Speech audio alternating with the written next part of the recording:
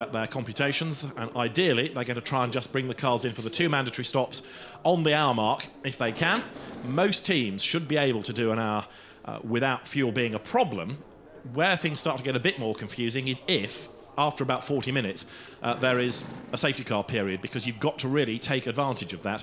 The maximum driving time for a driver is 70 minutes, so it kind of works out that you could do 70, 70 and 40 across your 3 drivers.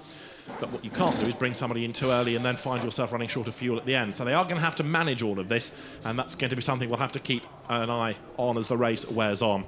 Let's hear from Michael Brozniewski from the number 11 Kessel Racing Ferrari, because he finds himself on the outside of row 1. Cool. Pro-Am pole position, that must be what you hoped for. Amazing beginning, yes. This is the right position, I think. This is even seems to be created for this, because Pro on the right, Pro-Am on the left. This is a great one. And McLaren versus Ferrari going down to the first corner. Yes, yes. The track is in Monza, Italy. We hope the steel Ferrari will be enough strong to make a good fight. Thank you. Best of luck. Thanks. Michael Bronizeski talking to Jack Nicholls down on the grid. Jack's going to patrol the pit lane for us for the next 3 hours and keep us abreast of what's going on in terms of dramas in the pits, and also with driver changes and indeed with strategy changes that may well have to be factored in. That Ferrari, run by Ronnie Kessel's team, really flew yesterday when Alessandro Bonaccini got behind the wheel, and Giacomo Petrobelli back into the championship was very impressive indeed. Good to have that car running so strongly. The second row of the grid is another Ferrari, in fact, on the inside, a new team to Blancpain, Scuderia Veloba Corsa. Andrea Rizzoli and Francesco Castellacci, very, very quick indeed. So too Stefano Gai, who won here, in fact, last weekend in the European Ferrari Challenge. And then on the last corner of the last lap of the second race of the weekend, when he was leading, he had a puncture and got to a podium finish, but he didn't get the second win, so that's going to be a quick car. Andrew Daniliv for AF Corsa this year, the Canadian driver, starting on the 8th row, along with Simon Knapp and Andrea Sonvico. And Andrew, the Canadian, who's been in the championship for, what, 3 seasons now. Good to have him back. Always goes strongly. Great enthusiast for his racing. And probably, it's fair to say, with his best choice yet, his best hopes yet in the AF Corsa Ferrari. Let's go to Audi. Mark Basseng is on the grid with Jack. Mark, a little disappointed to be here on the grid. Do you think you have your pace in the Audi? No, we are absolutely happy. I mean, after last year, where the car was much slower on the straight, I think we are quite competitive this time.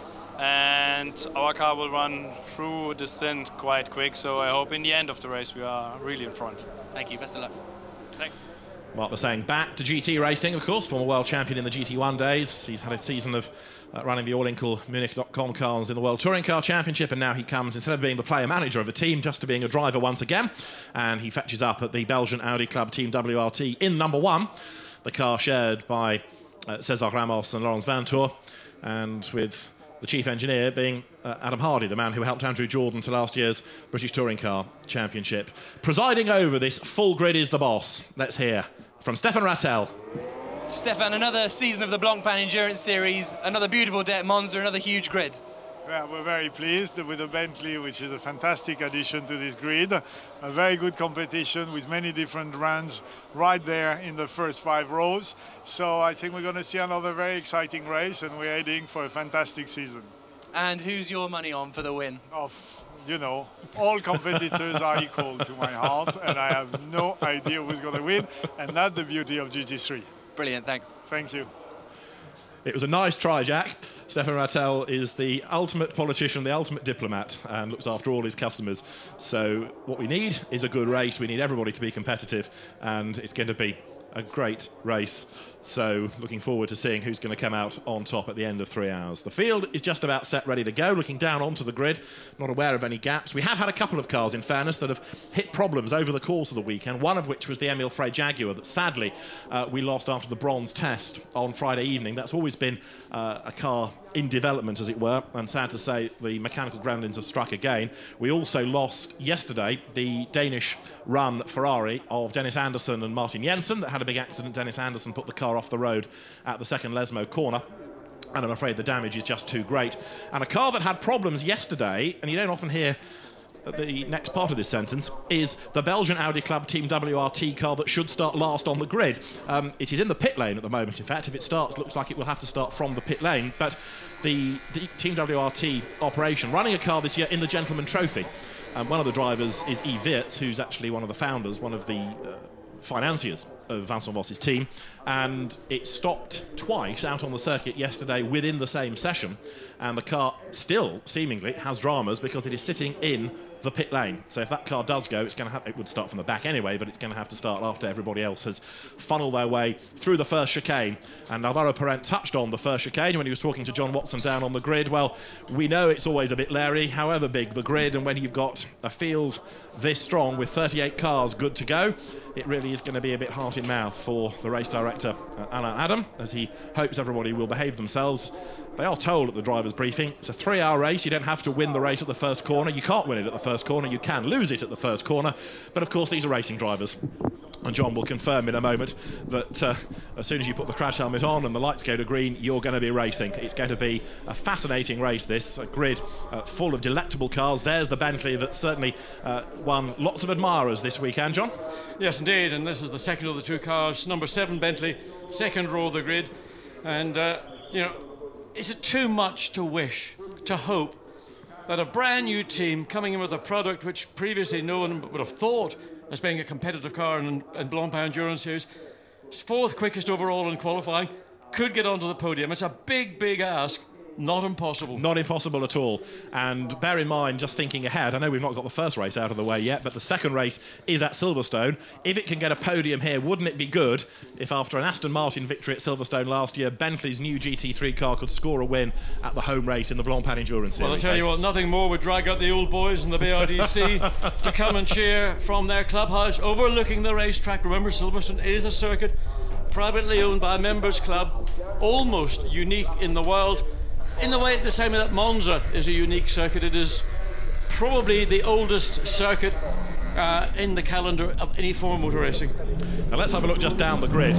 We will talk about Monza, I'm sure, as the race unwinds. You look left, you see Nissan, you look right, you see McLaren, Aston Martin and BMW, Pro and Pro-Am respectively. A curious cost, BMW is back. A rare Porsche there as you look down the grid. The Black Falcon Mercedes and the Royal Racing BMW. And then Ferrari and Aston Martin, Mark Poole's car, is on the grid. Boots and Gignon's McLaren, the second TDS BMW. A green Ferrari, surely not. Well, there are 2 in the race, and they certainly stand out. The Nissan PlayStation Academy winners with 2 cars at their disposal from Bob Neville's team. And at the back of the grid is the Ferrari in the hands of Howard Blanc, Jean-Marc Machalier and Yannick Malagol, and a space alongside it where the WRT Audi, what is in the pit lane, should have been. That is a run through the grid. That is the troubled Audi. In front of it, with the overalls round his waist, is Jean-Luc Blanchemin, who was one of the winning drivers in the Gentleman Trophy Championship last year. And as that car sits in the pits looking a bit forlorn, I've got to say, the rolling start is getting underway because the green flag lap has started. This is a chance for the drivers now to urge a bit of warmth into the tyres, getting ready for 3 hours of racing. Well, it's not going to take an awful lot of effort because I can assure you on the grid it is the warmest it's been all over 3 days. And certainly on the grid it felt like middle 20s Celsius. And of course that translates into track temperature. It'll heat up a little bit beyond that. So probably warmer than any point the teams and drivers have been on track over the previous 2 days and now into Sunday. So they're going to have to think about it. And obviously the inclination is to push very hard, depending on which driver choice in your 3-driver or 2-driver lineup you've gone for. Interestingly, pole position, McLaren has Alvaro Parent, the pole position sitter, by 0.4 of a second, starting the race. Interesting strategy from the team. And of course, if you've got 3 very fast drivers, it gives you that little bit more flexibility. But as we've said in the past, you always want your fastest, really, to be in at the end. Because if you have a late race safety car, people can make up places. You certainly don't want your man in the car to be losing places. So the field circulates Monza. And as the grid girls and the flag carriers leave with the pole position boards for the individual classes as well. 3 races in one, of course. Pro, Pro-Am and the Gentleman Trophy. And the Gentleman Trophy now, with this problem for Audi, looks like it's going to be Ferrari dominated. I can't see number 4 starting the race. There's no work going on around it. But let's look at the grid as the cars are on this warming up lap. McLaren and Ferrari on the front row. The second row of the grid is Ferrari and Bentley, with Andy Merrick doing the opening stint. The third row is where we have, yet again, Ferrari and Audi. The fourth row is Ferrari and Porsche. Row 5 is going to be Audi and Mercedes. And looking further back on the grid as this 19-row field files through, you've got 1 or 2 names familiar from the championship in the past, but moving to different cars. Kevin Estre, for example, who starred last year on the streets of Azerbaijan. Great Porsche driver, he's now McLaren based, and he'll certainly be a man to watch. Jerome D'Ambrosio, the former Grand Prix racer we've talked about already in the context of Bentley. Frankie Cheng returns with the former Macau Grand Prix winner Andre Couto for company, and the brothers racing team Audi. Mark Schulzitsky back for a second season. Ahmad Al-Hafi, Stephen Jelly and Michael Caine in the motor-based run. Oman Racing Team Aston Martin. Ecuria Cos is back. Andrew Smith, Alistair McCaig and Ollie Brandt doing the driving. You've got Hubert Haupt, former DTM hero many years ago in Mercedes. And another car to watch, even though they were really struggling for grip yesterday. Mark Pools, Aston Martin, Richard Abra and Joe Osborne, his co-drivers. A dark horse, I think, in Pro-Am, if they can get that car to behave itself. After a one-off outing at the Nürburgring last year, Alexander Matschul's Ferrari team steps up for a full season. Alex Bunkum's Nissan had all sorts of woes yesterday, largely about the lack of power and turbo pipe loose issues. Well, hopefully that car is going to be fit, ready and healthy and can storm up through the field. The redoubtable Marc Sword and Jean-Claude Lanier back for another season in the Gentleman Trophy. Marc Sword having been racing and winning championships in 1971, and he's still going strong. It'll be interesting at the start to see how the second row gets away, particularly the Bentley, because directly behind that are two of the factory Audis, the Santalok racing car, and that's going to be started by Edward Sandstrom, and the Belgian WR team started by Cesar Ramos. They're going to realise that Bentley punches a massive hole in the air. If they can get that slipstream, they might be able to put themselves into a position into that first chicane. As ever, very tight. And as the cars turn through the parabolica, the other car in the race that we've already seen in the pits is at pit out, ready to go. So the opening round of the 2014 Blancpain Endurance Series here at Monza is about to get underway. That's the race director, Alain Adam, who will change the lights from red to green to get racing underway if he's happy with the start as this monster field pours out of the parabolica. The lights are on red at the moment, everybody getting very towy, ready to go. They head up towards the lighting gantry, the lights go green, we're in business. The 2014 GT season is go, and it's going to be a drag race between Ferrari, McLaren, and don't rule out the Bentley as they go down towards the first chicane. Alvaro Parente on the inside, alongside him as they dive down to the first chicane is Giacomo Petrobelli, and up the inside here comes Andy Merrick, who's going to get second under braking. Great move. Absolutely superb start by Andy Merrick. He got the jump on the cars alongside him, got into position and has taken second place away from the Ferrari. And lots of cars going up the escape road, so there isn't quite enough room for everybody, so they've all survived. I think the escape road doing its bit. Hopefully nobody suffered any damage in all of that as the field streams round for the first time, but Alvaro Parente leading the way. And the monster Bentley, Andy Merrick at the wheel of car 7, is there behind him in second spot. And then Giacomo Petrobelli in the first of the Pro-Am cars, the Ferrari that was on the front row of the grid, disappointed to let the Bentley get the jump. But again, look at the Bentley. It's very gentle on its tyres. That's one thing we've learned about how the Bentley performs so far. Now let's see what its consistency like is over the race pace. We're going to have about a 1 hour segment before we make the mandatory driver pit stop change and refueling. Giacomo Petrobelli then down to third, but still in the lead of the Pro-Am category. And then in fourth place, Edward Sandstrom, the Swedish driver, starting in the car qualified best of all by Stefano Telly yesterday. The Nissan also looked gobbling up the opposition, hunting down the pack as they come up towards the Variante Ascari. And the second of the Bentleys turning its way through, number 8. That is the car being started by Antoine Leclerc. So far so good. No dramas, everybody out of the second of the chicanes, then through the Variante Ascari, now on the run down to the Parabolica for the first time. And at ART Grand Prix, it looks as though it's McLaren is going to lead, and indeed he's gapping the field at the end of lap 1. Yeah, I mean, the McLaren just simply had the pace in qualifying, and they've been able to dial that in to the start of the race, clear air into the chicane first. And of course, Alvaro Parente knows this car so well. He said the car's a big improvement on last year's McLaren. Still edgy, but he's able to control it and he's used it to full advantage. He's pulled out, what, a 1.6 second advantage on the opening lap. The Bentley is under attack because the rather more svelte Ferrari of Giacomo Petrobelli attacking down to the first chicane. In fourth place is Edward Sandstrom, and the Antoine Leclerc Bentley is in 11th place at the end of lap 1. But of course all this is going to shuffle and shuffle again over the course of 3 hours. It will. I mean, everybody's just getting a feel for being a racing driver, having spent the best part of 4 or 5 months playing on some kind of car game on a computer. This is for real. They had a few days, in fairness, down at Paul Ricard, side by side into the second chicane. Petrobelli on the outside, but Andy Merrick has large elbows and he staves him off, so the man from Chester is hanging on in there in second spot. So Merrick is second and Petrobelli back in the championship, the former Formula Palmer Audi racer, showing he's as quick as ever. He's right on the tail, but of course while they're squabbling, the leader's getting away. He is, and it's perfect for Alvaro Parenti wanted that clear track. He wants to take advantage of it. He knows that in another 20 minutes or so he'll be catching up to the tail of this train of cars, and from that point then a lot of his driving will be compromised by where he can overtake. But happy faces down the pit lane. Nissan very happy indeed with the progress of their car. We saw Nick Miller, the last driver to be focused on there in the Nissan pit bunker, watching his car, but it's Alvaro Parent leading from Andy Merrick, from Giacomo Petrovelli, and then the best of the Audis, not WRT, interestingly, but the Santilop car in the hands of Edward Sandstrom. The Bentley looking very, very good through the Ascari chicane. It was in the middle of this chicane that Stephen Kane unfortunately dropped it, stuck it in that green barrier behind or below the Blancpain signs. A lot of damage to the bodywork, nothing to the car as such, the structure of the car. The team had to spend all night building and rebuilding that car.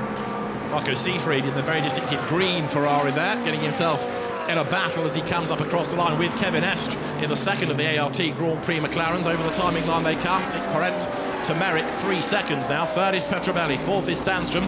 In fifth place is Rizzoli, in sixth is Estre, seventh is Seefried, eighth is Cesar Ramos in Audi number 1. And then in ninth place at the moment is Nico Verdonk in the Mercedes with reigning champion Max Buch as a co-driver. And in 10th place is number 15, the Buxton Gignon McLaren, Frederic Verviche at the wheel. Battles everywhere. Mercedes taking on McLaren. That is one of the Buxton cars around the outside. Tries to go the Sergei Afanasiev Mercedes in the Lukoil livery. It's got the inside line down to the next chicane. Is that going to be a change of place on the inside line? The answer is yes, it is. And there was a little bit of a pinch coming into the chicane. McLaren had to go a little bit off track. Ferrari also has had a puncture in the Ferrari, or was it just simply a driver error down at the first chicane as it makes its way through the markers to eventually return to the racetrack.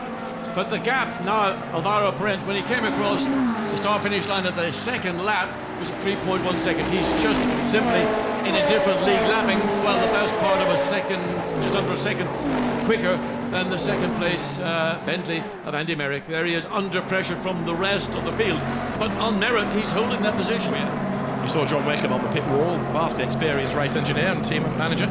He's been everywhere, done everything. There's a song about that. Been everywhere, man, done everything. And John Wickham, of course, so much knowledge, experience, insight. He makes it look so casual and easy. Even though he's got every T-shirt going. This long line of cars all queued up for second place as Alvaro Parent continues to extend the advantage. That Ferrari you'd seen going up the escape road got involved with Steve Earle's Ferrari, a bit of contact at the first chicane, we're told, and that's what caused one to go up the escape road. Look at this great battle. Porsche versus BMW coming out of the Parabolica. It's the Royal BMW just ahead, and then you've also got Nissan joining in this mix as well as they come over the pits. Eric Dermont in the Porsche, Stefano Comandini in the BMW, and Mark Schulzitsky splits them in the Nissan. He's got past one, he's going to boom past the other, I think, on the outside. He got the run out of the Parabolica. He was best positioned. He saw what was going on. He wasn't able to do anything with the BMW. I thought he might have been able to get alongside coming into the first chicane, but he thought better of it wisely in Mark Schulzitsky's case. He's got a long way to go. We're only, what, 8 minutes or so into this race. And number 3 Audi, James Nash, getting involved in battles midfield as well. James having his first rear-wheel drive races since his Formula 4 days, moving from the World Touring Car Championship in Audi number 3. Now they're in number 80 Nissan, pounding on in the Pro-Am category. Alex Buncombe, the start driver. We know that Alex is quick. Indeed, he led, didn't he, in the opening stint here last year. He did indeed. He made a very impressive run for the Nissan. Unfortunately, it didn't work out in the end, but it was certainly an indication of what the potential Nissan has. And again, talking about the Bentley, brand new team, brand new car, making progress. Second place. And Alex Buncombe started 32nd on the grid. He was 15th at the end of lap 1. He's 12th after 3 laps. He's absolutely flying. Well, he was always out of position. They had some issues with the turbo boost. One of the pipes to the turbo was not doing its job. That caused the team to lose track time and consequently didn't get the qualifying they run. Now they've got the car running. Remember, the Nissan has been given a slight uplift and boost this year. Offsetting that, they've got to carry a little bit more weight. So it's all about balance of performance, and Nissan have gained a little bit of grunt with a bit more weight. Well, there's another battle building up now for 11th because Alex Buncombe is on the back of Sergei Afanasiev in the Mercedes. 2 mighty cars, and they will be making their way up towards the timing line in a moment as there, look, Mercedes tackles Ferrari, number 19 Mercedes in the hands of Hubert Haupt, who in the early 90s was an Audi DTM racer. Look at this, the battle is still well and truly joined down at the first chicane as still Andy Merrick is having to defend Giacomo Petrovelli right up behind him, and he in turn is being caught by Stefano Ortelli. Yeah, indeed, that was a close run coming out of the chicane. The thing with the Bentley is it is actually a much quicker car on a straight line than we thought it was going to be. It is a physically large car. And secondly, it's punching a big hole in the air. But the Ferrari, which ought to be a quick car on a straight line, doesn't seem to be able to gain any advantages getting that big draft. Malcolm Wilson, who runs M Sport, which runs the Bentley operation, looking on. Yes, I say Ortelli, it's Ortelli's car. Edward Sandstrom at the wheel of it. Apologies in this first stint. He's on the back of Petrobelli, and they're all bunching up nicely. Edward Sandstrom and Ortelli, of course, moving away for Blancpain endurance races from WRT to Saint-Hilaire. And whilst this long line of cars continues to argue over second place, so the leader, Alvaro Parente, is building up a huge advantage. 5 seconds already. Alex Bunkum's progress. 12th place, he's on the back of Afanasiev. You'll see the two in a moment. Coming towards us, there is the Mercedes. Right with him is Alex Bunkum in the Nissan. And just about everybody, except the leader, has got somebody to play with. Well, I think what Alvaro Parente's going to try and do is build up a lead, maybe around 10 or 12 seconds. And then he can sort of fall back to the pace of the rest of the field, which will save him on fuel. It'll mean that he's not using the tower quite so hard. And I would have thought that would be a pretty sensible thing to do at the leading up to the conclusion. Down the inside, this time into Parabolica. No. Petrobelli had a look, couldn't do it. He wants to get on with this because he's conscious, of course, that he is under attack. He wants to get past and try not only to pull away, but do something to stop that McLaren pulling too far away. Well, he's going to have a hard battle because the Bentley's covering every base that the Ferrari is trying to put itself into. So Petrobelli has tried one way into Parabolica. Now he's going to have another look down the outside, coming down into the first chicane. But again, the Bentley's good in the brakes. Car looks very solid on the racetrack. And the Ferrari again has to fall in behind the rear wing of the Bentley and follow it through the chicane. Merrick can go through the chicane at whatever speed he chooses, and then to get on the throttle, Petrobelli's having to wait. How about this little fight between Aston Martin and Audi? Two British squads running these cars, Motorbase and Team Parker Racing, as they run together. And once again, Petrobelli is lined up to have a go, but again he's on the outside. Andy Merrick doing everything right here to defend. Everywhere Petrobelli wants to be, there's a Bentley in the way. And he made a mistake this time in the second chicane. Petrobelli might get alongside into the Lesmo. Edward Sandstrom also trying to follow through, but again, acceleration off that second chicane. The Bentley just left the Ferrari and Audi in its slipstream. It's like a dragster, it just takes off, doesn't it? And don't forget that behind Sandstrom there's another good battle between the Ferraris. Stefano Guy has got right up behind him Marco Seefried. Remember Stefano Guy, a winner in the Ferrari Challenge here a week ago. These are the two Porsches, and they've managed to get themselves together, squabbling with BMWs and Nissans and Aston Martins and Ferraris and anything else you care to name. And the Bentley still holds its second place on the run from the second Lesmo all the way up to the Ascari chicane. That's where the car went off. In qualifying, this time car looks very, very good. The second Bentley has been drawn up to the battle for second place because of the pace of Andy Merrick. We've had a change for fifth, just as they wriggle their way through the Variante Ascari. You can see it's happened. The green Ferrari, that's Marco Seefried, is ahead of the black one, which is Stefano Guy. Right on the outside of him goes Kevin Estre in the McLaren. So Kevin Estre, who is a real star, no matter what you put him in, he's a star. He's now charging. Well, that's the kind of drive we saw from Kevin Estre when he went to Baku for the final round of the Blancpain Sprint in 2013. And he got his drive, a factory drive, in effect because of that. The Ferrari again trying to gain some slipstream as the lead for the battle for second place. It's so frustrating for Petrobelli. He knows that if he can get ahead of the Bentley, he will pull away. He may not be able to run down the McLaren, but he will manage to do better than he's currently able to do in third place. And the other frustration is he's up against a good car, but also a good driver. Andy Merrick didn't come down in the last shower. He knows exactly what he's doing. That's the Pro-Am car, Richard Abra, Mark Poole and Joe Osborne, and it's in the gravel bed. That's the Parabolica, and this is for second place, and Petrobelli knows exactly where he wants to be, but he can't do it. And look at Seefried round the outside, the Bentley goes straight on. Marco Seefried has gained a place in the Ferrari, but that contact has put the Bentley up the escape road, but it keeps its place. Indeed it will do, because that was contact from behind from Petrobelli, hit the back of the Bentley. Merrick had no choice but to do. Slightly to the right, there is an access road which you're allowed to use, and he did the clever thing, the right thing. He didn't panic, he used that access road, he came back onto the racetrack. He was ahead of Petrobelli, as he had been ahead of the remainder of the field. So now a different Ferrari is attacking, or maybe it's the same one in fact, attacking as we come up to the Ascari chicane. And we've also got a drive-through penalty being given to car 111, which is Steve Earle's Gentleman Trophy Castle Racing Ferrari. That got involved early on with the Howard Blank Ferrari down at the first corner, sent it up the escape road. Yellow flag zone at the Parabolica because of the Aston Martin. Look at the size of the lead that Parente's got, and this is everybody else for second place. So Bentley still under attack. Andy Merrick really just turning his mirrors down so he doesn't see what's going on behind him, and hoping that nobody lobs it down the inside and tries to be as forceful as we saw just a little bit earlier in the lap in the second chicane. Back into a green flag zone so they can carry on racing properly and thinking about overtaking. Race order, Perrant leads the way. Second is Merrick. Third is Petrobelli. Fourth now, Marco Seefried over the line. Down to fifth has gone Edward Sandstrom. So that green Ferrari, driven by Marco Seefried, is the one on a mission. And look at Kevin Estre on the outside of Sandstrom as they break for the turn one chicane. He can't do it though. No, and again, very wisely decided not to force the issue. Edward Sandstrom is there on merit. He's trying to fight to make position. So let's look again at what happened down into this second chicane. The contact comes, there it is. The Bentley had to turn to the right. There's the access route, well, that is demarcated by that yellow line.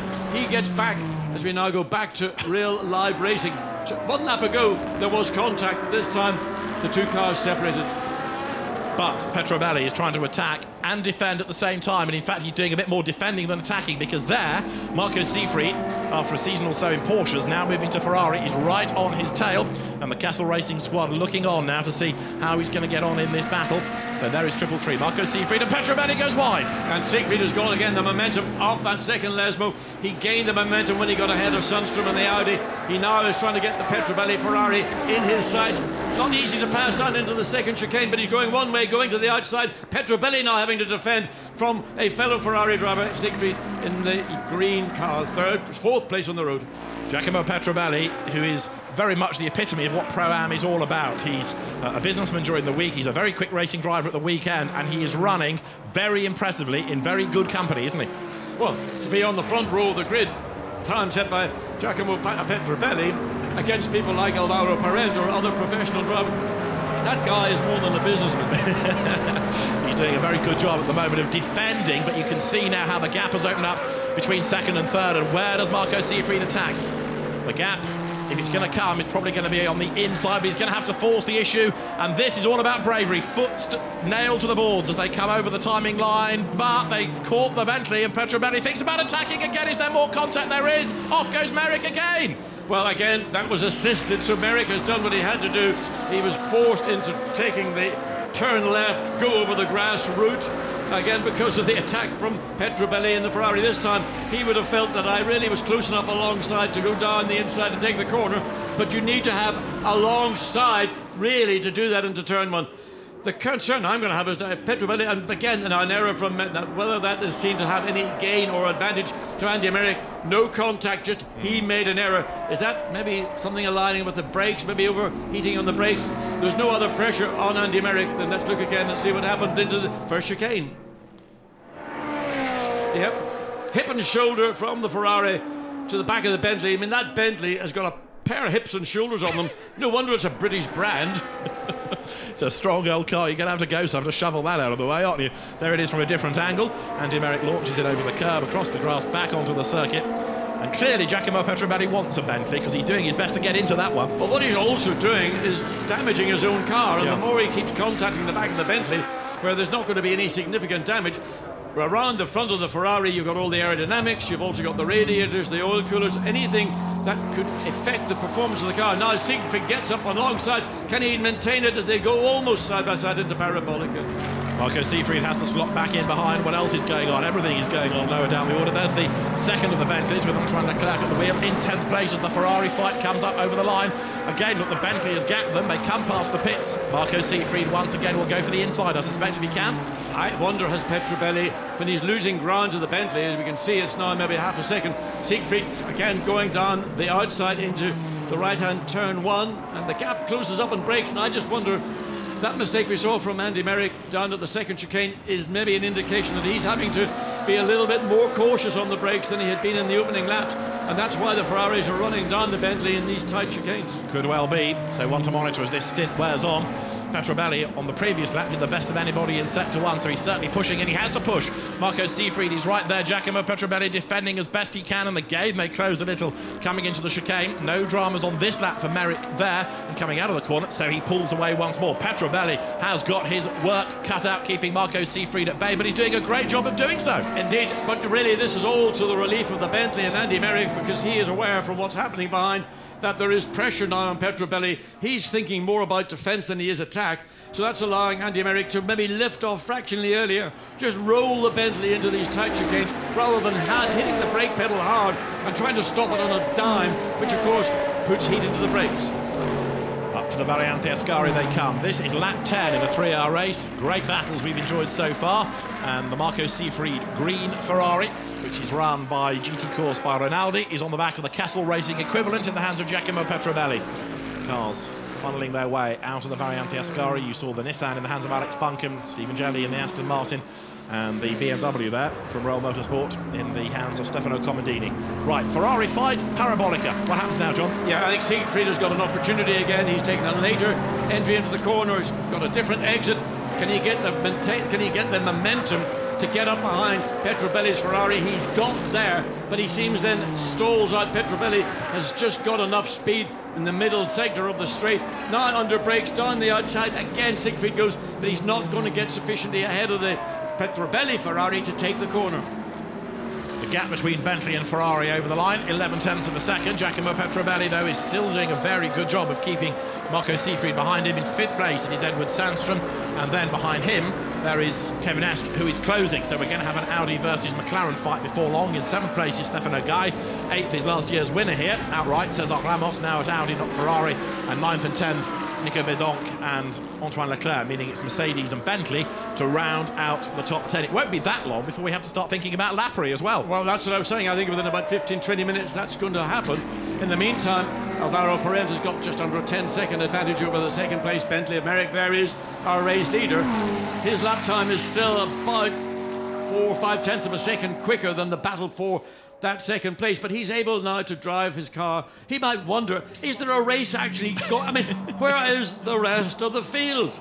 There's nobody in his mirrors, there's nobody looking out of the front of the car, so he really is very lonely indeed at the moment, but he's still pounding in good lap times. His last was only a 10th shy of his earlier best. Leclerc getting all toey now, isn't he, in the other Bentley to find a way past Nico Verdonk, who's driven a great variety of cars over the course of the Blancpain history. He's only ever missed one race, and he's doing a good job now too. And Antoine Leclerc looked like he's going to try and make a move on the Mercedes. He was close as they came through the exit. Looking at Marco Seefried's Ferrari as well, which I thought was about to dive up the inside, but to no avail. Leclerc, I thought maybe it was a little bit closer on the exit of the Ascari chicane, didn't maintain that gap. So once again, we've got these two Ferraris battling over 3rd place. Siegfried looks to go again to the long way around. He's right under the rear wing. You can barely see the car. Now he flicks out to the left. Has he got any more momentum this time? Can he get alongside? Can he force the issue? And he's going to try it this time. No, Petrobelli.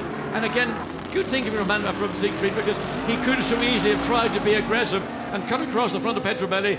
The result would have been contact and both cars would have been affected, maybe both cars taken out. So the race currently works lap number 12. We've talked about that drive-through penalty for Steve Earle's Ferrari. Well, he's ignored it 4 times, so now that car's being given a black flag, which is not the ideal way to start your season, is it? Doesn't endear you to the race officials doing things like that. The Ferrari fight for 3rd continues. It's McLaren, Bentley, Ferrari. And that is the garage of GT Corse by Rinaldi, which is looking at the 4th placed Ferrari. Kermit the Ferrari in 4th in the hands of Marco Seefried. You can see on the screen that Siegfried is 1/4 of a second quicker as his best on that last lap, 0.4 at his worst. So clearly the quicker of the two Ferraris at the moment. If he can get past Giacomo Petrobelli, and they're looking into the team, we've got matching T-shirts to go with the car. How sweet.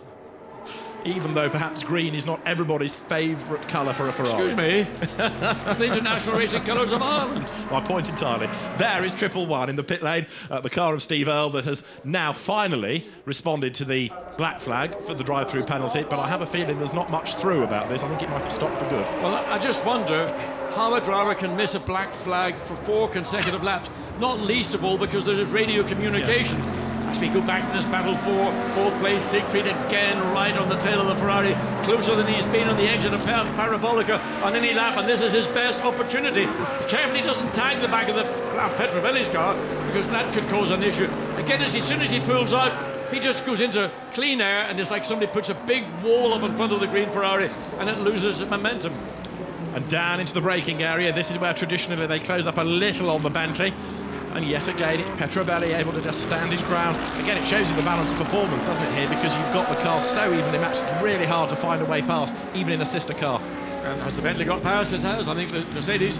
So So there we see this battle again, fourth place through the Curva Grande, the magnificent Curva Grande. Before, there used to be no runoff. There used to be trees on the outside of the Curva Grande in the good old days. And in the next part of the circuit, coming up towards the Lesmos, if you go back into the early 80s, there used to be 2 bits of Formula 1 McLaren, John. That was later. That was in the 80s. Yes, quite, But yes. in 1974, I had a suspension failure on the exit of this corner, Lesmo 1, and I was on a pretty hot lap, according to my team, and the car just turned sharp left. The barrier ran along where that white line is now. How much change have we seen at Monza? Yet it's still... It's got that magic atmosphere of being old school, and it's the trees, it's the park, it's just the magic of Monza. And the atmosphere from the fans as well. That's Afanasiev under pressure from Alex Buncombe in the Nissan, who's going to line up to have a go. He's on the outside for the next corner, but if he's got the straight line speed, he's going to go through, and he does go through. Alex Buncombe up into 11th place from 32nd on the grid. Good run again out of the second Lesmo. That gave the momentum to the Nissan, to Alex Buncombe, to get up alongside. And once you get alongside, you need to be alongside well before you get to the braking zone into Ascari. Otherwise, it's easy for the car you're trying to pass to defend. But Buncombe did what he had to do, and it was a clean overtake. And now you can see pressure from the purple, as I pointed out yesterday. Purple is the international racing colours of Egypt. Not that we see many Egyptian national teams in motorsport. Again, down the one way, Siegfried has to cut back to the left to try and get alongside Petrobelli. This time he's got it done, has he? Yes, I think he's got it. Round the outside, very good stuff, and he's worked oh so hard to make that move stick. And now that he's ahead, expect Marco Siegfried to start to edge away, but boy, has he earned his money by just getting that one place alone. Good, clean motor racing between the two Ferraris. We see Petrobelli being combative, literally, in every sense, with the Bentley on 2 occasions bumping into the rear bumper. Well, that's going to make not much difference to the Bentley. It's going to think, well, there's other mosquitoes around or something. I mean, there's something nibbling at me. Whatever, we now see Manfred Siegfried. Can he run down Andy Merrick in the Bentley? And if he can run him down, can he actually make a pass with the momentum? Let's look again into first chicane. On the outside, but this occasion he's just about a car length ahead of Petrobelli's Ferrari. Clean pass, Petrobelli gives it up. He knows there's still another 2 hours and 25 minutes of this race to go. Great move. Here it is from another angle. Marco Siegfried went one way, he went the other. And of course, the outside for the first part is the inside for the second part. But they almost touched John as they got to the braking zone. That was really, really good stuff. Yeah, but you can't be almost pregnant. Either they touch or they don't touch. Well, thankfully they didn't. That in the pit lane, I fear, is drama for Nissan. Mark Szulzicki's car has been in the pits for a long, long time, and the engineer is going to work. That's like power steering fluid that's being drained, so maybe a problem with the power steering on the Nissan. And certainly, without power steering, suddenly you realise how much. Oh, there's another Mercedes SLS off the track being towed away. Was that from an earlier incident? Or It is. That's Mikhail Loboda, who's just gone off the road, and I think he did that during pre-qualifying yesterday as well, didn't he? Consistent is important. So waved yellow with a red and yellow flag, waiting whether there is fluid or water or oil on the racetrack. Let's look and see. Oh dear me, up at Ascari. Well, there's nothing on the racetrack to worry about unless something occurred with the Mercedes to cause it to do what we've just seen. So the flags are waved just to warn drivers that there has a car been off track, and it's being attended to by the vehicle that is going to tow it to safety, and you are obliged to not go quicker than your fastest point or fastest time at that particular point of the racetrack. The Aston Martin incident that we saw off earlier on, that is back in the race 3 laps down, and Marco Siegfried, as you've just seen, is now definitely on the tail of the Bentley. Kevin Estre is definitely on the tail of Edward Sandstrom, so there's more to shake out yet. And the funny thing is it may well drag Petrobelli along to catch up to the tail of the Manfred Siegfried Ferrari, which is now going to try and find a way past the Bentley. So it's a bit of sort of musical chairs. Who's going to be sitting or who's going to be standing when the music stops? The one in the box seat is still Perret, who is just out on his own with nobody to battle against and now leading by 11 seconds. Meantime, at WRT, all sorts of aerodynamic aids, even for the mechanics, look. Well, maybe he needs yellow wave, yellow flags. I mean, there is an oil flag being waved, which indicates that there must be something on the racetrack at that point. The whole field clearly slowed down more than they had done previously into the Ascari chicane, which is what you're obliged to do. Now you can see flashing lights from the Bentley. What's that all about? Let's see what's ahead, because it's clearly to try and alert somebody to the progress of the car, not to get in the way. It could now be that we've got one or two of the cars delayed early on, starting to get in the way. But Marco Seefried is nearly there, isn't he, on the back of Andy Merrick, who has done a very good job in this opening stint in that car. Heads up towards the timing line as they come through. The gap second to third is down to half a second. Is Marco Seefried going to be able to take full advantage of the aero shape of the Ferrari in attack? He's now flashing the lights to say, come on, let me by. Well, Andy Merrick's not going to just let him go through, is he? No, he's not. He's gone from left to right. He's entitled to do that. He's not allowed to come back again and make a second move. And he pretty much obeyed the regulation there, got into the first chicane ahead of the Ferrari. Again, he got control of that. It's the exit of this chicane where he wants to be very strong. Seefried now got a good run out of the chicane. Gets up alongside, coming through the curve of Grandi. Contact, and it gets ahead. So Seefried has done it relatively quickly and without the drama we saw from Petrobelli. Merrick's fighting back as best he can, though, but he needs to be on the next corner, because I don't think, now that Seefried is ahead, that he's going to be able to really mount a proper challenge. Marco Seefried has gone through, and now he starts to pull away. The car will be at its quickest in his hands, because Rinat Solikov and Vadim Kogai, who are his two co-drivers, are nowhere near as quick, I'm afraid. Let's see how the Bentley deals with the Lesmo 2. Can it get a run? Can it challenge the Ferrari? Because the Ferrari really did struggle on the very quick parts of this Monza track to make any impression at all on the Bentley. Has the Bentley got the grunt on a straight line? No, it's got the benefit of a slipstream. No, it's not. The Ferrari has just managed to claw that extra half a second, sufficient to keep it clear of the Bentley now in fourth place. So the co-drivers watch on for the pit bunker. Battles rage right the way around Monza. There's the second of the Bentleys, Antoine Leclerc at the wheel of it, but he is being hunted down by Alex Buncombe, and the team manager of car 93 is being summoned to the race director. That's Eric Dermond's Porsche, which has transgressed somehow, somewhere. Now look at this, Kevin Estre versus Edward Sandstrom. This is Audi versus McLaren, and Kevin Estre is, believe me, a real hero. So this is going to be one hell of a fight. It is, and you have to think that Kevin Estre is a bit of an overtaking specialist, a little bit too far behind Edward Sandstrom at this point to be able to make a move. The Audi is showing good straight line speed, something that has not always been guilty of. So can the McLaren close it down under brakes into the first chicane? The gap has closed down. You couldn't get any closer in the case of the McLaren to the Audi, but it's the squirt out of that first chicane, with the McLaren really having to wait until the Audi goes before he can get on the gas. Petrobelli coming back at the Bentley as well, isn't he? So, as John alluded to a lap or so ago, it's all this musical chairs, this elasticated situation we've got between the cars, also some having their strengths at different parts of the circuit. Look at this, Audi versus BMW as they come over the timing line now. James Nash in the Audi, Henry Hassid in the BMW, and getting involved with them is Phil Quaife in the McLaren, who goes to the outside line. Henry Hassid is ahead, or is he? Because Quaife's going to go around the outside of one of two, but he runs out of road, he's all over the curb. 2 up, 2 down. No, so he didn't gain anything, and he may well lose another position.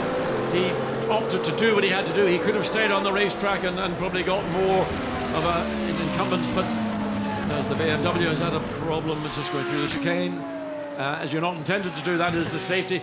But down at the second chicane, you can see the BMW trying to get back as the Audi also chases the tail of the BMW, got the run off the second chicane. So the BMW under pressure coming to Lesmo 1. The other BMW you saw there was that of Benjamin Lariche going up the escape road. This is what it all was about, heading into the turn 1 chicane. So Hassid defends from Nash, and that of course leaves the outside of the road all clear for Quaife to try and find a way round. But then he just runs out of road and has to back out of it. Actually, he sort of bailed out of it. He had room. He didn't have to do what he did because the Audi hadn't closed down. He probably could have stayed on track, but maybe there would have been contact. Those are the judgments a driver's got to make in the milliseconds that all these decisions are being thrown at you. He decides, the Audi, I know it's there somewhere. I can't see it. I'll do the safe thing. Comes back on track. The Audi continues ahead, so nothing gained, nothing lost. In traffic now, the Team Parker Racing Audi being lapped, and that gets out of the way of second, third and fourth, who all dive past Ian Logie going down towards the first chicane. Giacomo Petrobelli will see this as an opportunity. He's had lots of time to think about it. He's been stuck behind the Bentley since this race got underway, and he's seen the Ferrari of Edward Siegfried get through. He is going to try and repeat the situation, but he hasn't got the acceleration or speed from the first chicane down to the second. Now, side by side, McLaren. And the Ferrari as well in the hands of Pierre Arret as they come down to turn 1. This is that battle we were looking at a lap ago. Henry Hassid ahead of James Nash, ahead of Phil Quaife, ahead of Pierre Arret. They've just switched back again, so Quaife goes back ahead, although the Ferrari was just in advance when they came over the timing line. Ahead of them is the Ferrari there, the AF Corsa car on home soil, Amato Ferrari's car. Andrew Danilov, the driver, Canadian, and the BMW of Henry Hassett really is under pressure. James Nash in the Pro Cup Audi looking for a way by. James switching from the rough and tumble of the World Touring Car Championship to the slightly different version of rough and tumble of GT racing, because it's all action so far, and he's on the inside. Can he make the move on the inside? Not quite. No, he needs to be really alongside before you get to the braking area coming into Lesmo 1, but he's positioned well. He has to maintain that position coming through the second Lesmo and ensure that he gets a clean. It's more not losing your downforce in the middle of Lesmo 2 and then being able to get the drive off the corner. But the BMW did a good job, so James Nash would have to scratch ahead again and think probably unlikely up the hill into the third chicane, the Ascari chicane. Parabolica, he's got to be thinking about preparations for that. He's also got to be mindful that Phil Quaife ain't that far behind him, and he wants to get the McLaren in that mix as well if he can. There is the Butson-Gignon car. Phil Quaife is the star driver in that car, as Merrick's car quivers a little under braking for the chicane. Is he going to be able to turn it in? Yes, he is, but Petrobelli is right back on his tail. Yeah, you can see that Andy Merrick is slightly slower now in the middle of that first chicane from turning right to turning left. There's a little bit of laziness coming into the car, but, you know, hey, this is a brand new car running on merit in third place, Lance second. And only because of the severe challenge from the Ferrari of Siegfried that he found his way through. Down to the chicane they come. This is the second chicane, and Petrobelli needs to be mindful that he's still under pressure himself in the pack behind. And look at the first chicane again, John. Yeah, again, Andy Merrick just going in the middle of the racetrack. It is a physically imposing car, and of course everything around it is dwarfed. You can also see the damage on the front of Petrobelli's Ferrari. There'll be damage on the back of the Bentley, I think, because of the earlier dramas. Let's hear from the Bentley team principal, John Wickham, with Jack. Thanks, David. John, you're getting bullied a little bit out there. Yes. The car is holding together very well, the car that had the accident. We're just finding that the rear tyres are going off a little bit, a tiny bit more than the others, I think. But generally the car's standing up to the treatment it's getting. And no damage from a couple of taps that you've had from the Ferrari? Not that we can see it from here, so and it was this side, so we think we're okay with that. Cool, thank you. Okay. Good, strong British car, you see. Well, I mean, it's a car built by a company who's known for building exceptional rally cars on behalf of the Ford Motor Company, and they've put all that experience into building a car for GT racing here in the Blancpain Endurance Series, and it's paid dividends because on 2 occasions they've had more than a love tap from the Ferrari of Petrobelli, and there's no contact, no damage. Petrobelli again having a little look down the inside, but really hasn't got the pace. There's certainly damage on the front of the Ferrari, isn't there, on that front left corner? No surprise, really, given its aggression early on in the race. Now that is the Sandstrom Est and Guy battle, because Stefano Guy has not given up either in the Pro-Am Ferrari. Now look at Petrobelli, he's right under the rear wing. Yeah, Petrobelli's got another opportunity coming down to the second chicane, gets alongside, but will he be able to hold that position under brakes? He's going to have to go deep under brakes. He can brake fractionally later than the Bentley, but again, Andy Merrick is absolutely stunning on the brakes, and Petrobelli's had to back out of it. Andy Merrick's an experienced driver of sports cars, perhaps less so GT relative to prototypes, but this is a very, very good showing indeed. He's doing everything right, and remember, that Ferrari 458 is a well-developed car. The Bentley is a real infant. Well, it is in relative terms, but what's been proved to me, and I think proved to everybody who's watching this race, is what a well-sorted, what a kind handling car the Bentley's proving to be. We've had John Wickham say they're maybe giving a little bit more rear tyre wear than they had anticipated, but that we know from practice and from the little bit of testing that Bentley have enjoyed that their car is relatively light on its tyres. Giacomo Petrobelli still there on the back of Andy Merrick. And Giacomo Petrobelli, as you look at a replay of the Butson-Gignon McLaren running out wide, Petrobelli, as we said earlier on, is an AM. He goes very, very well in the Pro-Am category, but he's not a professional racing driver 7 days a week behind the wheel of a car. When you put him in the hot seat once again, he always delivers, and this is, I think, in fairness, one of the best drives I've ever seen from Petrobelli. Yeah, no, it's this difference between what is a professional, what's a gentleman, is somebody who's a businessman who has got the skill of a professional driver, is he whatever. I mean, Petrobelli is, by all intents, a professional driver, but it isn't his profession. His profession is a business. Up the inside, this for third place, heading down towards the first chicane. He locks up, does Petrobelli, but he's got his foot off the pedal. He turns in, he's going to run out wide. The curb beckons. Andy Merrick tries to get back up alongside, but finally Petrobelli is through, and here comes Edward Sandstrom. He tries to buy into this as well on the outside, going to the Curva Grande. This is going to be really brave stuff. Can he do it? He tries. They're level. They almost touch. The Audi keeps on coming right the way around the outside. Edward Sandstrom is still fighting, and here comes Kevin Estre up the inside to make it 3 wide. Not quite able to do it. Sandstrom's gone through in the Audi. Fantastic! Outstanding driving, outstanding racing. Kevin Estre, he's also going to put pressure on the back of the Bentley.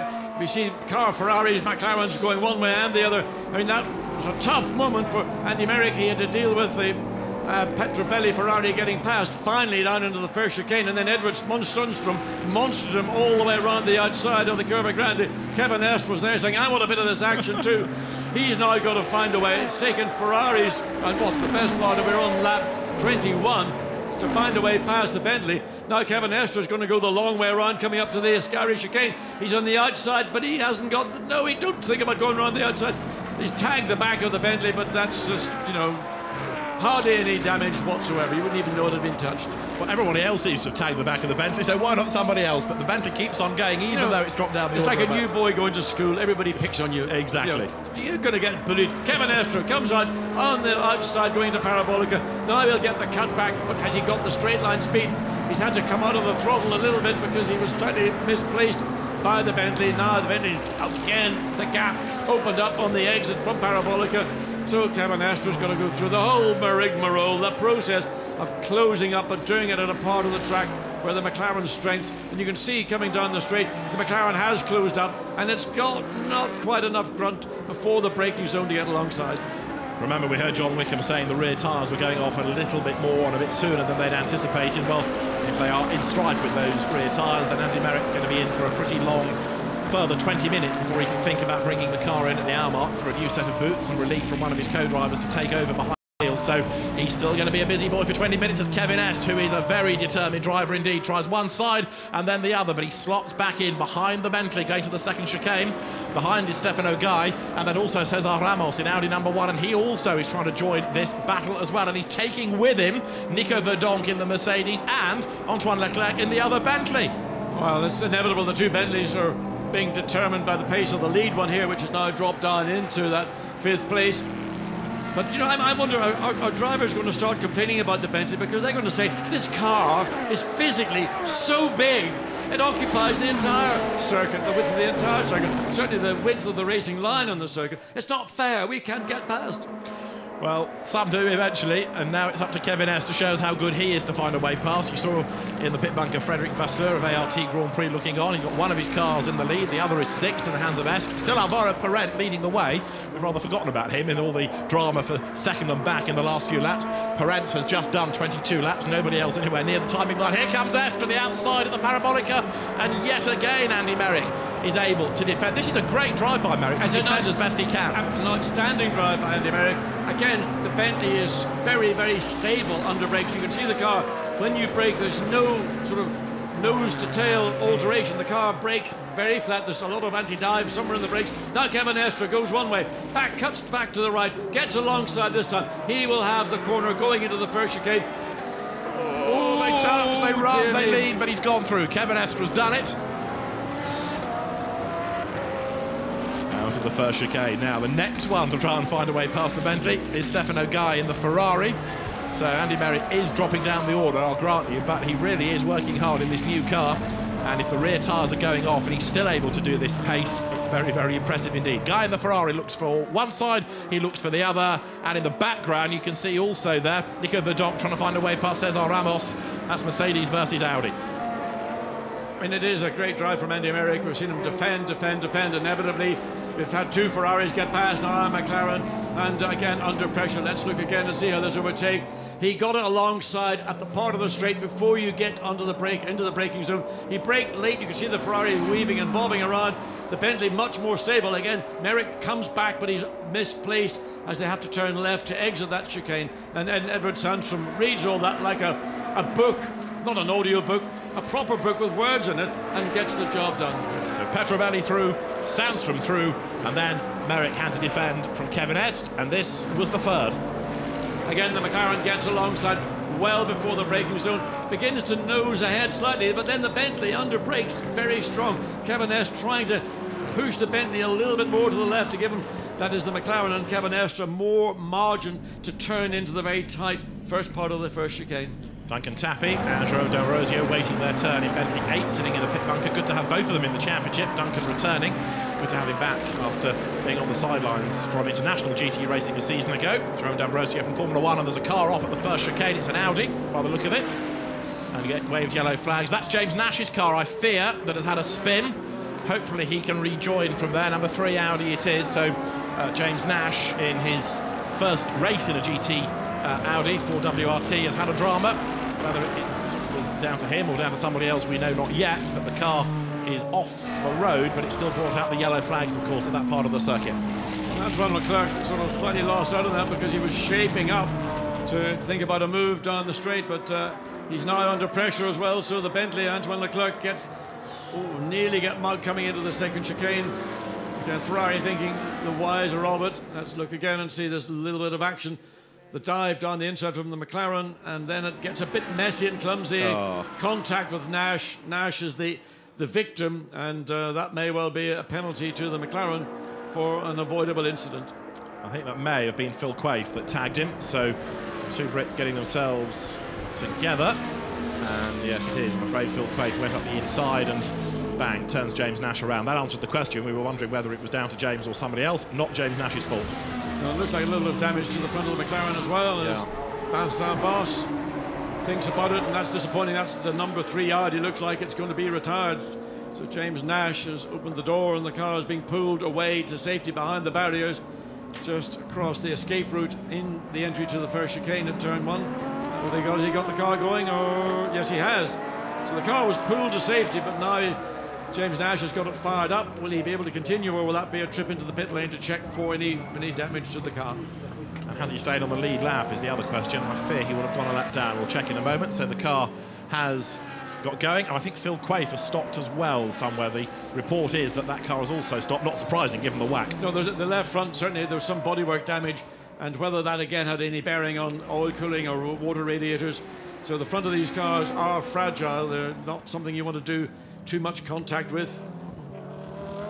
That's the leader, Alvaro Parent, in and amongst the traffic. As you can see now, he's put a lap on the Santilot car behind, which is the Gosselin Lanier Sword car running in the Gentleman Trophy. But Alvaro Parent, by the standards of almost everybody else, has had a pretty easy first hour. No, it's not that easy. It looks easy because he's just been out on his own, concentrating on his lines, his driving, his lap times. Everybody else has had a fight. Yeah, but remember, Alvaro Parent has put in the hard yards with McLaren over the winter, developing this car, improving the car, making it an easier car to drive. I mean, it is still effectively a bit of a knife-edge car in terms of it's either with you or it's away from you.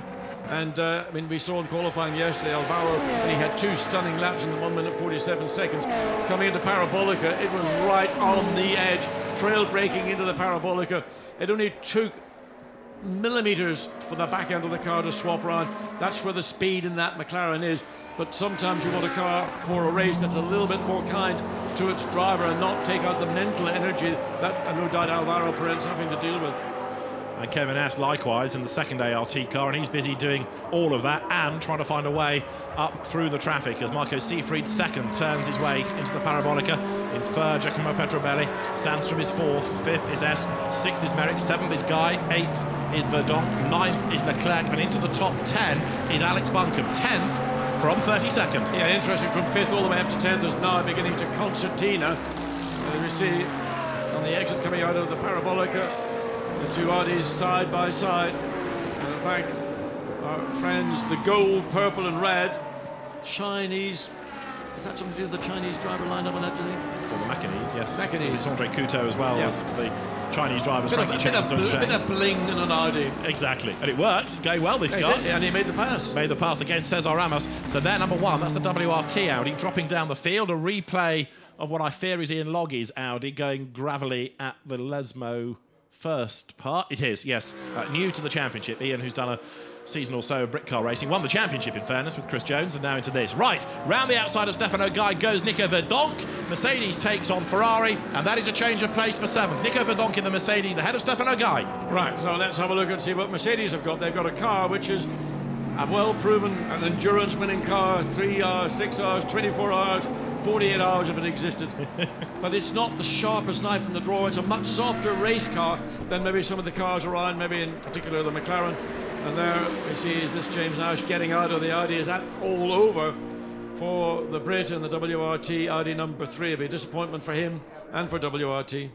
Well, we have got 2 hours and 12 minutes to go. They could just about take that chance now of a driver change and get away with it, I think, looking at the time. So repair the car if needs be, give it a full service, and a driver change. Yes, that's what they're going to do.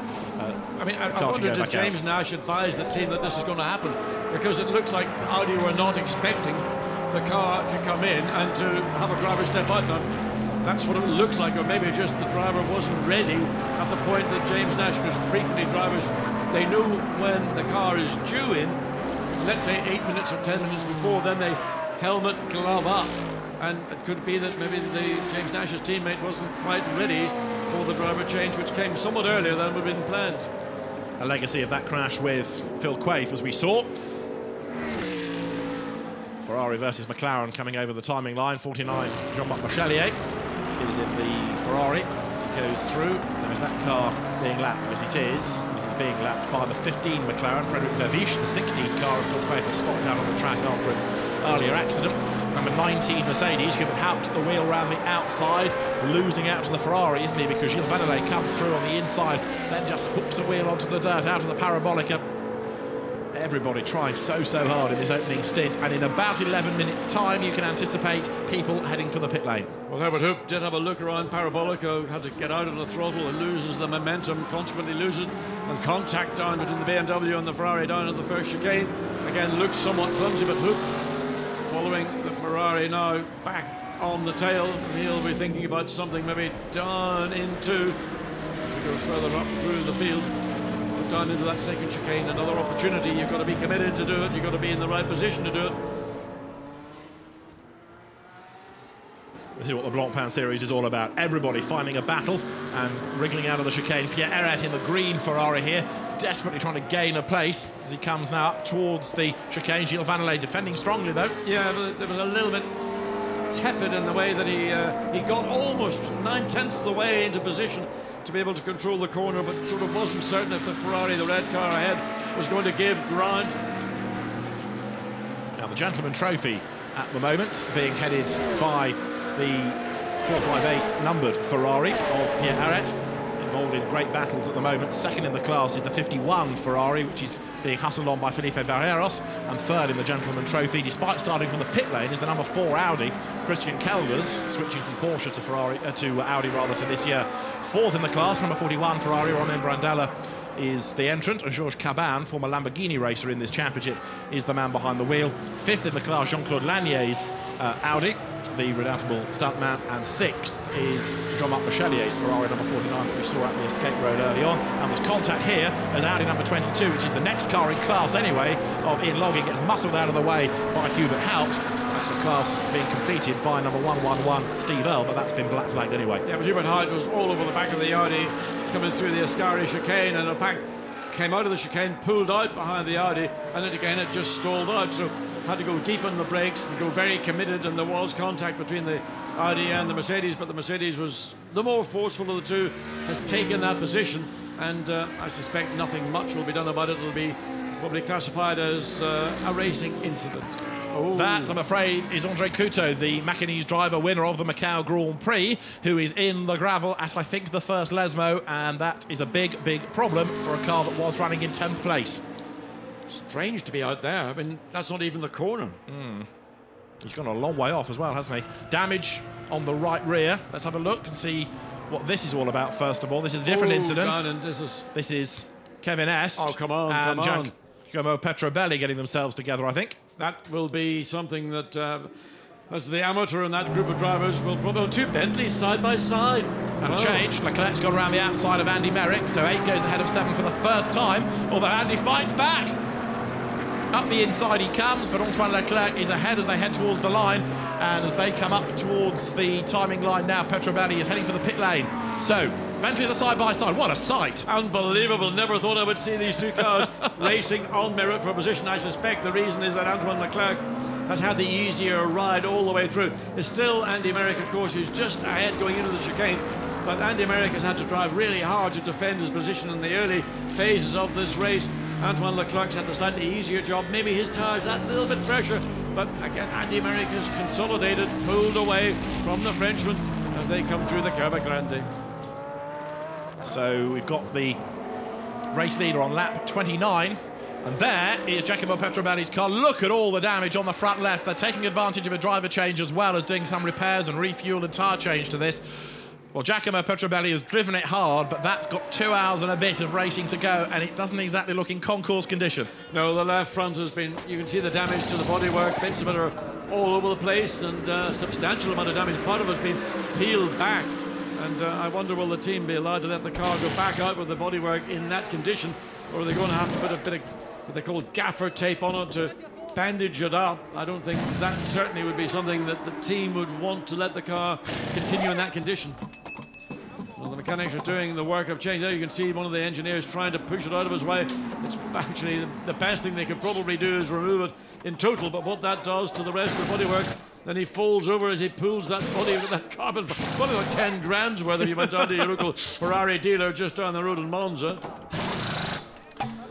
You can plan your pit stops, you can practice them as much as you want, but when the car arrives after an incident like that and suddenly everything becomes far more urgent, it all becomes rather less orchestrated. Away goes number 11 Ferrari, then back into the race. So that was an early stop, effectively, after just 53 minutes of the race. So it's going to be slightly out of sequence. It's not the end of the world for them in Pro-Am, but it's going to be a bit out of sequence, and the car heads down the pit lane back into the race. Comes in just at the same spot almost with the two Bentleys and the Nissan in a battle, so he's got fresh rubber, he's got more fuel on board, the driver change, and he's had to really concede considerably to let the cars on there, and he lets two more cars go through. Is there a problem with the Ferrari? He hasn't conceded, he's got a problem with that car, and that car is slowed down to a crawl, and it's just lost all power. It's in gear, you can see it chugging along, all power has been lost. Well, actually, it's maybe running over the curbstones as well, which is contributing to that sort of vertical movement. So what has happened to the Ferrari? At one time was battling for the lead. He's got it fired up. He couldn't have hit a switch by mistake and caused it. No, he's pulled over again at the marshalling post just on the exit of the first chicane. And that looks like it's the end of the day for Petrobelli, number 11 Ferrari. So the car stranded into the pit lane as comes Jean-Claude Lanier in 25. Driver change in the Gentleman Trophy. The great stuntman and stunt coordinator Jean-Claude Lanier, but a hugely experienced driver. So that car takes its first routine stop. I had a horrible feeling. I'd seen the Christian Kelder's car being pushed away again as well, number 4 Audi. So the pit lane is getting busier here. And the race leader, Alvaro Parent, on lap 31 now. A load of dust coming out of the second or the third chicane up at the Ascari. We didn't see what that was. The two Bentleys, the gap has opened up. Antoine Leclerc did run down his sister car, and Andy Merrick has been able to once again pull that gap to about a second and a bit as they come through the Parabolica and the pace of the Nissan. Also, this group of cars that did get quite close together about 4 or 5 laps ago now has opened up again, and now it's the Mercedes chasing down Alex Buncombe in the Nissan and closing up on the Bentley number 8, the second of the two cars, driven by Antoine Leclerc, in for its driver change, refuel and tyre. Interesting that that's the first of the two in, because it was 7 we were hearing about was suffering with its rear tyres, but they brought Leclerc in. It does, of course, make sense to bring them in on different laps, then you've got space in the pit lane. But let's try and catch up as we watch the pit stop with one or two things down in the pit lane. Jack's been busy trying to hunt down drivers. You're looking at Antoine Leclerc's car that has come in. Driver change will take place, as well as the refuel and a new set of tyres on that car as well. And let's hear from Giacomo Petrobelli, who had a very busy first stint. He's in the pit lane and he's with Jack. Giacomo, really tough work with that Bentley, and then is the car out of the race now? I don't know, but I think so. The Bentley was zigzagging on the braking, which made it, and it's a wide car as it is, so it made it really hard to go by. I just, after trying twice, I just sat back and just thought, you know, he's going to run out of tyres if he keeps doing that, and eventually he did. My car had a little bit of damage after the first touch with the Bentley, but it was fine. And then I ran out of tires because the aero wasn't working very well. So I made a mistake at the Parabolica. And I think the second ART McLaren tried to go past me.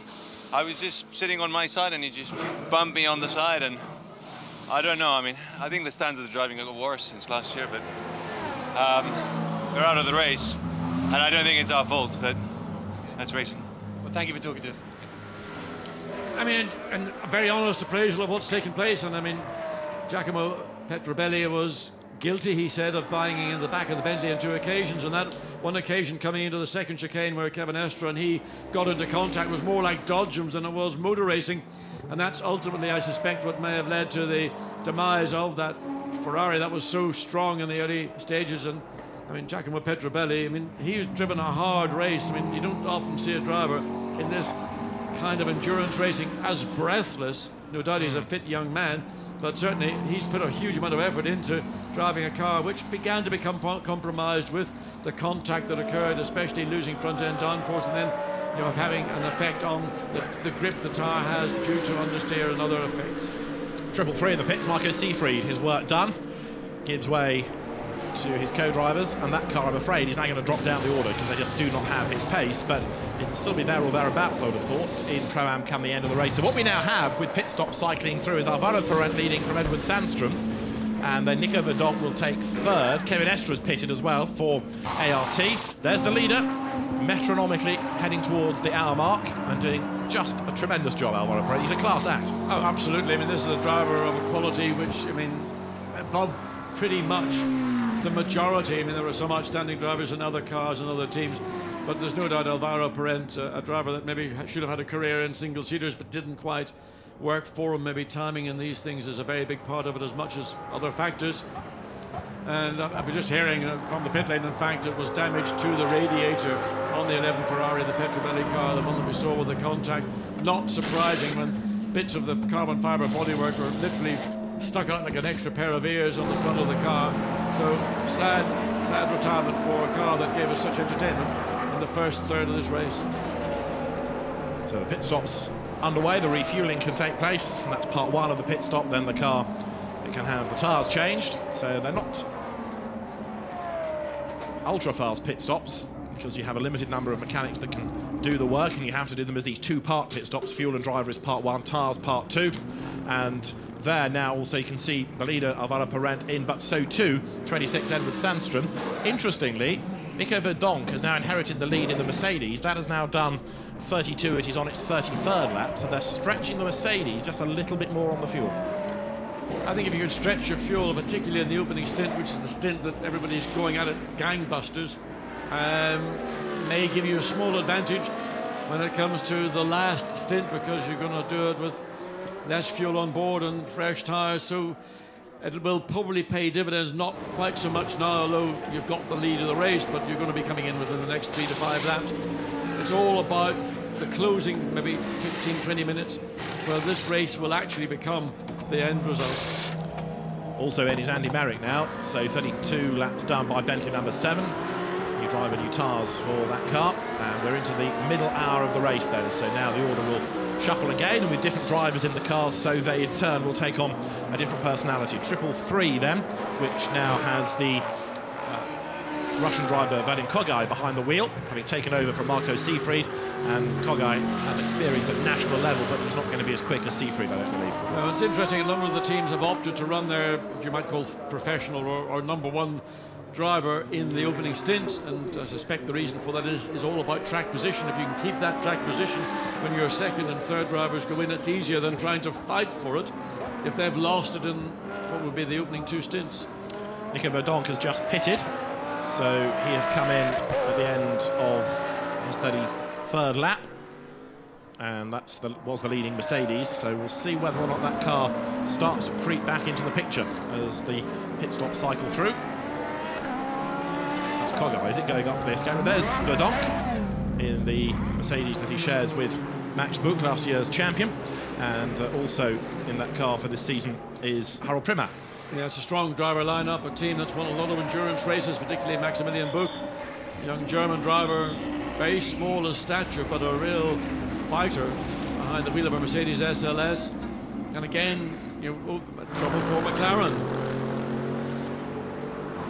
That's the Boots and Gignon car, Olivier Grutz at the wheel of number 15. And he has just taken that over from Frederic Verviche, so on his outlap virtually there's a drama. Again, looks like coming out of the first chicane.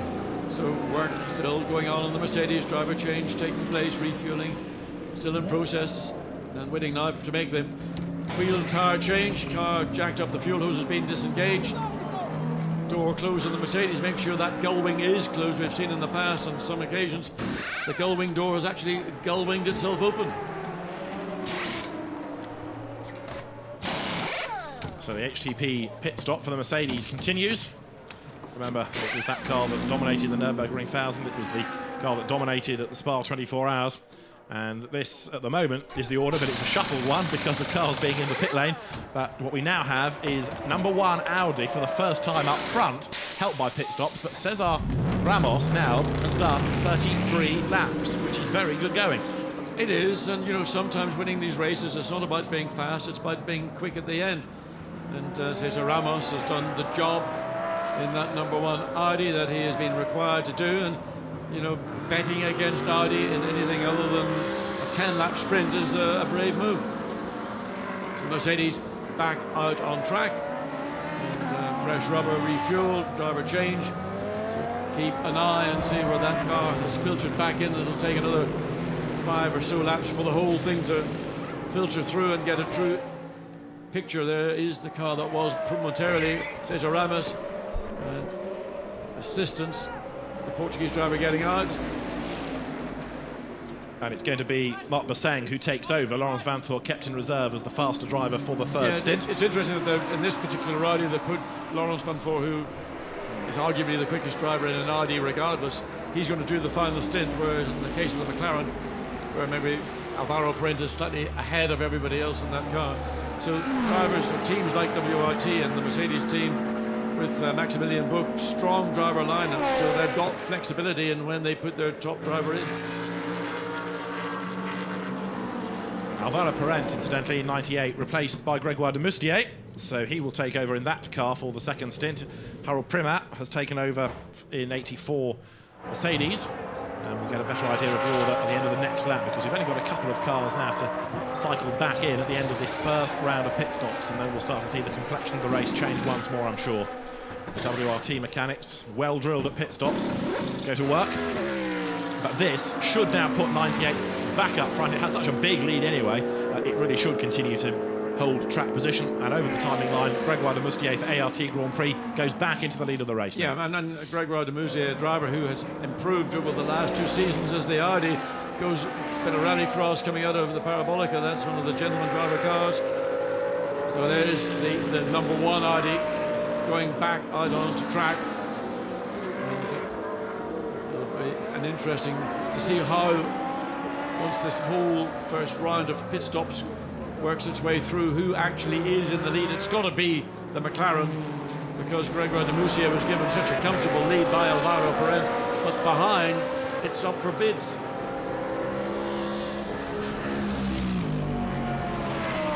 And number 1 then, Marc Basseng at the wheel, having gone back onto the circuit.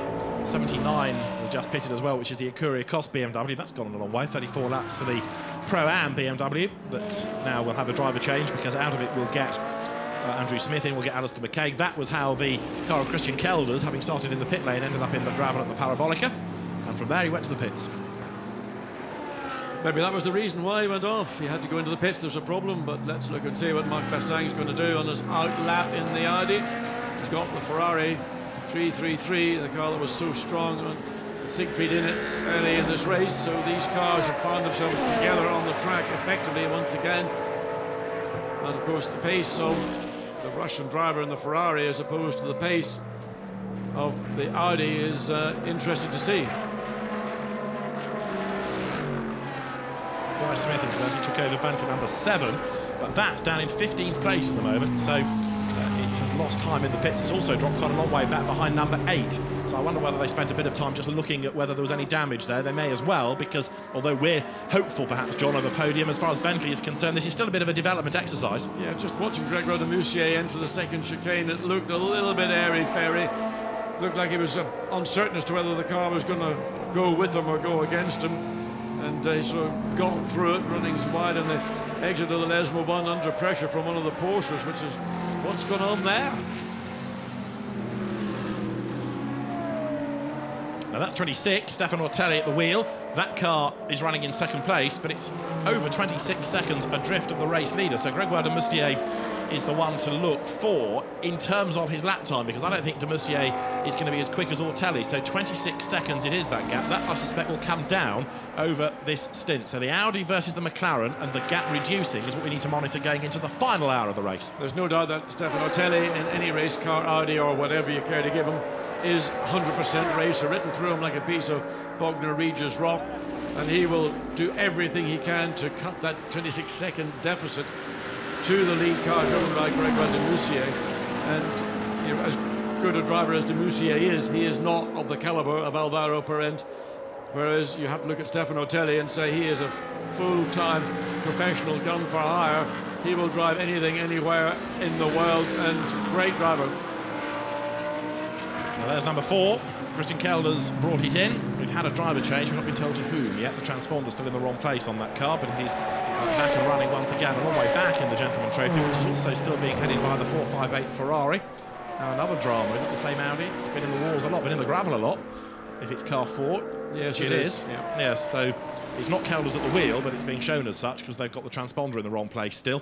And I suspect it may be Yves. Now that is the leading car. Gregoire de Moustier then, and I told you the gap was 26 seconds. It's down to 25.6, so Ortelli, as predicted, is inching up onto the back of him. And also we're now into a situation where drivers are having to catch and pass other cars, and how good you are in traffic affects where you will end up. Let's hear from Alvaro Parent with Jack. Alvaro, really impressive first stint from you, and you got a big lead now.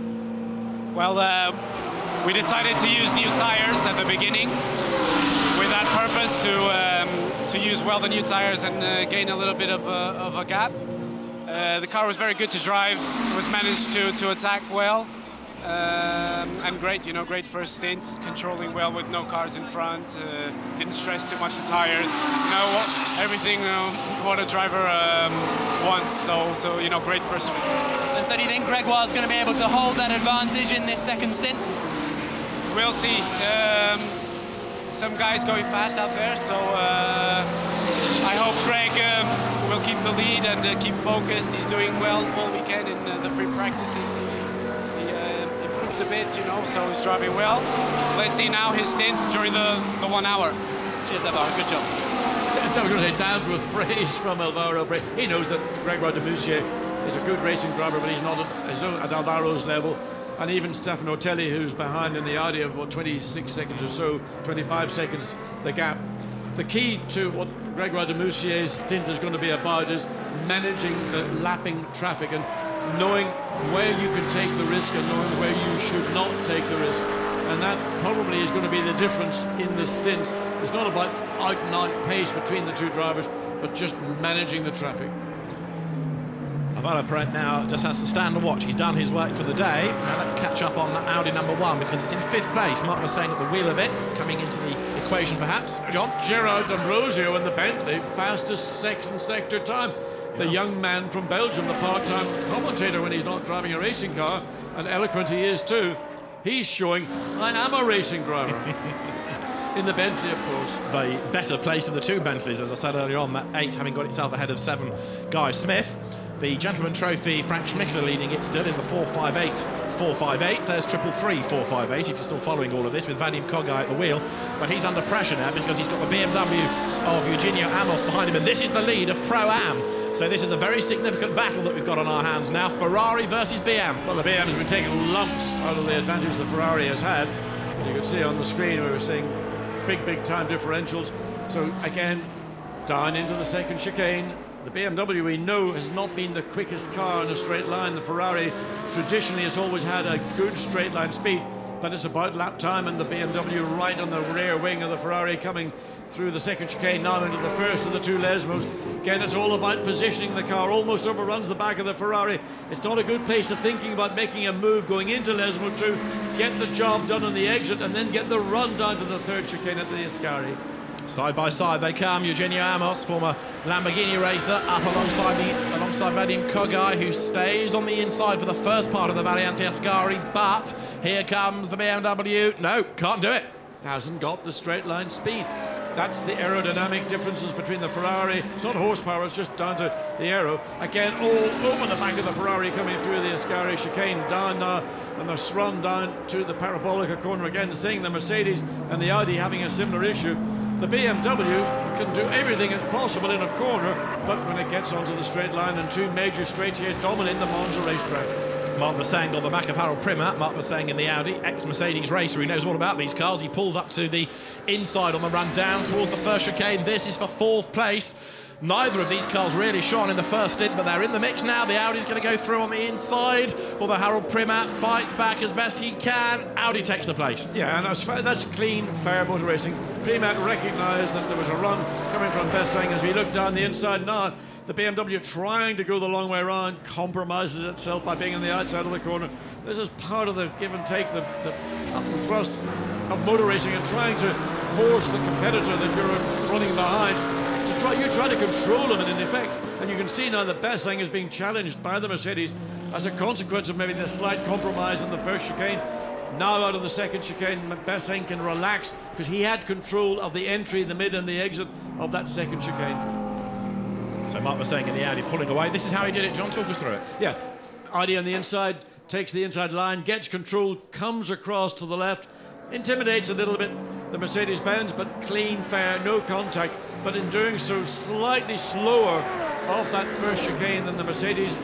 And another battle going down. No contact, heavy contact, and that's a bit, well, I'm going to say a bit stupid. And just, I think the Mercedes was totally unsighted, didn't realise the BMW had slipped up the inside. Unusual to see anybody trying to make an overtaking manoeuvre into the inside of the entry into the Lesmo corner. Contact puncture over the right, left front on the BMW. That's Nick Katzberg, the Mercedes in the hands of Lucas Wolf, and the puncture puts him off through the gravel, and he comes back on with gravel, with dust, with everything, and the Mercedes nearly gets wiped out. That's made the circuit very slippery, and it's just a knock-on effect. Yeah, I mean, it's simply the contact between the two Lesmo corners, left front of the BMW, right side of the Mercedes-Benz, sufficiently heavy to cut down the left front of the BMW. Nicky Katzberg probably realised it, but it all affected the BMW coming into the Ascari chicane, and it's all over for the meantime. And he's trying to drag that car back, but again, into the Parabolica, can't slow the car down, can't steer the car.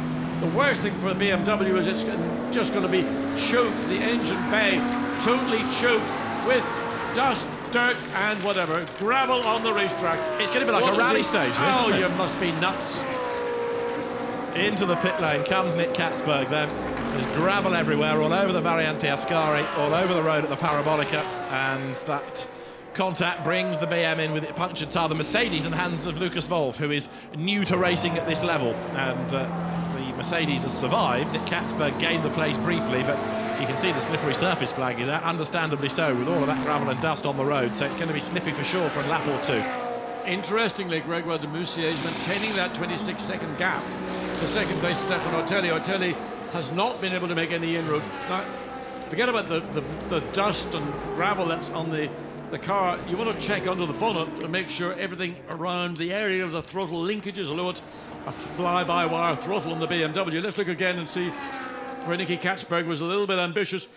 He was quicker through Lesmo 1. He thought, I'll dive down the inside, but the Mercedes did not expect that manoeuvre. He may have been ahead, well, technically half the car was ahead. The Mercedes didn't know the BMW was there. So Lucas Wolf is therefore down the order, but this was when the tyre went down at the Variante Ascari, and this was the first snowplough effect through the gravel, scoops it all up, bounces back on the road, and nearly gets the Merc again. I hate saying that. Our producer knows it. He tells me in the headphones, no, look at that, look what he's done. And there's all the gravel, or some of the gravel that's been brought back. Of course, 2 trips into the gravel bed, so this is going to cost the car a big chunk of time, isn't it? I mean, it's a lot of time. It's probably going to be the best part of 2 laps by the time. It's not just the gravel that's gone into the air intakes, it's into the brake intakes, it's into the engine air intakes. Now they're putting out problem number 5, the McLaren, was a 15, I beg your pardon, number 15. That's the second time we've seen that Olympic, isn't it? Remember, Grutz had just taken it over and it slowed down. Just on the exit of done it again. chicane, yeah. So whatever it is, it ain't fixed. they're having to put air hoses into the air exits on the bonnet, and I mean, I would imagine the whole engine bay is coated in gravel dust, and of course that's what's got into the radiator as well. So they're trying to remove all the small bits of gravel that are, you know, I don't know. What a mess! What a mess, Nicky Katzberg. What have you done? He's given the TDS mechanics plenty of work to do. This is homecoming because he won the Euro Cup Megane Trophy with TDS a few years ago. Now, you've got here the Ferrari in the hands of Vadim Kogai, which has lost its Pro-Am class lead to this car. Eugenio Amos in the BMW, and still in the pit lane is the TDS BMW, and it is still having its repair work completed, and of course it is still losing laps. This was the second off caused by the puncture. Yeah, I mean, this one was actually, he didn't need to do that. He just didn't slow down enough. He thought he could get back a bit quicker. Now drags half the gravel trap onto the racetrack, pretty much on the racing line. Look at the gravel. I mean, it is. Oh, I wish I was a race director. How do these guys up? I mean, I would bring back corporal punishment. I forget about human rights. Flog the sods. I wonder whether or not there's a good reason why you're not the race director, John, but you never know. If there's a vacancy, I'll second your proposal. It's all too lenient compared to my days. Oh, well, you see, gravel traps, runoff areas, you never had those. No, gravel traps, that was a potentially hospitalisation if you hadn't been on the old circuit without gravel traps. You just had to drive the circuit as it was. Meanwhile, back at the ranch, coming over the timing line is this battle that rages on between Ferrari and Audi. And the Audi in question is number 3, which is Frank Stippler, who we know is very, very fast, and he's trying to get himself back after losing a lap to James Nash. They're on different laps, these two, but he's got himself up past Vadim Kogai, who's just had a bit of a workover. Yeah, I mean, he forced that issue.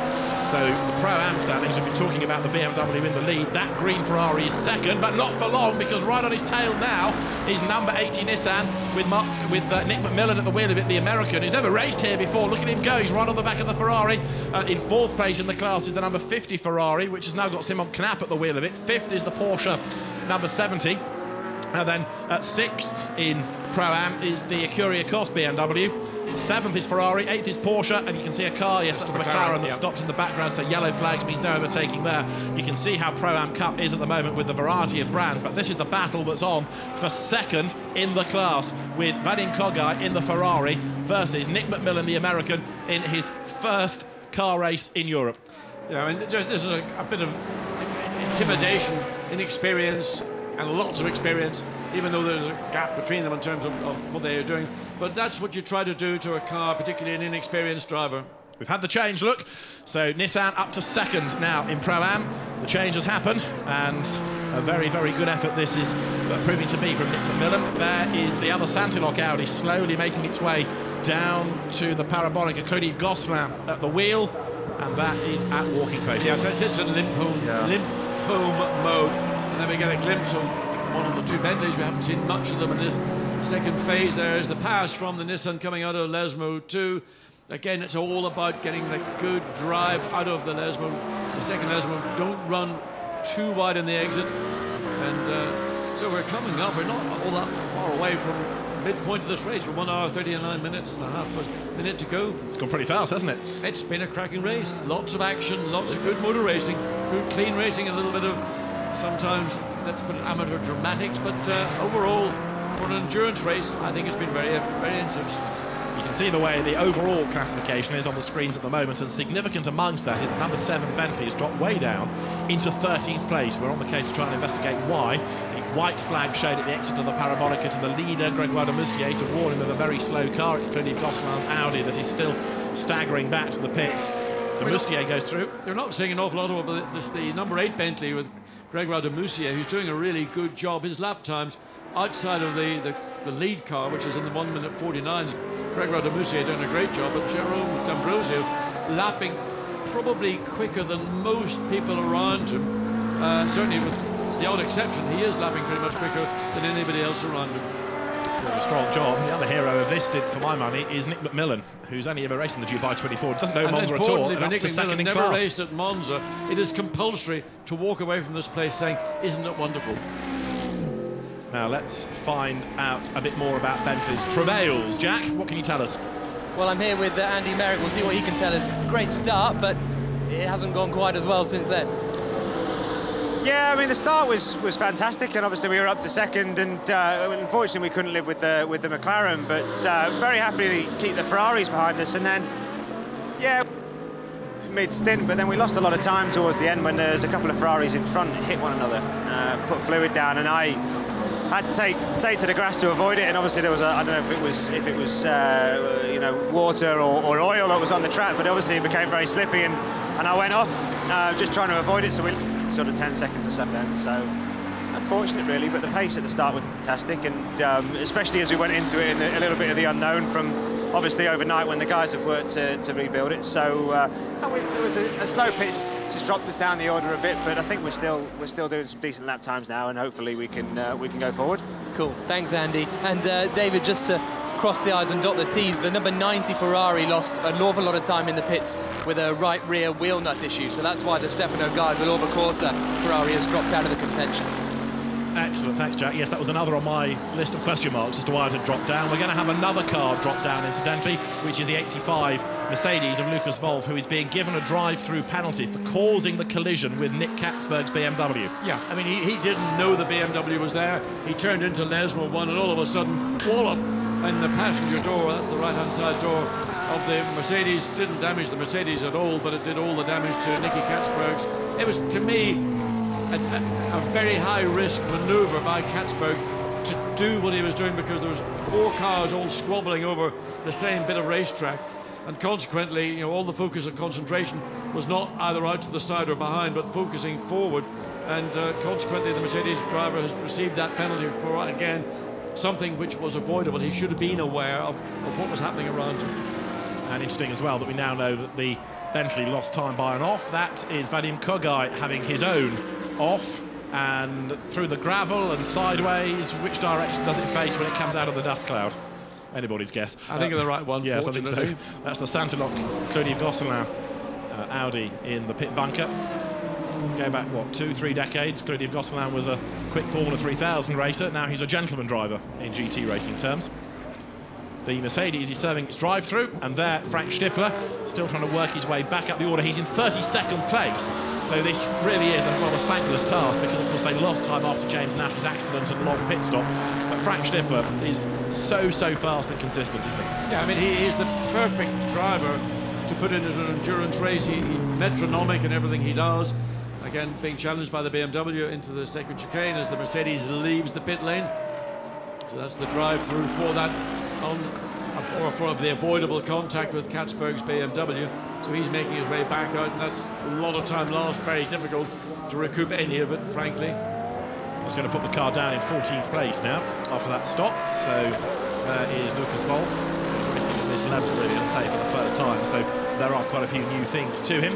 And we are almost at the halfway point, with Gregoire de Moustier still leading from Stefano Ortelli, and then Kevin Koyos, who's taken over from Kevin Est in 3rd place. I mean, we're sort of pointing out that Gregoire de Moustier not at the same level that we're familiar with Alvaro Parent, but in fairness, Gregoire de Moustier has been running consistently in the high 149s. This last lap of 150.9, no doubt due to traffic. But de Moustier has really consolidated the advantage that was built up by Alvaro Parent. Still 25 seconds between first and second, and getting all messy again in the exit of the second Lesmo. That was the replay of the Lucas Wolf, Nick Katzberg coming together. That is the Pro-Am leader, Eugenio Amos, who's not had a lot of luck in this championship over the last couple of seasons, but he's going well now in this BMW, the Royal Motorsport run car that comes over the timing line. He is in 6th place overall as he comes through now, and behind for 2nd in Pro-Am is the Nissan of Nick McMillan, doing a really good job. There's Frank Stippler's Audi that,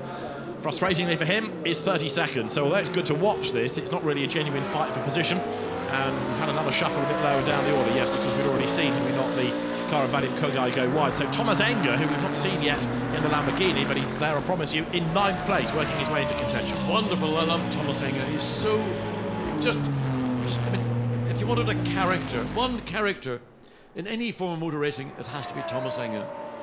And with Albert von Toden Taxis as a co-driver, it's a very jolly camp, that, isn't it? Well, the motor engineering almost squad. a clash of characters. I mean, who is the bigger personality? Who is the bigger? Who's the richer? Well, that's easy to answer.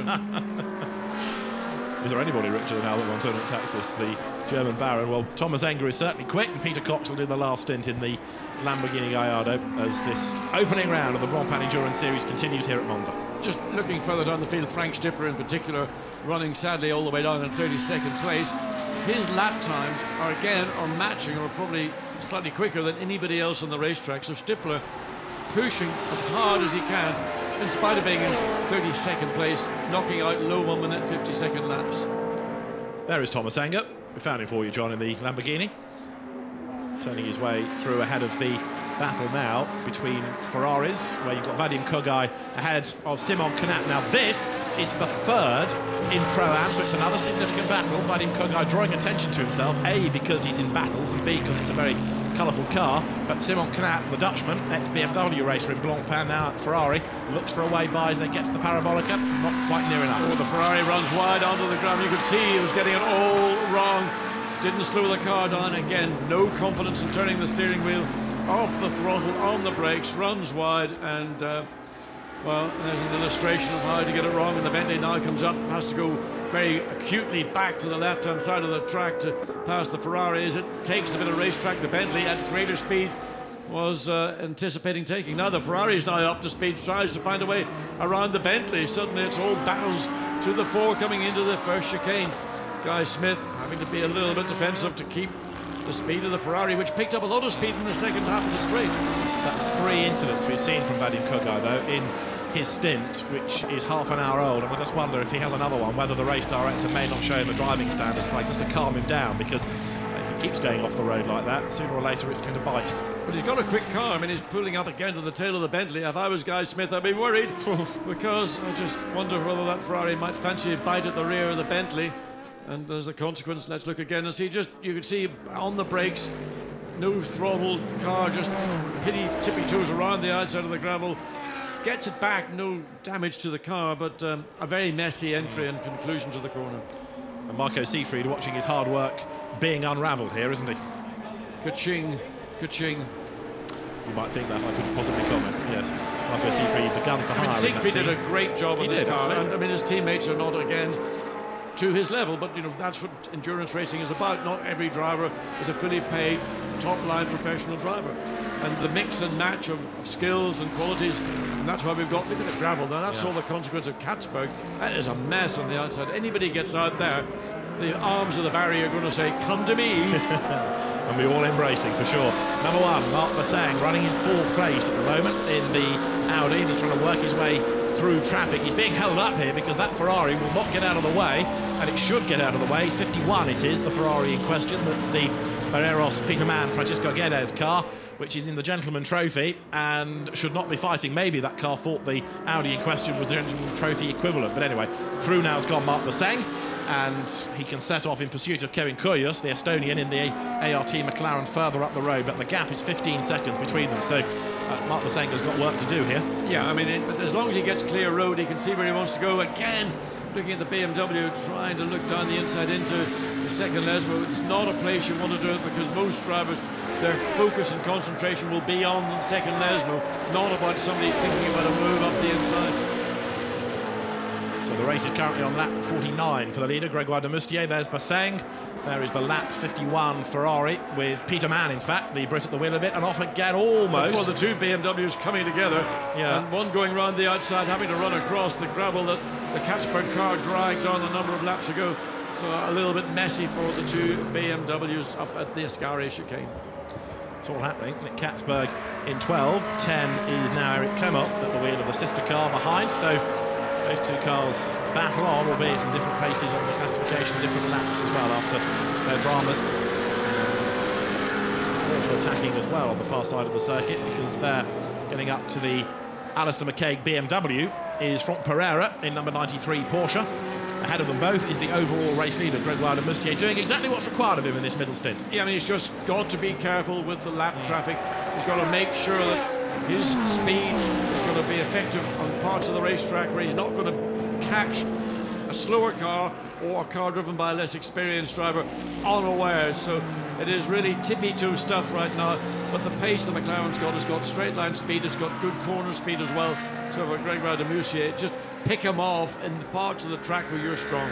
Stefano Ortelli in second place. What's interesting about this is that it's Santilok we're talking about as the leading Audi team, not WRT for a change. Stefan placed at Santilok by the Audi management for the Endurance Series, and Santilok has its good and its bad days, but when it's a good day, it's a really good day for the French team. I suspect there's a lot of WRT in the Santilok preparation. They know exactly what they need to do to make these cars both perform and be reliable. The gap currently, I think, was down to 23 seconds between Ortelli and Gregoire de Moussier, principally. And there's our friends in the Macanese Audi back on the track. But it's just the ebb and flow of traffic. Again, look at the understeer in the Ferrari all over the shop, coming into the first chicane. And it's only going to get worse from here. It's not going to improve. Driving a car like that, a lot of understeer entry, over the bumps and the crash and the bang. So that's his fourth off. It's not the way to treat a Ferrari. And now he's being caught by Ahmad Al-Hafi behind there in the Oman racing team Aston Martin. And the Omani driver in a British car run by a British team, Motorbase, based near Brands Hatch. And that gap has been coming down and down, helped, of course, by Vadim Kogai throwing the car at the scenery on more than one occasion. I mean, you can see up 7 seconds on one lap. That was due to the off that we've just witnessed, and now the Aston. I mean, you could even get caught unawares by an error from the Russian driver in the Ferrari. So just, again, plan where you think your strengths lie and you use them accordingly. Behind the Aston is the Porsche of Nico Maroc, and that is a McLaren. I think it's a Boots and Gignon car again. It's 15, Frederic Verviche, I understand, who is limping, or sorry, Olivier Grutz at the wheel of the Verviche car, limping back to the pits. It is, yes, there's Olivier Grutz making his way past the camera. Yeah, and he's got to stay way, way, way offline at parts of the racetrack. He'll have to cross the racetrack. So we see the Ferrari has got that straight line speed. The Aston is just being left. Lights flashing, knows that he's capable of lapping a lot quicker. But for some reason, this particular Ferrari has had more straight line speed, I think, than any of the other 458s we've watched in the race. And there is that McLaren limping back. Well, it's coming back, he's back. I mean, that's a concern because that car is so slow that drivers are on-sighted coming out of Lesmo 1, and as the car gets midway between the two Lesmo corners, the problem decreases. But it will be a problem again on the exit of Lesmo 2 as it creeps around. I mean, you could walk as quickly. I mean, I go down far more reservoir on my power walk quicker than that's coming back to the pits. And I sweat doing it too, believe me. In fairness, I think Olivier Grutz might be sweating at the moment. Can't be much fun in there, hoping that everybody avoids you, because here are very quick cars that are bearing down on him. So there is Kogai ahead of Al-Hafi, the white flag toward them of a very slow-moving vehicle. Blimey. That's the problem. You know, the white flag's being waved, but you can't see where the car is, so you think, well, I'll wait until I see the car. You're then committed. I mean, that's an incident just waiting to happen. Well, the race director will be aware of the problem, and hopefully we'll be able to communicate it to the teams. Kogai's at the verge of another drama here, isn't he? And Al-Hafi is right up behind him, but Ahmad almost, yes, he does get himself on the marbles and has to hang on to a slide in the Aston Martin. Another good battle developing here. This, remember, is between cars in different classes. Pro-Am versus Pro, 12th, 13th and 14th. Nico Maroc's Porsche behind. This is where we stand in the overall order. Yeah, I mean, just the Aston can do nothing in a straight line with the Ferrari, and again, going through Parabolica. Again, Ferrari all over the exit of the corner. Aston right up behind it. Gets to the tail of the car, but just watch how the Ferrari stretches its legs, and the Aston's just left. Al-Hafi tries his best on the inside. He's going to have to be very heroic on the brakes, and he might just level with the Ferrari. There's still a bit more straight to go, though. Maroc wants to follow him through as well if he can, and Ahmad Al-Hafi does go through under braking. Good job. Good job indeed. So the Ferrari straight line speed this time didn't save it. And a good job from the Oman racing Aston Martin. That was a lot of hard work, a lot of thought went into it. It was all assisted by the Ferrari being poor in the Parabolica, but now coming back through the Curva Grande. And watch for the dive down the inside from the Russian-driven Ferrari, because I suspect this is a mission which has got problems written all over it. Nico Maroc in the Porsche wants to buy into it, doesn't he? Yeah, well, he's watching this action. And Porsche may well have a good straight line speed. Again, trying to follow the Aston through down into the first chicane. Again, pulls back to the right to give himself a better exit from the chicane. Ferrari, you can see, closes up to the back of the Aston mid. Such strange driving style we're seeing from the Russian-driven Ferrari. So Ahmad Al-Hafi moves himself through. the Oman driver, who was really specialised in Porsches before, having driven Porsches in the British GT and Blancpain last year. He was the Pro-Am 1 winner in Carrera Cup GB the season before that. Still limping back is Olivier Grutz. When he gets into the Ascari chicane, please let him get through without having any effect on any of the remaining cars on track, because that's not an easy place to have to drive your way around. Although he will be online on the entry, he'll be offline in the middle, but he'll be back online for the exit. And on the exit of the chicane, certainly middle part of the chicane, there's a lot of gravel. And the battle continues between Vadim Kogai and now Nicolas Maroc in the Porsche, right up behind him. Yeah, Porsche should have good straight line speed, got a powerful 3.8 litre flat 6 engine. Can he manage to get out? He's pulled out, but again, the same thing. The Ferrari is pretty quick in a straight line, and the Porsche can't do enough just to get alongside. If he can get alongside, he could sort of put pressure on the Ferrari, and but still, the Ferrari's got good acceleration. So Kogai for the moment hangs on to his 13th place. Maroc 14th, and then 15th is Lucas Wolf in the Lukoil Mercedes after the drive-through that we saw a few minutes ago.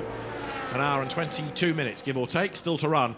The lead gap's coming down, incidentally. It is, just going to say 18 seconds now. And again, I imagine principally due to the ebb and flow of traffic around the racetrack, but Otelli has managed to get it to below 20 seconds down to, what, 18.890. So he's beginning to see a little bit of light further down the road. Let's catch up with Nissan news, because it's been a busy race for both cars. And Jack Nichols in the pits has news for us. Thanks, David. I've got Mark Szosicki here. Mark, your car's been in the garage for a little bit, just headed back. Problem? Yeah, we have some problem with radiator issue, so some small contacts, and I think we lose our front bumper and some pads coming off, so we lose radiator too. It was a problem, 1 hour to change it, so we lose race. Okay, thanks, Mark. Thanks for talking to us. And I'm going to try and find Alex Buncombe in a minute, talk to him about his great drive. But for the moment, it's back to you, David. Thanks, Jack. Yeah, it was a heck of a drive, wasn't it, by Alex Buncombe? And if you've lost an hour, as much as Szosicki refers to for his car, they're effectively going to be not classified. They, I suspect, will not do enough distance in the race. And so that's going to be, although now continuing to the end, one hopes, only ready for a test session. Now, tell us about this flapping bodywork. Well, the left side of the body, you can see the bonnet is flapping. So the clip, the safety clip, for some reason has become detached. And once air gets under that, it's never going to improve. There is McLaren in limp mode, so it's managed to get through the Ascari chicane safely. That Ferrari not only has it got its flapping bodywork, it's a significant one because it leads, as you can see, the Gentleman Trophy. This is Frank Schmickler at the wheel of it, having taken over from Pierre Eret. And if the car has to make an unscheduled stop to sort out the bodywork, it is going to lose its lead. It's only 25 seconds ahead. Yeah, I mean, they may well try to stretch this out, but of course, once that is seen by a race director, they may feel that it's a problem that's not going to improve, and the only way they can find a solution is to give that car a flag to get it back into the pit. It's a question as to whether it is deteriorating or it's in control. That's the car that's second currently in the Gentleman Trophy, with now Romain Brandella at the wheel of the Ferrari. And it's just gone past the limping McLaren that's on the outside of the Parabolica and has now got to cut right across the track to get into the pit lane. That's going to be pretty risky. Not a good place to do it. Wherever you're going to do it on the Parabolica, the later you do it, the quicker the cars are going to be exiting. So ideally, he wants to just do it before he gets to the Parabolica. And if he has to compromise somebody on the apex, that's probably the best solution. So there's the second Gentleman Trophy Ferrari. Remember, Brandella, former Formula Renault race winner. He's been seen in Blancpain before in Lamborghinis with Georges Caban, who indeed is one of its co-drivers in this car. And so that's second in the Gentleman Trophy. And then third is number 49 Ferrari, with now Yannick Malagol at the wheel of the car, which went up the escape road early on, but they've recovered strongly. Good to have the likes of Brandella and Georges Caban back into the championship. Georges Caban was the Gentleman Trophy winner in its very first season. That's the third-placed Ferrari. Yannick Malagol, who's been in the past very successful in the Ferrari Challenge, winning the Copper Shell for the amateur racers. He's at the wheel of it now. The car's run by AF Corsa, so on that alone, it's going to be a well-run Ferrari. Yeah, it's going to be a well-prepared car, reliable, and it's just in the hands of the drivers to ensure that they avoid any off-track excursions or any contact with fellow competitors. There's the second-place car, Stefano Otelli. It was down to 18.9 seconds a couple of laps ago. We wait to see as the car It's about to come across the start-finish line. We've just go back to the race leader.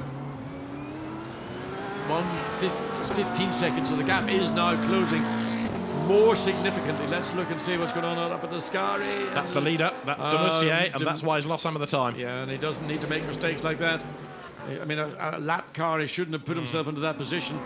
That's sort of an error that I wouldn't have expected. Now he's got to still get past the Porsche, and he's got now the realization that he's made a mistake, and that Ortelli will be aware of that from his pit. So he'll be getting a message, push, push, push. We're putting pressure on Demustier. Maybe we can make another error. So we have there Stefano Ortelli running in second place. The gap 15 seconds now as he makes his way out of the chicane, still hunting down the lead car. Third is 99 Kevin Kyrgios in the second of the ART McLarens. There it is. Kevin Kyrgios very, very quick in single-seaters. Formula Renault 2-litre, Formula Renault 3.5, now switching to GT cars. And I think somebody that's going to become a real force to be reckoned with as the season goes on. Not a bad debut, is it, running in third place? No, it's not. Again, looking at the McLaren, when it's being pushed, as it is being pushed right now, it's not the most comfortable car. It's the kind of car a single-seater race driver would probably find fairly familiar. But for gentlemen drivers or drivers that are not accustomed to having an edgy car, it's a racer's car, not a gentleman's car.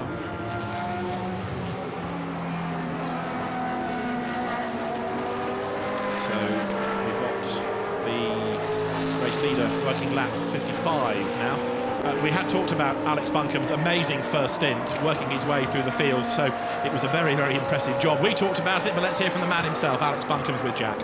Alex, brilliant start, brilliant first lap, and what brilliant opening stint, really. Yeah, absolutely. The start was amazing, and yeah, got the initial really good. Managed to do 3 or 4, I think, and then into turn 1, everyone was on the brakes really early, and I just sort of picked my way through, and yeah, found myself in front of Mark at the first corner, and lost a few more on the first lap, and just got my head down from there. Really, yeah, I was quite surprised enough to come around at the end of lap 1 in P15. So. Yeah, the car was handling extremely well, and we made some slight adjustments on the car overnight, and that seemed to improve us. And Nick's doing a great job now. Yeah, absolutely. You know, he's got a lot of weight on his shoulders. You know, he's out there in P9 or 10, I think, now overall. So yeah, the boys have got a lot to do, but you know, it's their first their first major race, and we'll see how they get on. Cheers. Good luck. Back to you, David. Thanks, Jack. Well, off has gone number 4 Audi. So that's the Gentleman Trophy car yet again having a moment. And it is Jean-Luc Blancpain at the wheel of it, last year's Gentleman Trophy champion. And 333, Vadim Kogai, is already there. So under the yellow flag, he has gone off, and that's going to go down like a cup of cold sick with the race director. Oh, absolutely not. I mean, that was done under a yellow flag. We understand. You can see the yellow flag on the timing. And let's look. I mean, where did he? What is he doing? I mean, that was 5th off, 6th off. That was unassisted by what we have seen in the camera. And all of a sudden you've got a yellow flag. Let's see what's going to happen. Then another car.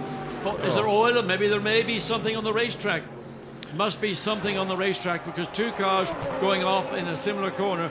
You've got to believe there's a reason for it. 1 car going off you can put down to a driver error. 2 cars, something beyond that. That's Pierre Arrowhead as well, looking a bit nonplussed about his flapping bodywork. So we've got 333 in the gravel, we've got number 4 in the gravel, and there's a slow car there as well. And again, there's still a yellow flag situation. Was he overtaking under a yellow? Yes, there is a yellow flag, so that's going to be a problem as well.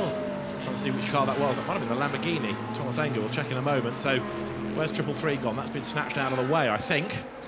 And it's all happening. Now, what does this do to the Aston Martin? That's 44, Ahmad Al-Hafi, running in 12th place overall. A good job for his first race in this car. Yeah, it means he hasn't got the pressure of the green demon Ferrari all over him, and not knowing whether the predictability was going to be even that. Blancpain's gone a long way off, hasn't he, in the Audi? Actually all through the gravel. I mean, it's strange. The Ferrari going off, we thought, driver error, followed then by the Audi. Something must be on the track, because 2 cars would not just go off in that point of the corner. That's very, very early. It's really on the turn in rather than on the apex itself, or more likely to go off on the exit. Stefano Ortelli is still hunting down the leader. There is Thomas Engel with his punctured tyre. That's why that car was going slowly and heading for the pit lane. So Thomas Engel will go for the pits. So is Thomas Engel going to continue this stint? It's a bit early to think about doing your final stint with an hour and 13 minutes to go. So what would you do? Keep Thomas in, or...? Yeah, because Peter Cox could...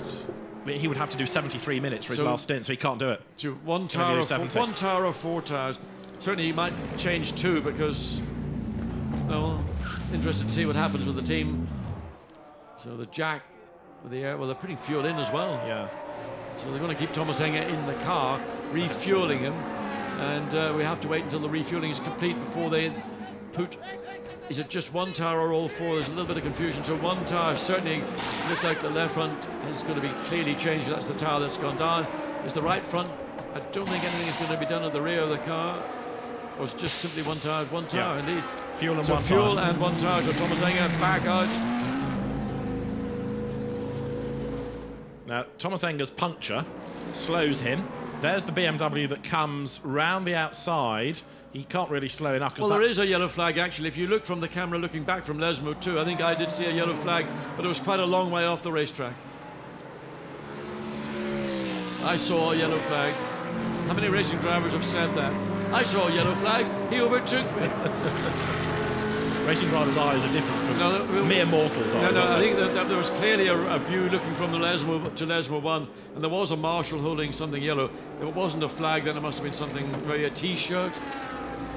Well, there could be a still yellow before the wave. God knows you get to the zone. There's Albert. What's Albert got under his nose? What is that? It's not very happy, is it? Whatever it is. It looks like he's brought his eyebrows down below his nose. He's still got his eyebrows, though. Somebody else's. When you're that rich, you can afford more than 1 set, you see. Thomas Enger back on track then, having had his lengthy stop for a new tyre. But Ortelli has eaten further into the lead of Grégoire de Moussier. Now we've got an hour and 11 minutes remaining, and it's 12.3 seconds. In 50 minutes, he's effectively halved the gap, hasn't he? In this stint, he's halved it. That's what Stefano Ortelli can do. Yeah, that's what he's paid to do. Absolutely. He's a super little scrapper. Hans Reiter saying to everybody, shh, don't speak too soon here. They've got Peter Cox to get back into that car. This is the Pro-Am battle that's really coming alive now, because Eugenio Amos has been caught by Simon Knapp in the Ferrari. Simon Knapp, the Dutchman, again, he's one of these people that flies under the radar. He's about to fly underneath the BMW if he can on the inside. Can't find a way through there. Dust cloud ahead. Somebody's had a drama and got back on at the first Lesmo bend. But Eugenio Amos here is really under attack, isn't he? Yeah, I mean, again, the Ferrari is going to just get a better run out of the corner. He's got more straight line speed, we believe, than the BMW has got. And he'll be thinking about a move up into Ascari. He's already thinking whether they're going to go left. He's committed to going to the left, to the inside. He's taken control of the corner, and he's made the overtake anyway, the most important thing. So, change for the lead of Pro-Am. Ferrari goes ahead of BMW. Simon Knapp goes ahead of Eugenio Amos. And a Bentley update, 6th, Jerome D'Ambrosio. 10th now, Guy Smith. D'Ambrosio's done a good job. Let's catch up before the Pro-Am battle continues at this, which is over at Lesmo 1. And Vadim Kogai again in treble 3. Matey boy. Again, I mean, it's just a joke. Look at the way he comes back on. I mean, he nearly causes another drama. But the race director's got to do something about it. There's an incident of a driver just, even almost drives off the racetrack under braking into the first chicane. I mean, somebody needs to take him, sit him down, give him a chill pill, and explain to him that if you want to go rallycross, don't come to a Monza 3-hour Blancpain Endurance Series event. The car, despite all the abuse, is still going. It's got another hour and 9 minutes to do. Not all with Kogai behind the wheel, thankfully. Sort of guy, I wouldn't want to meet him on a dark night, would you? Well, after what we've said about if he's as wild as this in a racing car, you'd go walk on the other side of the street, wouldn't you? Let me know where his hire car is on the way out of the circuit. I'll let him go. It's the old black Hummer, apparently. With the dents in the front, you mean, yeah. The bull bars. So that car is tumbling down the order now. It was, remember, running 2nd early on. It's now 26th. So McMillan dives down again. Gets out on the outside, gets the line, but the Audi on the inside, so that should be an overtake on the exit for McMillan in the Nissan as we look up to the exit of the Ascari chicane. And there is one of the two Bentleys. Can't work out whether that's D'Ambrosio or is that Guy Smith. Remember, I've been saying that maybe the race director should do something about Vadim Kogai. The team manager of that car is being summoned to the race director immediately. I think officialdom have now decided enough's enough. I think something more emergent, a more I mean, just immediately is not good enough for me. I want something more urgent than that. Something more than immediately. So we'll see what happens to poor old Vadim Kogai. I'm intrigued to see whether Jack's going to go talk to him and ask him about all of this. The Guy Smith picked up time on this, and again somebody runs wide down in the parabolica. Don't tell me it's a green Ferrari. It is! It is! I can't believe it. And now he's got bodywork damage so much so he's got a puncture, and that tyre is going to literally fall apart because the bodywork is just scything into the side of the Pirelli, and hopefully there's a message. Even divine interception on this one might help. Now, when the tyre goes bang, it's going to be an enormous moment. I mean, he's had enough with 4 good tyres. This is not a good tyre anymore, and he turns in all right, but I'm not optimistic about this lap. I bet you when he gets out of the car, he'll look like an angel. Me? Yeah. No, I didn't do anything. I had a small problem with whatever. Now the message has gotten through. Maybe the radio, the two-way radio, actually does work in the Ferrari after all. Guy Smith just ahead of them. Nissan doesn't pass for position. For 9th. It's come up on the screen that 333 has got a puncture. Well, yeah, great. So it's going to limp back to the pit lane and somebody else can take over that car. It would be Rinat Solikov. You know, I would not want to be the co-driver taking it over, having watched what that car has been through. That's one of the problems when you race in endurance racing. You need teammates that are you can trust. Come on, nice one. Nice pass by Stefano Telli, using the traffic to his advantage. But when you're having to share a car, particularly in long events, 6 hours, 1,000 kilometers, 12, 24 hours, that's where trust in your teammate is imperative. In a short race like this, it's much more of a sprint. Nevertheless, if the last driver in that Ferrari has seen what it's been through, well, I would be cautious on my first 2 or 3 laps to make sure is everything, steering wheel straight, have I got a brake pedal? What's the car doing? The dampers must be knackered if nothing. Yes, when you ask, has it got a brake pedal? There's not been much evidence in the last hour of that, has there? Well, it's an interesting view, isn't it? Number 80, the Nissan then. Nick McMillan, a really good job in 9th place overall. Into the pits comes the Romain Brandella Ferrari, methinks, 41. Yes, that was 2nd in Gentleman Trophy. That doesn't look all that well organised as a pit stop. Pro-Am, just quickly to talk about it. Simon Knapp, it is, who heads the class. That's the car's 2nd, 43 BMW Eugenio Amos. And Nick McMillan in the Nissan, number 80, is in 3rd. 4th is Porsche Nick O'Maroc. 5th, Porsche Franck Pereira. 6th, Ferrari, which is now number 90. The man behind the wheel of it is Andrea Rizzoli. Nick McMillan only 4.5 seconds behind in 3rd place to take the lead of the Pro-Am category, so interesting to see. Absolutely. Look at this little battle developing as Stefano Telli forces his way through the traffic. Gets past Michel Albert on the inside. Now how's the gap doing to the race leader? We've had Gregoire de Musquier over the timing line. Stefano Telli goes through 13.5 seconds. Gone up a bit in traffic. It's because of the ebb and flow. No doubt Gregoire de Musquier had the same issue of passing groups of cars who are involved in their individual battles, so it would be artificial to say that the gap... Oh, and mistake, what's Stefano Telli done in the first chicane? Schoolboy error, Stefan. Like you lost all concentration. Don't often see it, do you? Stefano Telli makes a mistake. Well, I mean, he was clear of all traffic. He just seemingly overran the entry into the first chicane and had to take avoiding action. So he's going to do that hard work again and get through the traffic. He's lost time to the race leader. Marloff has gone on. Here he comes down in on the brakes. Everything looks normal, Ah, a little lock up on the right front and just runs the car too deep. So Telli has to take to the inside of the corner, bounces over those curbs, and the 2 cars, the Ferrari and the Aston, here just overtaken. He's got to do the work all again, and Gregoire de Musquier and the McLaren team will be on the radio saying, wow, he's given us a help here, he's given us a hand. So that gap, which had accelerated up to 13 seconds, now probably going to be nearer to 15, 16 or 17 seconds. Again, Telli comes up, gets alongside the Ferrari into the Escarre chicane, so he's got one of those places back he lost half a lap ago. I reckon the leader should be on for 2 more laps before the next pit stop. They might, in this, be able to eke out 1 extra on top of that, but 2/3 laps before the leader should be due in for the next stop. Stefano Telli will give way to Greg Gilbert, who you saw with his crash helmet on a moment ago with Edward Sandstrom down in the pit lane, and we are almost at the end of the 2nd hour of the race. And there, ladies and gentlemen, is Vadim Kogai, a man who has drawn attention to himself in every way. I hope that I hope that we can get hold of Jack He's there. I can see him in the background, and he's promised me he's going to go and talk to Vadim. I hope Jack's Russian is sufficient to ask the tough question.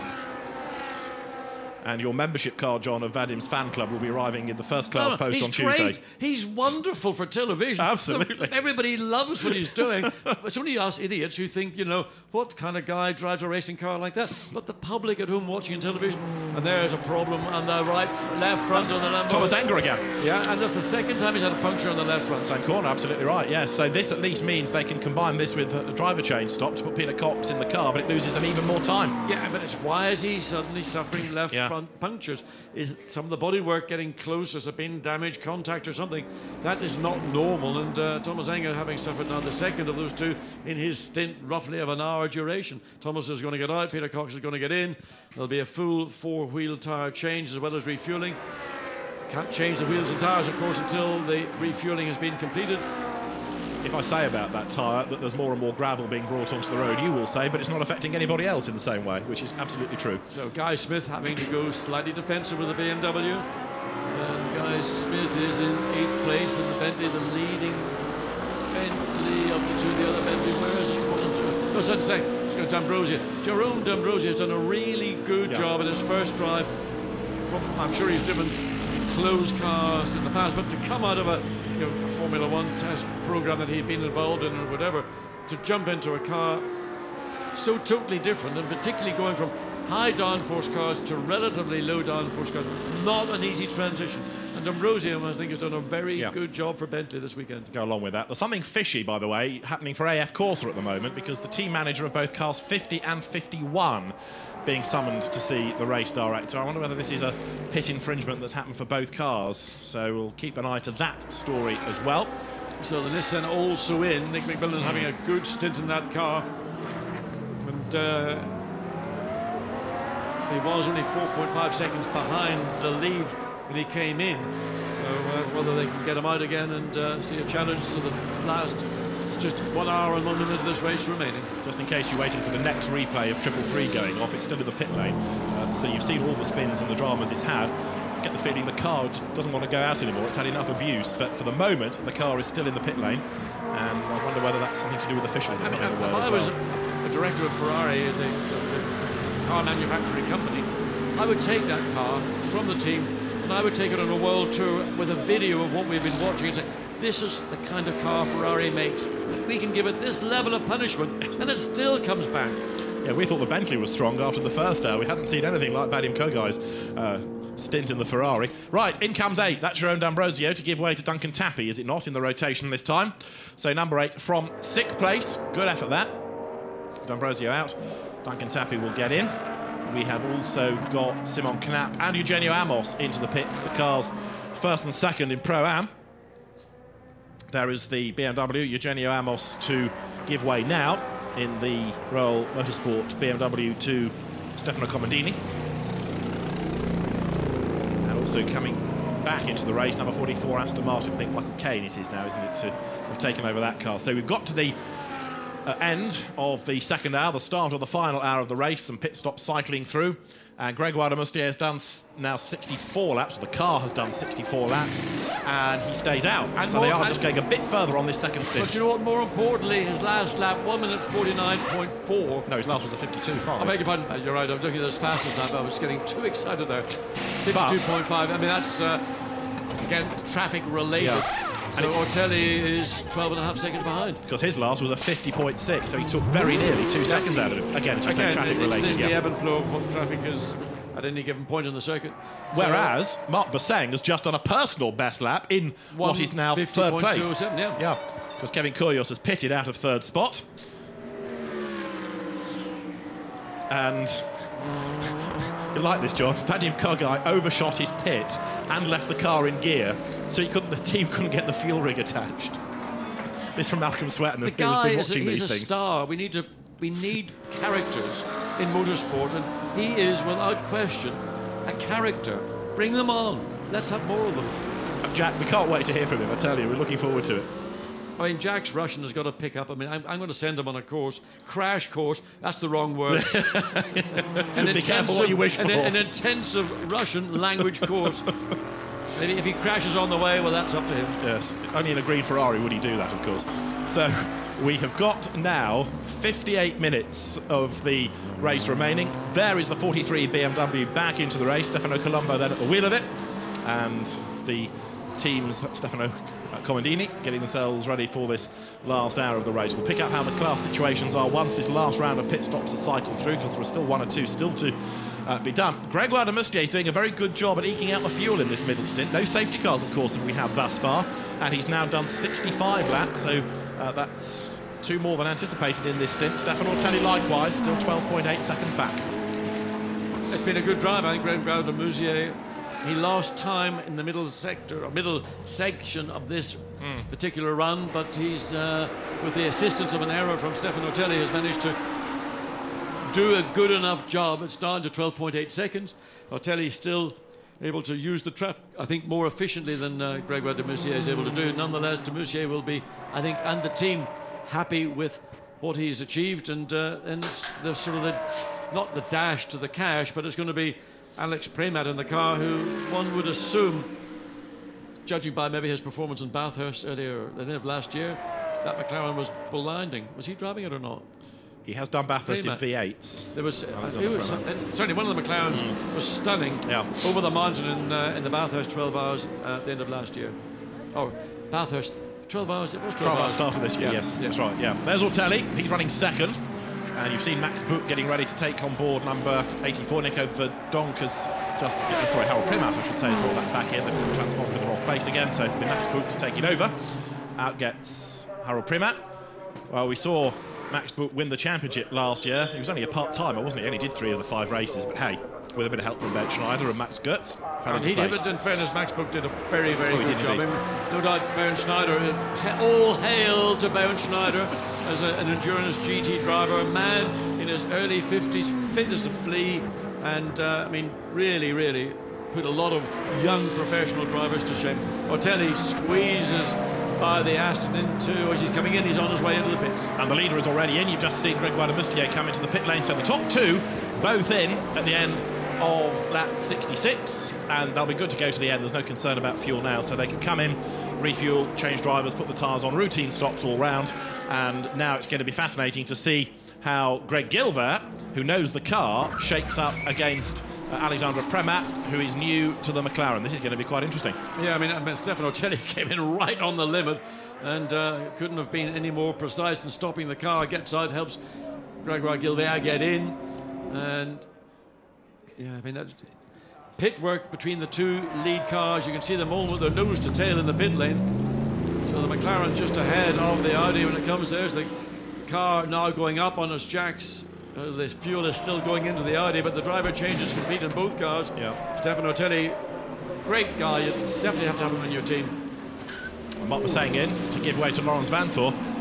This is going to be a fascinating last 55 minutes with these 3 drivers. Absolutely, and it's going to be a real battle, and it's going to be a battle of, you know, who's the weak link in the middle of it? Is there one? If you have McLaren to point the finger off its jacks.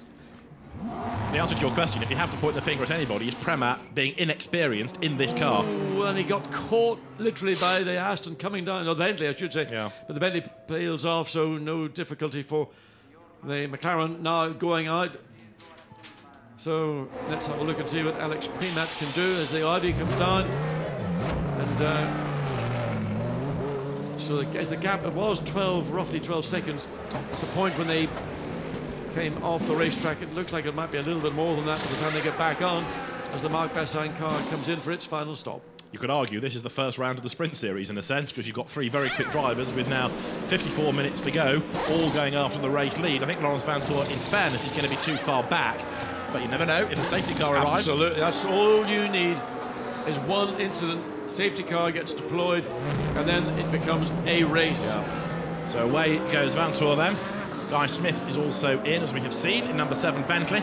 So we'll run through the order once this round of pit stops is completed. Blue flags wave to the slower drivers coming out of the pit lane to say there's quick traffic behind you. When Lawrence Vanthoor came out, literally he was just about at the exit of the pit lane.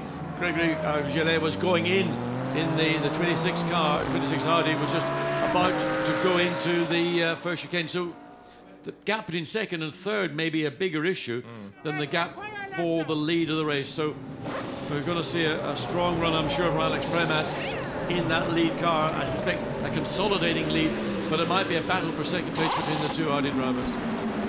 Alexander Premat, very good in single-seaters. He then went to the DTM for Audi and rather upset the hierarchy there, didn't he? And so he was sacked out of the DTM drive. He's had a couple of years in Australia where he had OK results, but didn't really sparkle in perhaps the way that people hoped. But he's come back to Europe, and now we'll see how quickly he can adapt to a McLaren that's a new car to him.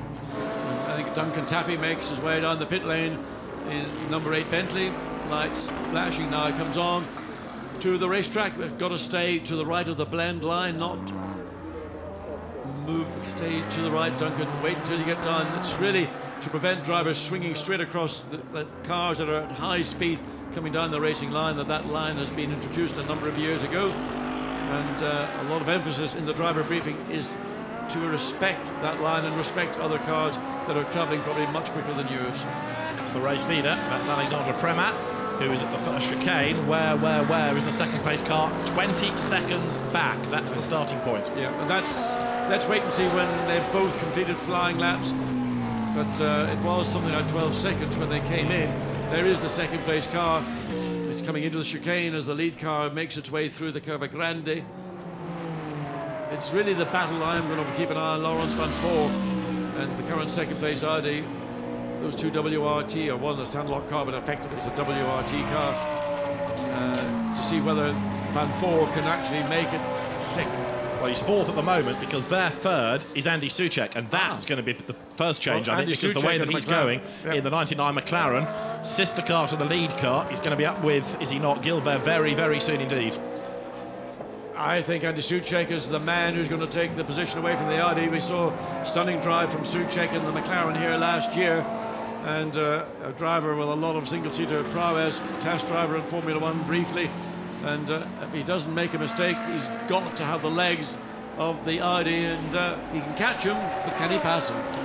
51 minutes in which to do it, and whilst Gilbert is trying to defend, when we get to that point, of course, he will be losing more time against Alexander Premat. But the next lap, the one they're on, is the first flying lap after the pit stops that we need to monitor. There is Greg Gilbert, who is set to give, if he can hang on to a podium finish, the best Blancpain result for Santilok in terms of the outright position, in terms of the Pro Cup result. So there's quite a lot riding on him from the team's point of view here, and it's good to have another new team fighting for honours. So he comes into the Parabolica now in second spot, and there for third behind him is Andy Soucek. And disappointingly, I have to tell you that Vadim Kogai has told us that his English is not good enough for an interview for television. Whether it's good enough for an interview with the race director, we'll wait and see. Well, you know, he knows he was just completely out of order. But how entertaining, I mean, I go back to the whole essence of entertainment. As long as he didn't do something that was endangering another competitor, you know, we can have a laugh about it, we can criticise him for driving off the track and dragging gravel back on. But, I mean, you're talking about an audience at home watching a race on television. They want to see incidents. They don't want to have wheel-perfect driving from wheel-perfect drivers. So Vadim Kogai's car is still circulating down in 30th place. And we've got one car which is under investigation for speeding in the pit lane, and it's the Michael Caine Aston Martin, number 44. Oh dear. Andy Soucek really hasn't made in this opening stint for both these drivers in the final leg of this race made any impression. I thought he would have been all over the back of the Audi at this stage, and if anything, it looks like the Audi's consolidated its position. So 19 seconds, Premat and Gilbert. So it's hovering around the same mark pretty much. Soucek third, fourth, Laurens van Voor, Max Buch fifth, but quite a chunk back really. And then sixth is the Pro-Am leader, Stefano Colombo. Yeah, I mean, the outside shot in all this is Laurens van Voor, who's 13 seconds, almost 14 seconds behind Andy Soucek. It's a big ask. So for Van Voor to get that Audi up onto the podium, I think is, with 48 minutes or so remaining, probably unlikely. The only thing, again, we think is if there was a safety car intervention, which is always the case, the whole field then is closed back up and it's a dash to the line. Looking at the cumulative pit stop time that's been taken by the cars, you can see who's had good stops and bad stops with the two added together. there's the leader, Alexandre Premat, who could be on for a maiden Blancpain win here, the way that he's going. Crosses the timing line. Second spot, Gilver. Third is Andy Soucek. ART looking at first and third at the moment, but Soucek a second and a half back from Greg Gilver. That is Soucek just behind the ID, so we're looking at the car 99 there, so Andy Soucek, and the gap, again, it's a visual sort of thing, but it does look as if it's not able to challenge the ID, which I'd put my money on Soucek, because I know his reputation, I know what he can do in a McLaren. So maybe he's got to refocus and look to see where he can gain some advantage and try and put pressure on the second place ID. On that last lap, the quickest out of Premat, Gilver and Soucek was Greg Gilver in the Audi. So interesting this. So Chipping away. He's not carving into the lead gap, but he's just chipping away as best he can. Of course, there's always the traffic thing to bear in mind, as there Premat has to get past a green Ferrari. Yeah. And in fact, the gap between first and second on the last lap down to 18.2. We did see it down to as little as 11 seconds before second round of pit stops. And what's Van Thor doing? We haven't filed through yet, so he's still 13 seconds behind Soucek, so he's sort of in consolidation mode as well. Slow lobber down the inside. So it's early against the Porsche, the Ferrari on the inside. That's brave stuff, isn't it? That was certainly wasn't expecting that. So over the timing line. In fact, Francesco Castellacci it is, I should say now, who's taken over number 90. We know that he's quick, he's also brave, and he's just sorted out Eric Demont in the Porsche. So that now secures him in 12th place coming over the line. Next target, Steph Dusseldorp in the Mercedes, ex-McLaren racer, now with the demise of Hexis as a team. He's gone to HTP in the Mercedes. Hasn't really sparkled in that car this weekend, has it? No, it's quite a... I spoke to him and I said, you know, what's the difference between the McLaren and the Mercedes? And the Mercedes, he feels, is probably a car that's by design as much a long-distance car rather than a sprint Euro event as this one is. Well, ART having a great race, first and third. What does the boss think? Fred Vasseur is with Jack. Fred, a really strong performance for ART today. Where do you think you're going to finish? Until now, everything is going well, but still 1 hour to go, and the Audi is pushing behind us. But with 1-3, it's quite comfortable. That we'll see. Do you think the Audi has the speed to close you in for the lead? It looks. We'll see. Best of luck. Well, his car's being caught, but he can still raise a smile. So Fred Vasseur, who's a proper racer. Yep, the gap has actually dropped on that last lap again, another half a second or so. So 16.2 seconds. So Gilbert in the Audi, confounding me. I didn't expect it. I thought Soucek would be really on his case. He is a further second behind in third place.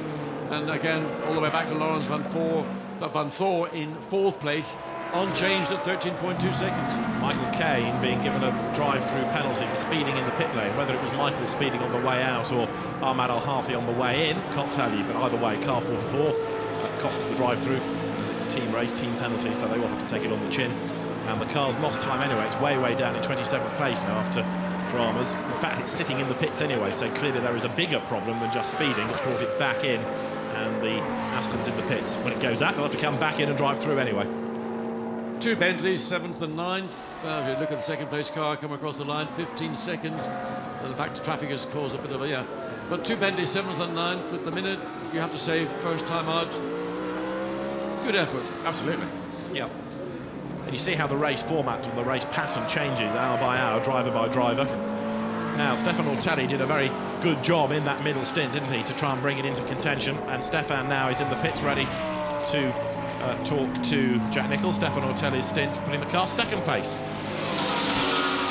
Stefan, Greg's looking fast, but is there enough time left to get the lead? We'll see. I think I was closing on the McLaren on my previous stint, but the car is really good. We just tried to play a bit more with the fuel, and I did one lap more. This lap, I had fuel cut and I lost quite a lot, but that's the game, you know. We had to try the trick, and unfortunately, this lap cost me a bit. Plus, I did a mistake as well at the chicane. So altogether, it's like that, you know. We have to play that to the maximum, and the fuel cut was too late to come in. So I had to do one complete lap to save fuel, and I lost too much. C'est la vie. But Greg is looking fantastic, so he has a good car in the end, and now he has enough room for the fuel, which was the purpose of extending my steed. And the speed looks good for the Scientology team. It's great to see them battling at the front. Yeah, you know, it's not normally the best track for an Audi, so we've been improving the car through the weekend, and I'm very pleased with our car. I hope we can get this podium or maybe the win. Thank you, Stefan. Yeah, Stefan makes the point. It's not a great circuit for Audi. We've not had an overall win for an Audi R8 here in the history of the Blancpain Endurance Series. The lead gap still 15.3 seconds. Alexandre Premat doing his best to respond. And there is the replay of what Stefan Ortelli was talking about, making that little error down at the first chicane. Yeah, it just tripped over himself coming into the first chicane. I mean, looked all perfect then. That very late lock-up, in fact, looks like a rear lock-up rather than a front lock-up.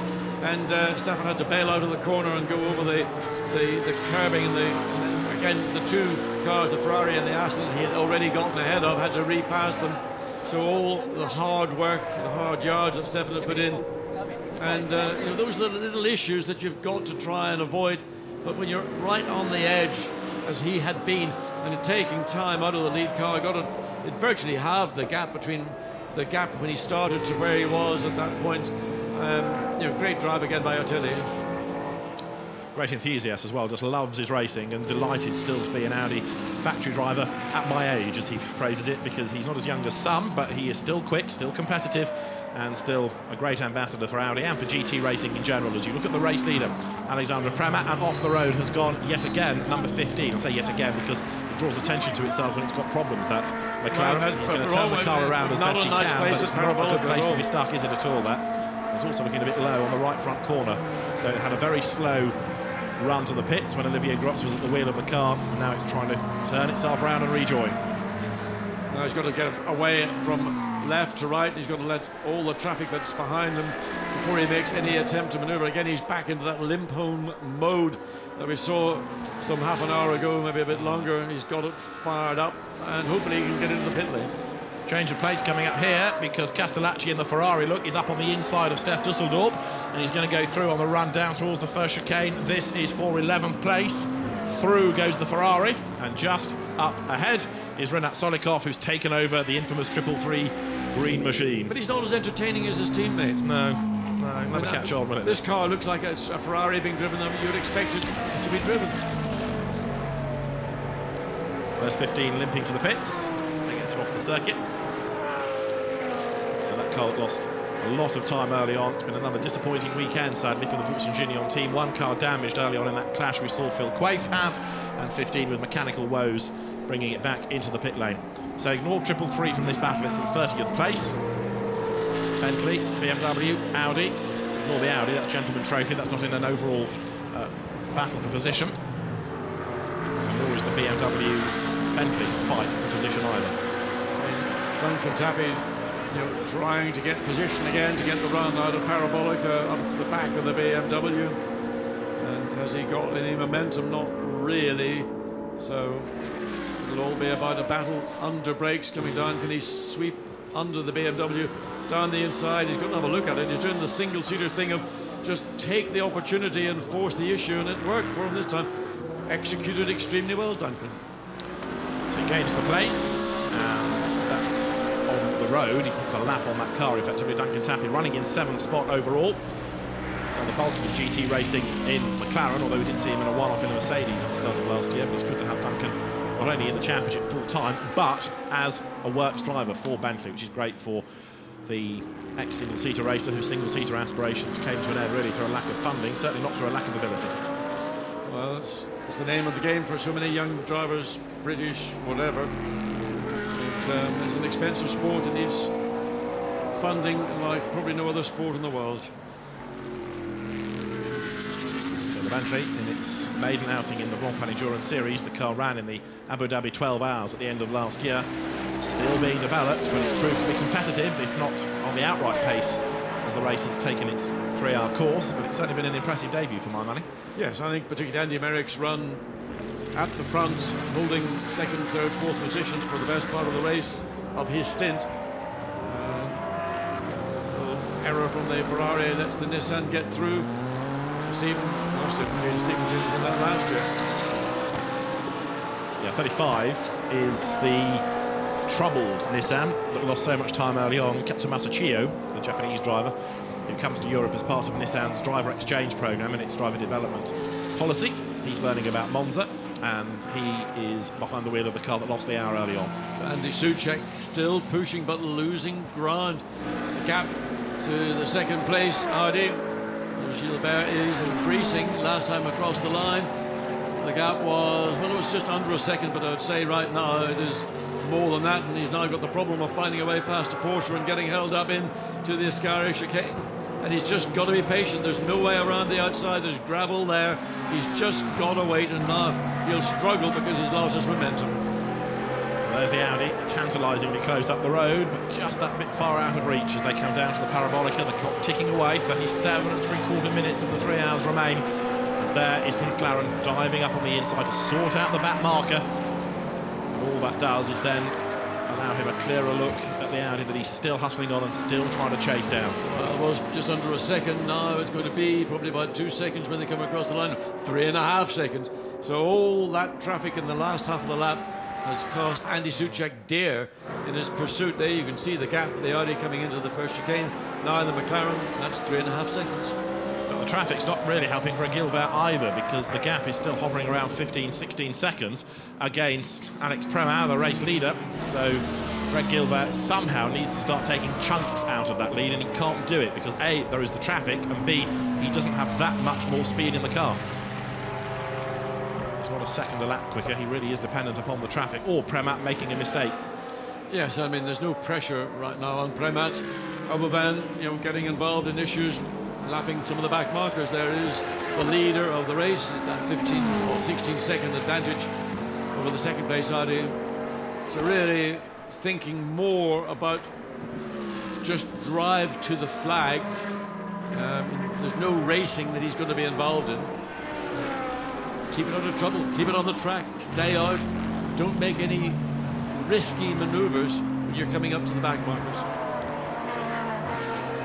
Alexander Premat back in European racing, and a replay here of more fun and games as Nissan hits gravel and finds more gravel and brings more gravel onto the road. I thought that was going to be contact.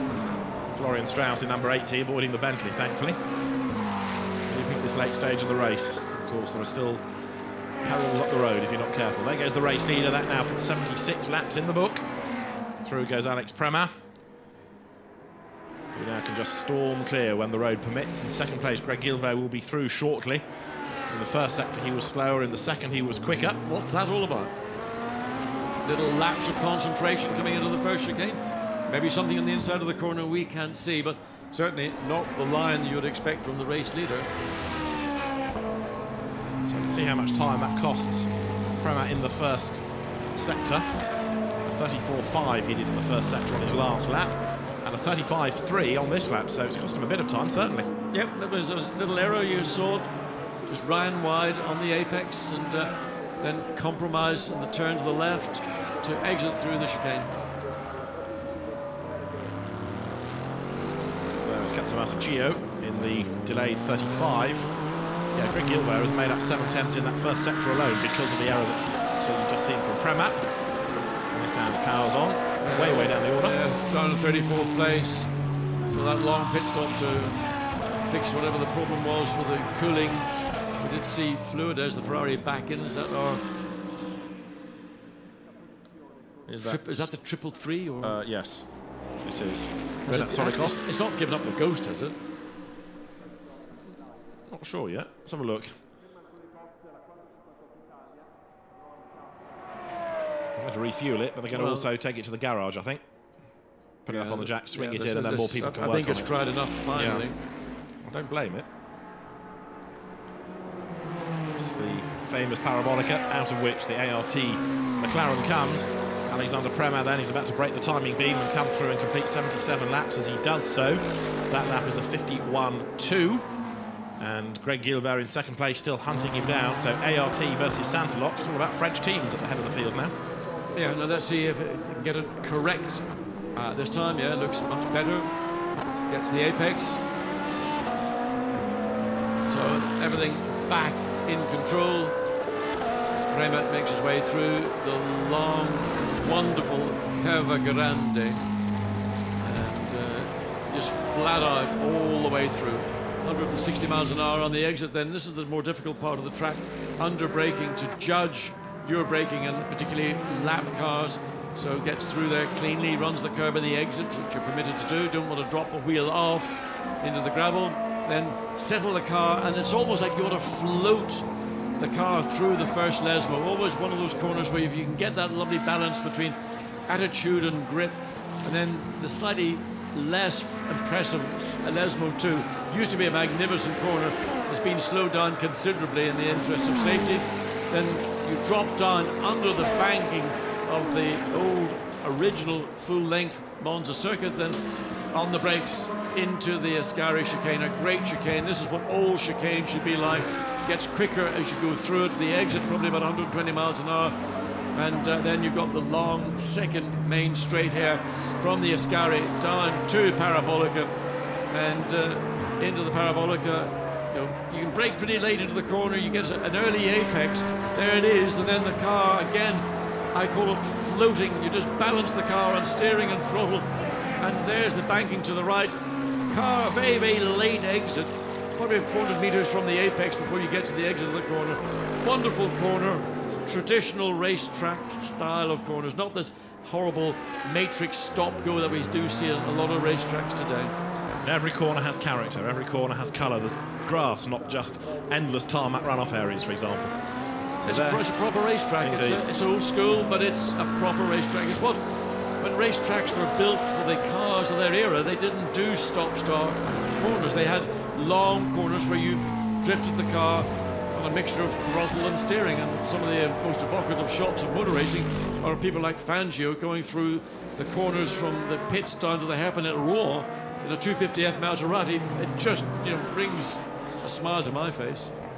Alexandre Prema bringing a smile to McLaren's face at the moment because he leads the way, and despite the best efforts of Greg Gilbert, he just cannot find enough speed and enough room through the traffic to be able to close this gap. Every time Prema is delayed, then of course when Gilbert hits that wave of cars, it has the knock-on effect to him. Well, the gap between Souček in third and Gilbert in second is 3.5 seconds when they came across the line the last time. This is an opportunity for Andy Souček, but he's also got to deal with the Ferrari.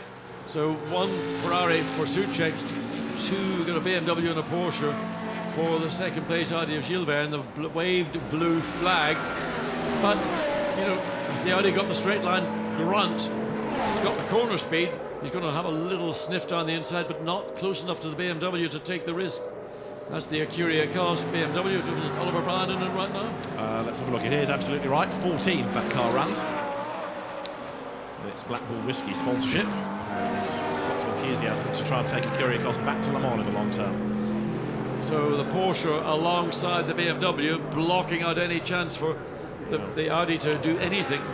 Change for 13th there. Oliver Bryan round the outside of the Porsche of Eric Trillier, gains the place. So that gives him 13th overall and also 5th in Pro-Am. Yeah, but really it's the battle that's going on, and Andy Souček has got an opportunity here because, well, looks like the BMW has the Porsche had to concede position, and now can the Audi get past Oliver Bryan coming down under brakes into the first chicane? No, BMW got sufficient speed and grip to consolidate, and this is not a race for position, this is just cars, tail enders being lapped. Now the Audi is going to make an effort.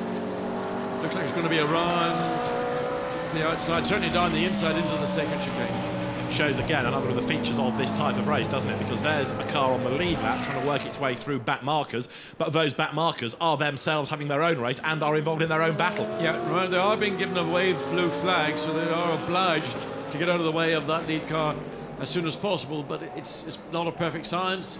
And of course, if you are embroiled in your own battle, you tend to think about that rather than some bloke who you're not aware of is actually the race leader or running in second place looking to get it through. Souček, don't think, well, the gap has come down to just under 3 seconds by about a thousandth of a second. But he's still got to deal, Souček's got to deal with the Porsche and the BMW before he can even get anywhere near the fumes from the Audi. And we've got just under 29 minutes of the race remaining. There is the third place car, Andy Souček, Formula 3 champion, Formula 2 champion, and these days a very quick McLaren GT racer as we've seen over the last 2 or 3 seasons. So Souček runs third, Laurens Vanthoor is still in fourth, Max Buch is fifth, and sixth is where you find the Pro-Am leader, Stefano Colombo in the BMW. But that is Souček pounding on as he comes through the Parabolica. He was quicker in sector 1, he was slower in sector 2 against Greg Gilbert. So I suspect by the end of the lap, nothing will particularly be lost nor gained for either of them. Comes over the timing line now, and he was slower in the last sector as well. He's lost about 2/10 and a bit of a second, so it's just the ebb and flow of traffic, and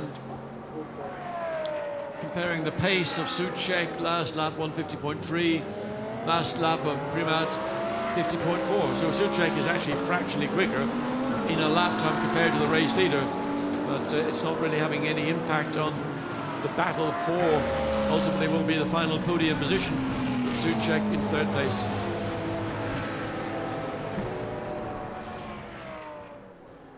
Through the traffic. Well, that was with an assistance of the blue flag. So that's played slightly to the advantage of Souček. But the Audi's got clear finally of the Kyriakos BMW. And again, I think Souček will be looking for the same kind of assistance from Oliver Bryant when he closes up to it. To then, with what you say, 27 minutes remaining to make a final attack on that second place gap.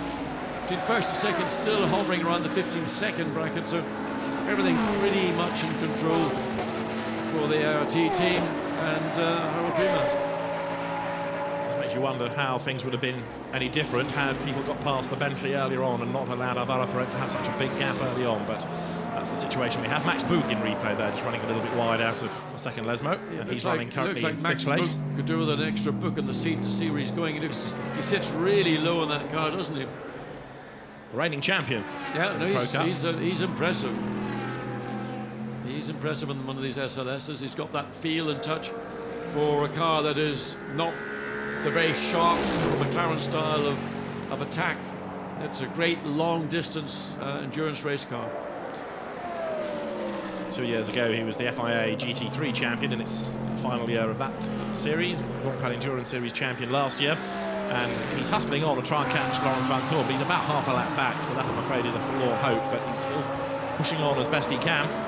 So 15.8 seconds between Alexandre Premat and Greg Gilbert, as you see the number 1 Audi that's currently running in fourth place, Laurens Vanthoor, who is 4.8 seconds behind Andy Souček and lapped quicker last time by 1 second. Could be just down to traffic. And I think we've sort of been watching, but that gap has come down quite substantially. I mean, you're seeing Vanthoor lapping in the middle 149s, as is Maximilian, I beg your pardon, has been lapping his 50.1, whereas the rest around him are, it's all very similar. Souček doing 50.1s, second place Audi 51. It's just out traffic. Everybody's more or less lapping at the pace. All top 4 cars roughly at the same pace. It's the Pro-Am leading car, the BMW of the Royal Motorsport team, that comes now into the first chicane. This has got Stefano Colombo at the wheel of it, the Italian GT ace, and the BMW Z4, which we discussed earlier, makes a great noise. Trailing, it looks like maybe one of the exhaust boxes at the rear of that car looks a bit low. It's hard to tell whether that's something bodywork, maybe it's part of the diffuser, just hanging down a bit lower than normally would expect. We've got a very healthy lead in class now over the number 50 Ferrari that's still running second in Pro-Am now. Andrew Danilou's Simon Knapp having given that car over. So it is Andrea Sonvico who is driving the second place Ferrari. And he gets through going into the first Lesmo. Audacious use of the lights just to intimidate. But again, you need that cooperation. 2 different classes of cars, so get out of the way, let the leading car, the quicker of the 2 cars, go through. Gentleman Trophy Ferrari is the one that just put the lap on, and we've got 25 minutes, give or take, still to run in a race dominated by number 98 McLaren, never headed since the start of the race. Alvaro Perez qualified it on pole, Scarpet in the first stint, Gregoire de Musquier and Alexandre Premat have done a good job doing exactly what's required to bring that car home, seemingly. Stephen Kane sort of redeemed himself a little bit. He's gone from 9th place up to 8th. He's now got Bentley's running 7th and 8th, 14 seconds behind Duncan Tappy, his teammate. So Stephen, who's stuck it really royally into the barriers up at the Ascari chicane and an all-nighter for the Bentley boys, has done a good job. It was a big hit as well. Stephen was okay, but the car looked a bit second-hand. That's the second-place Pro-Am car I was just talking about, Andrea Sonvico.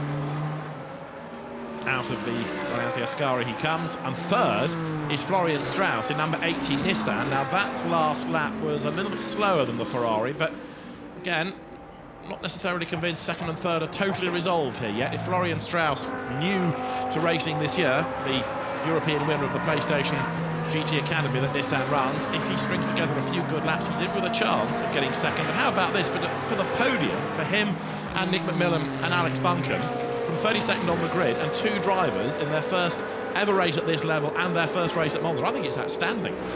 I suppose it's all right. No, it's a great effort by two drivers who've never been here in a pretty competitive race. This has been pretty much a flat-out drive through all the three categories. We're focusing very much on the front, maybe some on the middle, but there are gentlemen drivers out there who are pushing absolutely to their limit. It's been a competitive race. When Nissan and PlayStation launched this Find a Driver, the, if you like, couch to cockpit process a few years ago, Lucas Ordóñez was that first winner. I think a lot of people thought it was a gimmick and looked down their noses, but Darren Cox at Nissan and his team have unearthed some very, very good people. Well, I asked Darren recently, I said, when are you going to come up with a really top-line female racing driver, because the world is crying out for one, and he said, well, no, we're on the case, we want it desperately, and I know there is talent out there. It'll come through the system, and this and great perpetrators of bringing talent from that area, which traditionally you always think of get into karting and come through that way. The PlayStation Academy has worked so well. Lucas Ordóñez, Jan Mardenborough is just two examples of that, and there are more to come, so it works well for all parties and good for the sport in general. There is number 90, Francesco Castellacci, still pushing on. He is in 11th and 4th in Pro-Am. And in the mix of this as well is the race leader, Alexander Premat, who has now got 21.5 minutes to go. Yeah, we got Castellacci sort of beginning to, I don't know if he's trying to run down or on-lap himself, but certainly he's the car directly behind the race leader. And I think Castellacci is going to try and get that Ferrari ahead of the leading McLaren. He wants to underline his pace. That was the car that lost time early on with its right rear wheel nut drama, Jack told us. So the car's been playing catch-up all afternoon. The fact that it's now back up into 11th is impressive. Be even more impressive if Castellacci does actually overtake the race leader, because that would be somewhat of a surprise to see a car that's unlapping itself with Castellacci, we know, is very, very quick indeed in a Ferrari, and at the same time Premat has no reason to keep that Ferrari behind, and it may well be that the pit lane will tell Premat, the Ferrari behind you once through, he's not on the same lap, let him go. But that Ferrari is about to get past Florian Strauss. That's a change for third in class, is it not, as they get to the chicane? So the Nissan, I think, may have just backed off a bit too much out of all of that. Let's just double check as they come out of the chicane. It's the right Nissan we're talking about, but I've got a horrible feeling that Florian Strauss was a bit too gentlemanly there. Let's see as the car goes through. Number 80, yes, has just, I'm afraid, given a place away. Well, I mean, Castellacci was on a mission and he was following behind the race leader, so maybe in the confusion, maybe in the information coming to the driver, he didn't realise that Castellacci right on the gearbox of the race leader, he's decided he wants to pass. So he's gained a place and therefore is on the podium in Pro-Am. And having talked up the PlayStation GT Academy, Florian Strauss has, I'm afraid, dropped off the podium for the moment. So let's see whether he can respond. I'm sure he can, but Castellacci against Sonvico before the end. Is that possible? Not sure. There is Sonvico first of the Ferraris, and then the fourth car in this line. Now the third. Now the second that you see there is Castellacci. He is chasing for second in class. Castellacci's last lap was 1:51. Very similar to the race leader. Let's have a look at this moment again where the Nissan got out of the way of the leader. Yeah, and I think that just the Ferrari slipped through as well, and that's inexperience, a lack of racing now, being aware fully of what is taking place around you, what's happening coming to Lesmo 1. Ooh, that's the leader. That's the race leader. Survives a brief scare and continues to push on. The gap 15 seconds still. I mean, certainly if I was running that lead car, I would be saying to let the Ferrari go. To Premat, let the Ferrari go. He's not in our race. He's could cause a problem. Just let him go. Again, in traffic is the race leader. So Alexander Premat A little bit delayed, possibly, in that first sector, but Greg Gilbert still has to find his way through all of this traffic as well, so he's not gaining a huge amount. In fact, he's even lost time in sector 1, so Prema looking ever more secure up front. Yeah, I mean, why is he going defensive? I mean, he should be being told the Ferrari is not in his race. Let it go, because all it's going to do is all this is going to be is trouble. This is somebody new to long-distance racing, Alex Prema. So he's got the car speed, he's got the racecraft, but he needs perhaps just that long-distance discipline to be factored in as well. Well, that's really where the team should be coming into play, and the information via the radio should be: the Ferrari behind you is not in your race. Let it go. So down towards the Parabolica he comes for the 86th time, 18 minutes give or take still to run. And it's a car, this ART Grand Prix McLaren, new livery for this year, that really has dominated the race. In the background, the number 4 Audi of Yves, who's in track position.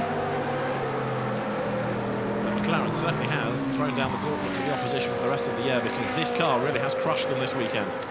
It's been very impressive, and the most impressive thing I think is that McLaren finally seem to have got on top of all the issues that bedeviled the car initially in 2012. Very quick car, but almost too clever and too sophisticated, and they've now managed to sort of engineer it into being a very effective endurance car, but still retain all the assets, all the strong points the car's always had. Castellacci still pounding on. He has got to make up 5.5 seconds to Sonvico for second in class. Sonvico's last lap was a 50, Castellacci a 51, because he also has been mired in traffic. Even though he's quick, he's still got cars around him, so perhaps it's not a true indication as Nissan, Porsche and Audi battles over the line. Frankie Cheng in 55 there, the Audi up on the inside, trying to work his way through the traffic. He gets himself up past the Eric Dermont Porsche. Yeah, he had to sort of move over on the Porsche to make him aware that Frankie Cheng was coming down the inside, and good cooperation on the circuit. Doesn't give Cheng a place, I'm afraid, because of course that car lost laps early on when it was in the gravel with Andre Couto we saw over at the first Lesmo, so he's in 21st place, but still pushing on. And Eric Dermont now being given a hard time by Peter Cox, I think that is, in the background in the Lamborghini after its woes with punctures. That car struggling a little bit because of the time lost. 17th Peter Cox is now in the Reiter Engineering Lamborghini. 11 different brands on the grid this weekend, Lamborghini being one of them. There is Frankie Cheng hustling on. Yep, yeah, brave move again up the inside into second Lesmo. It's a slightly easier corner to do that now because it's more of a brake and a turn rather than just let the car drift and guide it into the apex, when it was very much more of a, well, throttle steering rather than a brake throttle steer.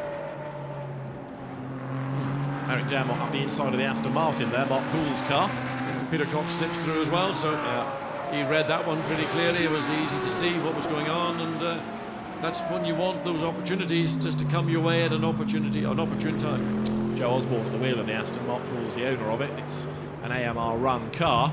They struggled all weekend really with the balance of it, but it sorted itself out hopefully for the race, and a traffic cone adds to the effect of the McLaren's looks, doesn't it? Well, it's not very pretty at all. I don't think it was designed to have that on it. Way off the road to avoid a slow McLaren, goes to the BMW. That's a novel approach. I don't know where there is a marker cone close to the circuit that you could actually pick it up. The white BMW with Stefano Colombo, who is running as the leader of Pro-Am, and actually flung the car off the road so as not to be delayed. Now, Gregoire de Moustier is, of course, the man that did the middle stint in the 98 McLaren. We've heard from Alvaro Parent. Let's hear next from Gregoire de Moustier in the pits. He's with Jack Nicholls. Gregoire, you're getting a bit hassled by one of the 90 Ferrari. Is there any thought to let the Ferrari go through? No, I don't think so. We need to let it go through. Alex is keeping his pace. It's going well actually. We'll see how we finish the race, but you must be feeling pretty confident at the moment. You got a good advantage. Yeah, we have a good advantage, but we never can be confident in motorsport. So we wait at the end of the race, and then we'll see. We was confident. And were you pleased with your pace in your stint? Because Alvaro gave you a huge lead, and you did well to maintain it. Yeah, I was pleased with my pace. The goal was to keep the advantage we had. I managed to do it. No, it's okay. We are happy, really happy. Actually, we'll see at the end. Okay, cool. Thank you. Thank you. Well, you've just seen Castellacci put himself on the track ahead of Prema. That gets rid of a possible problem. Absolutely, and I think that couldn't have come sooner as far as I'm concerned, because it was going to be an issue, and you've got a driver who is pushing really hard against a driver who's really into a consolidation. And to me, the team should have said maybe 2 or 3 laps earlier, look, let the Ferrari go. It's not our issue. He can run his own pace, his own race. We just need to bring our car home as clean and as basically slowly as possible. So 13 more minutes of the race to go. This will replay of that move. Castellacci busy flashing his lights, and Alex Prema measures his pace, stays on line, lets the car go around. I mean, Prema just basically lifted off early, cruised into the corner.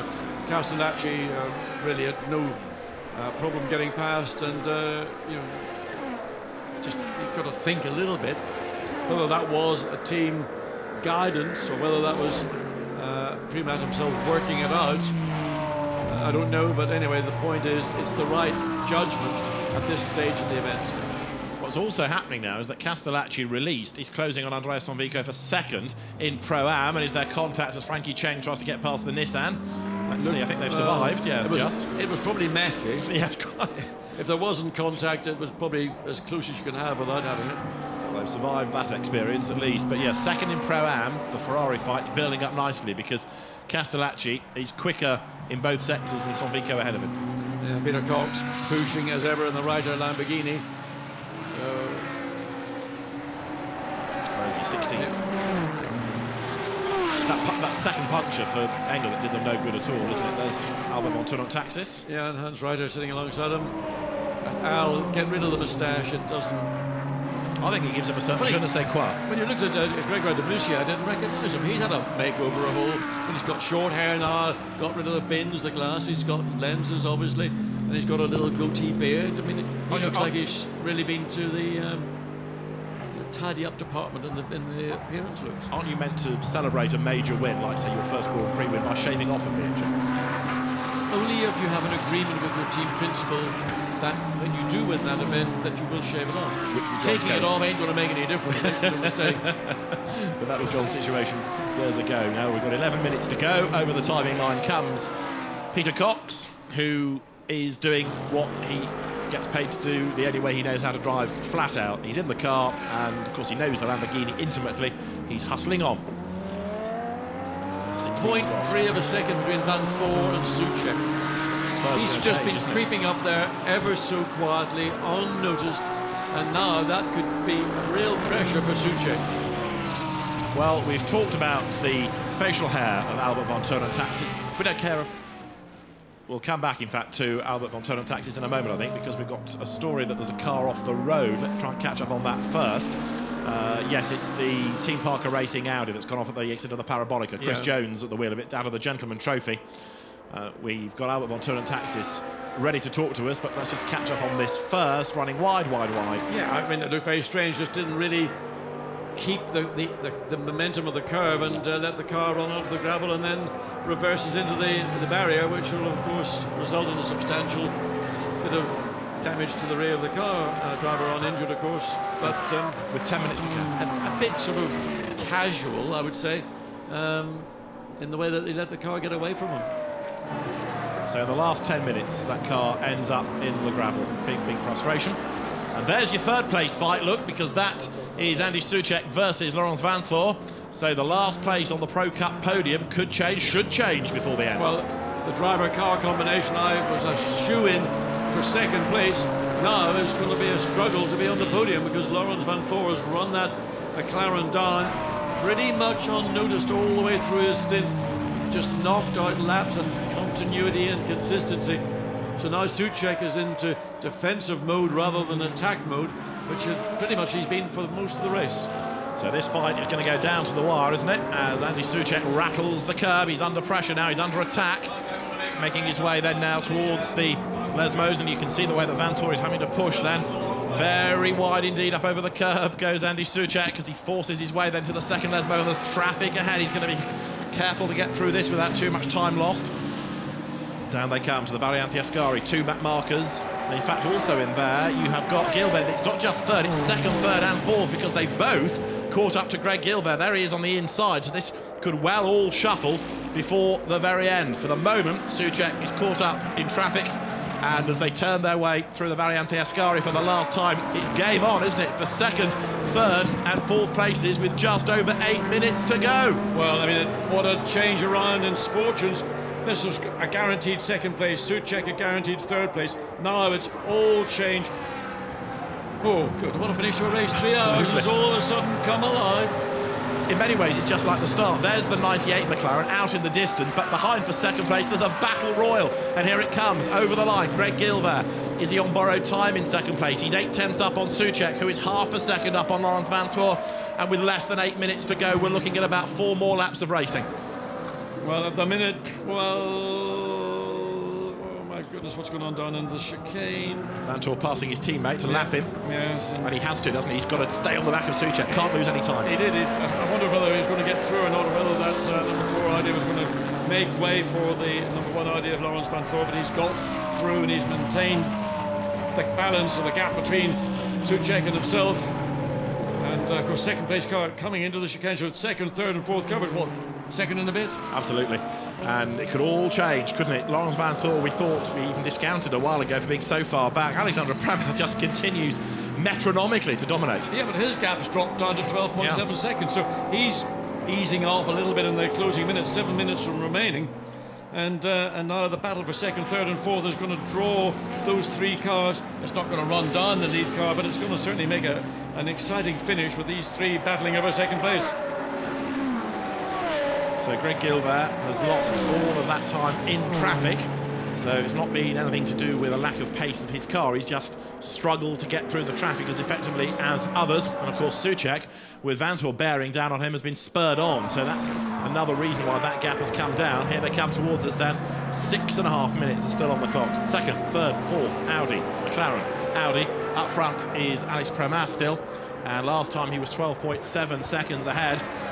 Can they do anything about closing that gap significantly? It's just too late in the race, isn't it? If they were going to do it, they'd have done it by now, I think, unless the McLaren suddenly hits problems. Yeah, I mean, they've now got roughly a second and a bit between each of the 3 cars. It's all about this is the defence by Gilbert on the one hand, but has Souček got anything left in the tank to attack? So clearly Vanthoor has got that, but it's running out of time. So they make their way over the line. 92 laps are done. Into the chicane they come, the first chicane, and it's 12.1 seconds between the top 2. That gap has come down just a little bit further on that lap by 0.6 of a second or so. And Greg Gilbert now doing his best to pull away once again. When there's a clear road ahead of him, he will be able to stretch that margin just a little. And also Andy Souček now looks like he's just measuring this gap over Laurens Vanthoor. So 5.5 minutes remain. It's been quite a race, hasn't it, here at Monza? I know Alexander Premat, along with Grégoire de Moustier and Alvaro Parent, have dominated it up front. But behind, we have had some fantastic racing, and it ain't finished yet. It was a bit like this last year. If you remember, the Ferrari of Kessel Racing dominated, but we had podium places traded on the last corner. With Adam Carroll's heroics and the Gulf Racing McLaren, are we going to have something similar this year? Bentley News, they're still 7th and 8th overall, and 6th and 7th within their class. Good first time out in the Blancpain Endurance Series for the 2 Bentley Continentals. And they're pushing hard. Here's 99 Andy Souček. Kevin Est and Kevin Koyas have done a good job in their stints. Surely Andy Souček is not going to get mugged at the end and lose a podium finish for them, is he? Of course, he's striving not to, and he's on his way now down towards the Parabolica with Gilbert, again looking just that little bit more secure in that second spot when there's no traffic for him to worry about, which does seem to be his weakness. If you can call it a weakness in this race, it's cost him time.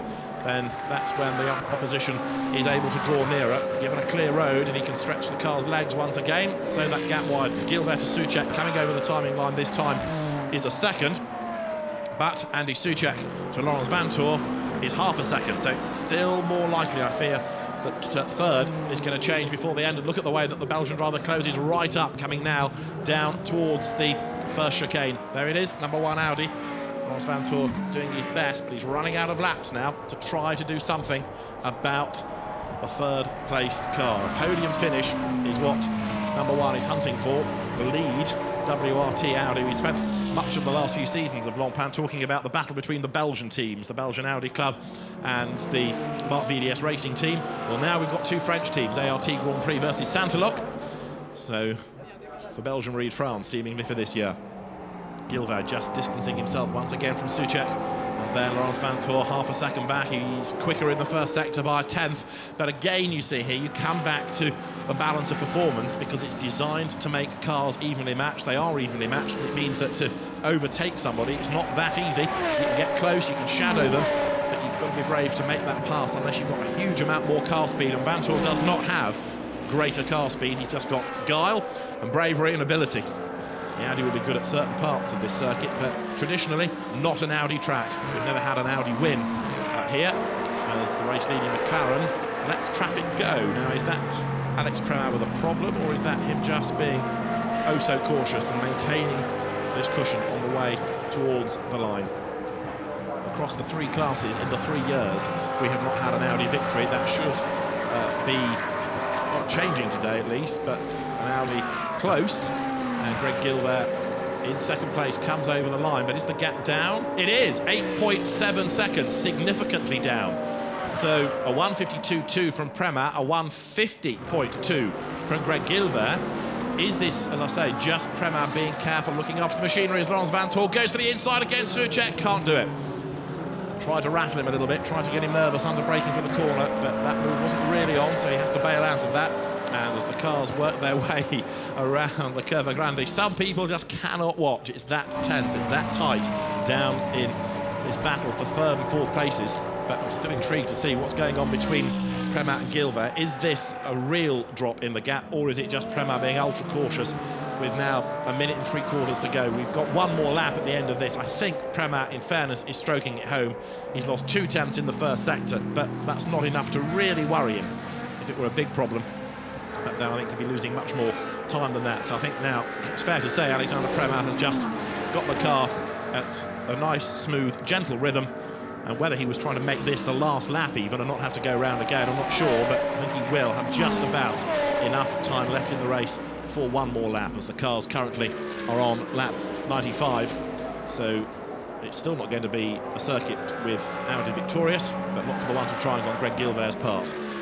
So how much have we got on the clock? 1 more minute, 1 more corner. It's going to be another lap, and that will give us a 96 lap race. So the leader is about to start the last lap. There is Gilbert second in the silver and blue Audi. Third behind him, you can see, is the hard-charging Andy Suchek, and Laurens Vanthoor has done so much hard work. He's got himself close. Is there going to be the cigar at the end of it, the extra place to be gained? I don't think there is now. Coming onto the last lap, he's dropped back a little bit. You can see as they come now over the line, heading down towards the chicane, the first chicane. And as they turn their way into that part of the circuit, the gap is up to 8 tenths between Suchek and Laurens Vanthoor. We've seen that he can do the catching, but he hasn't been able to make really a serious bid for that place. I think we've got the order sorted, but all it takes is one tiny error on this last lap and things are going to change once more. So here comes Greg Gilbert for second place, but ahead of them all, Alexander Premat is heading for a win. And so too is ART Grand Prix, because the number 98 McLaren, there it is, comes out of the second chicane and looks as though honours are going to go its way. It's been a very impressive weekend for ART Grand Prix. The car started on pole position and it really has not been headed throughout the race. The driver combination has been good. ART Grand Prix, with a great single-seater background, now I think has got its hat on as far as GT McLarens are concerned. They've gone through the growing pains of learning about this car, and now, with those lessons learned, able to run as a very strong team. The gap down again last lap, 7 seconds it was. And it's just Alexander Premat now stroking the car home, making sure that no dramas before him on this last lap as he comes out of the chicane.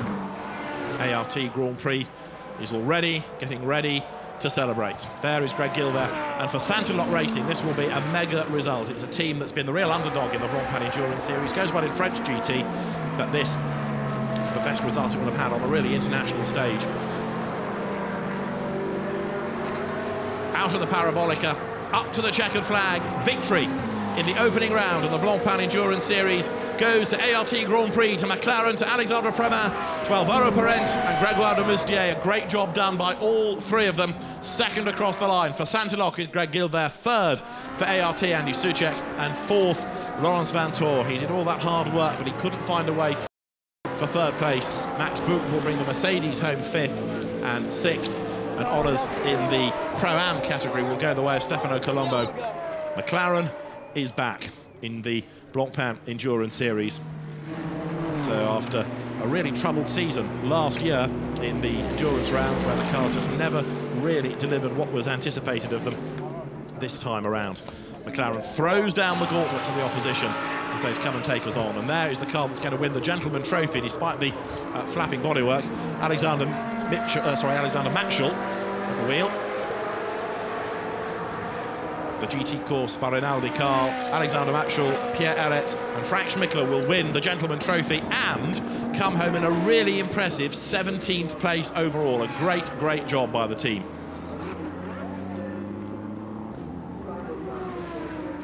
Well, here at Monza, it's victory for McLaren. Only the second win in the history of the championship, because it was Navarra 2 years ago that Fred Makovici and Stef Dusseldorp and Alvaro Parente took honours. Alvaro, yet again, is involved in a win for a McLaren, no surprise there, as now the ART Grand Prix car comes through. You can see the results. McLaren wins from Audi, McLaren and Audi in fourth place. So a win for Alexandre Premat, Grégoire de Moustier and Alvaro Parente. In second place, Greg Gilbert, Edward Sandstrom and Stefan Ortelli. And third, Andy Soucek, along with the Kevins, Estre and Koyas.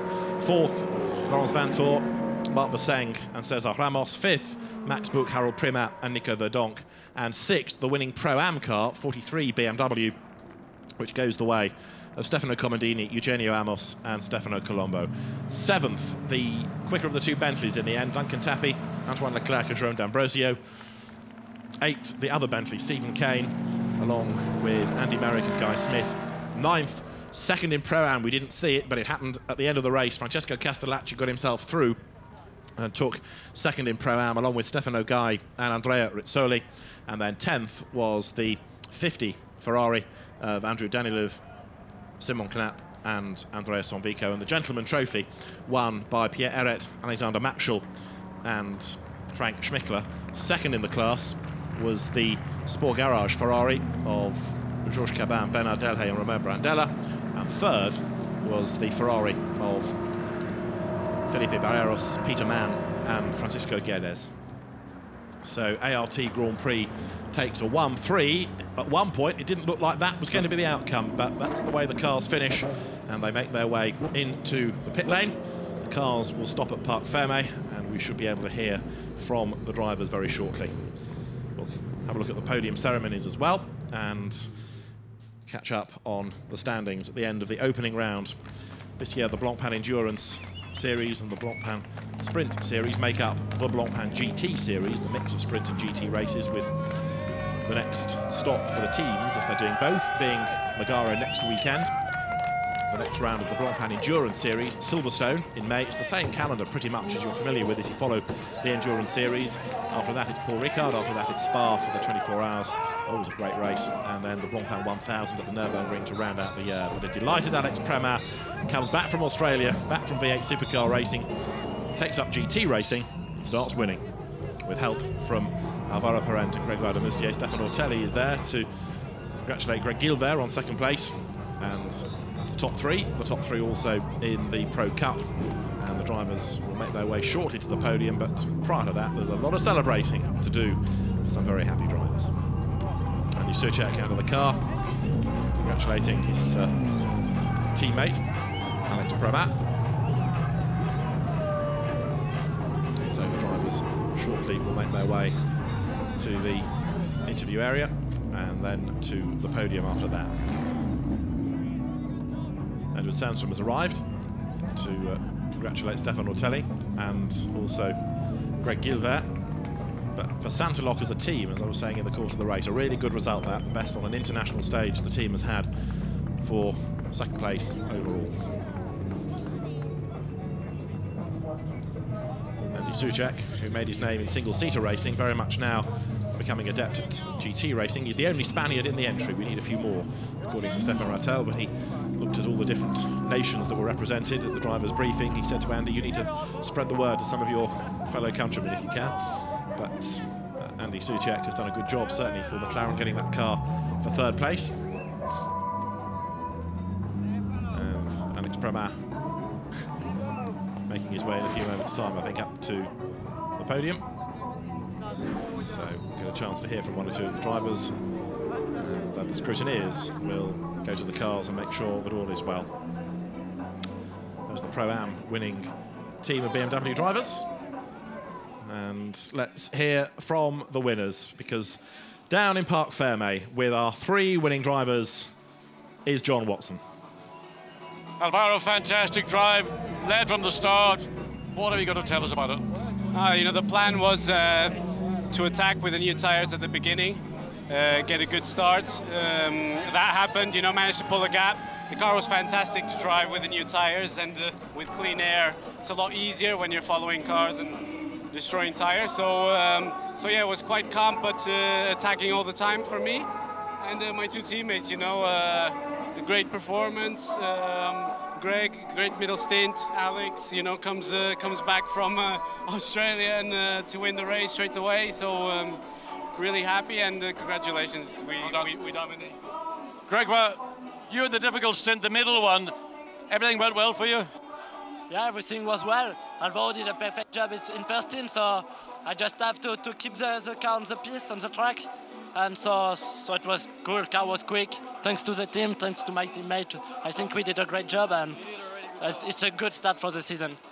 Alexander, you had a little bit of pressure, but from a car that was lapping you, how did you let him go, or you told to let him go? That's Castellacci. Yeah, of course, there was a lot of pressure from them because they were a bit faster than me, and that just let him by because they were a bit faster, and I was a bit worried that they missed their apex, and yeah, they just smashed the back of the car. So I was very careful to bring the car home, and I'm very proud of my 2 teammates. They did a perfect job, and as well from IRT by McLaren, and yeah, Frederic Vasseur gave me the opportunity to come back in Europe, so it's very pleased to be back in Europe and win straight away a victory. Well done. Alvaro, it looks like McLaren have not only got pace, but got the reliability we've always waited for.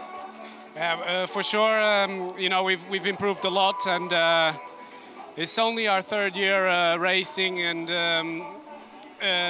you know, it's been going well, huge progress, and it's the car to be in, so I'm really proud to be driving the McLaren for McLaren GT, and, you know, keep winning races. That's the objective. See you, Silverstone. Well, what a way for ART Grand Prix and for McLaren to start the season. A 1-3, we've heard from the winners. And there, Andy Suchek talking about the hard work that he had to eke out of the car, and the hard work he had to do in order to hang on to a podium place at the end. And we'll get a chance, no doubt, to hear from Andy, along with the Kevins, Est and Koyos, in a few moments. So let's hear, first of all, from the 2nd place drivers, Greg Gilbert, Stefan Ortelli and Edward Sandstrom, because the Audi team had a great run, and the 3 of them are down in Parc Fermé with Watty. Edward Sandstrom, Stefan Ortelli, Greg, great drive. Yeah, it was a happy day in the car, I can tell you. It was a good fight, and the car worked really well, and yeah, I'm happy. I was called Thursday to do this, and to end up on the podium as a 2nd place is really, really good. Yeah, it's perfect. Must have been very tough, there's pressure for you all the way through. Yeah, I want to say thank you everybody, my teammate, my team. It was fantastic day, like Sandstrom say. He did a really good start, good job. Steph, and that's it. It was really a fabulous day. Stefan, you're always familiar with WRT, but you're in a different sponsor this year, but it's the same car, same team, isn't it? I think it's a special day for Saint-Eloque. It's such a tough competition here in this championship, and I think they deserve to be here, shown the potential. Same for Greg, he did a fantastic job in the last stint. And for me, it's a special day because since my accident here in Monza, it's the first time I will go back on the podium, and I think now the story is over. You've got lots of stories about Monza, but not go into all of them. Anyway, well done, guys. Congratulations. Yes, it was in prototype racing. Stefano Ortelli had his huge accident at the first chicane when the car flipped, and he hadn't registered that was his first podium since, but well played, Stefano. So that exercises any demons there, and it proves that he is back and as competitive as ever at every circuit, if there was any ever doubt about that. So the drivers, as I say, will head to the podiums, but before we get them up there, we better hear from the third placed crew, hadn't we? Because Kevin Koulias, Kevin Est and Andy Soucek also had a great race each. Let's go back to John Watson. Andy, I was being asked on there, are you going to get past that Audi? And I said, no problem at all. Great drive last year. Didn't happen. Well, I think we were quite close to the Audi in front. Unfortunately, we lost a lot of time on the pit stop, like 10 seconds, because there was a car in front, so we had to push the car back. And that was the result of our third place. Otherwise, I think we would have made the second one. McLaren's look really, really strong. You know, they've been working, knocking on the door, but today I think was confirmation. Yeah, McLaren has done a very good job during the winter, and now I think we'll be fighting for the wins in every race, I hope. Okay, the next round we're coming to is going to be in Silverstone. Last year, McLaren struggled big time. What are you going to expect? I think we worked quite good in the winter. We'll still continue to work, and we'll be there for sure. And Frederic Vasseur, 100% behind 2 cars. Going to be very strong this year. Sorry, can you repeat? I didn't hear. I'm just saying that with Frederic Vasseur behind you, it's going to be very, very strong. Yeah. It wasn't easy race, but I think in the end we managed to do maximum out of it after the qualifying. Well done. Mike, I can't hear a bloody thing. The track. So we've got the third place drivers very, very happy with weekend's work, and they will now make their way up to the podium. And let's confirm how things were at the end of 96 laps of racing at Monza, with ART Grand Prix taking a win for Grégoire de Moustier, Alex Premat and Alvaro Parent. Audi second, Santalok, the team, Edward Sandstrom, Stefano Ortelli and Greg Gilbert, Kevin Koulias, Kevin Est and Andy Soucek third. Cesar Ramos, Marc Basseng and Laurence Vantour fourth, ahead of Harold Primat, Nico Verdonk and Max Buch. The Stefanos, Comandini and Colombo with Eugenia Amos sixth to win Pro-Am, ahead of D'Ambrosio, Leclerc and Duncan Tappy in the better of the Bentleys from Andy Merrick, Guy Smith and Stephen Kane. Rizzoli, Guy and Castellacci second in Pro-Am and ninth, with Danilou, Knapp and Sonvico 10th and third in the Pro-Am class. At one stage, we thought number 80 Nissan was going to get third in Pro-Am, but in the end it was 13th overall for that car, and in fact fifth in the class, the Acuriacos BMW getting by for fourth before the end as well. And looking down through the order, you can see that 17th is where you find the winner of the Gentleman Trophy, which is Pierre Eret, Alexander Matzel and Frank Schmickler. Second in the Gentleman Trophy, 23rd, the Sport Garage Ferrari of Caban, Delhay and Brandella, ahead of Barreros, Mann and Guedes. But as you scroll down the order, so you come across the walking wounded, don't you? Because at the end, only 27 cars took the checkered flag. We know about the Ream Parker racing car of Ian Loggy, Chris Jones, Julian Westwood off with 10 minutes to go. The infamous number 333 Ferrari with its innumerable offs. The Oman racing team Aston Martin, shown as 30th, that was a retirement into the pit lane. McLaren 15 really struggled all afternoon. 35 got to the end, but lost an hour early on in the race. And number 3 Audi never really recovered after its contact, but James Nash suffered early on. 111, that of course was an early black flag to remove Castle Racing from the race itself.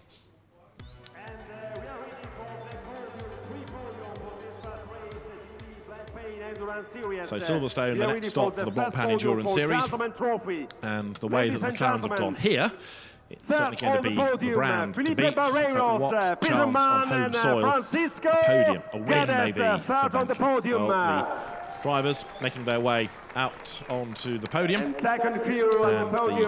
podiums are being done in reverse. So you've got the Gentleman Trophy podium first of all, for which the drivers head out with the requisite badges in place. The third placed team being from the AF Corsa team, Felipe Barreros, Peter Mann and Francisco Guedes. For second place, there's George Caban, who is with Bernard Delhay and Romain Brandella. But the top step of the podium goes to a Ferrari 458, numbered 458, and driven by Pierre Eret, Alexander Matschel and Frank Schmickler.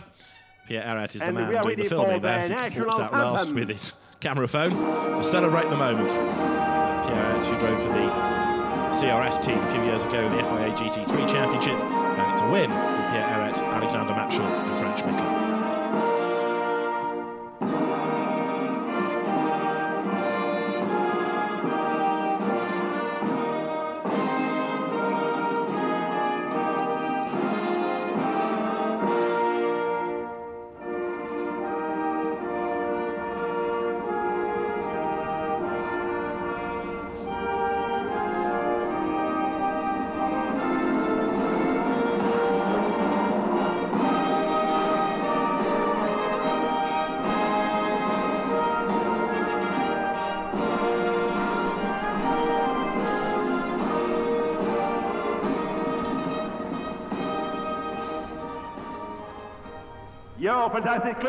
A win in the Gentleman Trophy at Monza in the opening round of the Blancpain Endurance Series for Pierre Arret, Alexander Matschel and Frank Schmickler. Alexander Matschel, somebody who's come from the VLN and only moved into the Blancpain Endurance Series for the Nürburgring race at the end of last year. And in his second outing in the championship, he's a class winner. But there the trophies given. First of all, to Peter Mann, to Felipe Barreiros and Francisco Guedes, the two Portuguese and the Brit with the American licence. For second place, Romain Brandella, Bernard Delhay and Georges Caban, back on a Gentleman Trophy podium. You remember in the first year of Blancpain, he was a regular winner with the Lamborghini. But for the top step, the trophies will go the way of Pierre Arret, with his Pirelli hat on, for Alexander Matschel and Frank Schmickler. Hugely experienced German driver, one of the Audi DTM races many years ago, and BMW driver in the DTM in the 90s. Frank Schmickler now enjoying himself as built up a business, a hobby racer rather than doing it as a career. And the GT Course by Rinaldi team takes the team's trophy, and therefore the team's representative on the podium as well. So there's trophies for them, smiles all round, and here at Monza, victory for Ferrari. Once again, the second year in a row, the Gentleman Trophy is won by Ferrari. Pierre Arret, Alexander Matschel and Frank Schmickler win the Gentleman Trophy.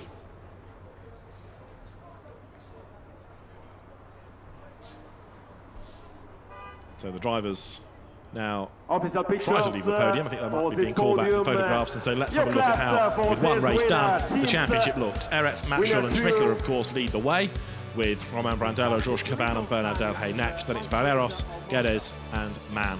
Jean-Marc, Machelier, Howard Blanc and Yannick Manigol finished fourth in the class in the race, and so they are next in the point standings. But for the reigning champion, Jean-Luc Blanchemin, it's not been a great day. Christian Kelders and Yves Werts joining him in the Audi, which was the last car to take the checkered flag in class. Jones, Loggie and Westwood off. Gosselin, Lanier and Sword in the pit box. Earl, Kramer and Daniele Perfetti black flag early on after Steve Earle ignored quite a number of attempts to get him through to serve a drive-through penalty. As far as the team's trophy is concerned, GT Course by Rinaldi from Sport Garage from AF Corsa, and then the Belgian Audi Club Team WRT as the finishers. Team Parker Racing taking points for being classified on distance. Santilok and Kessel frustratingly not making it to the finish.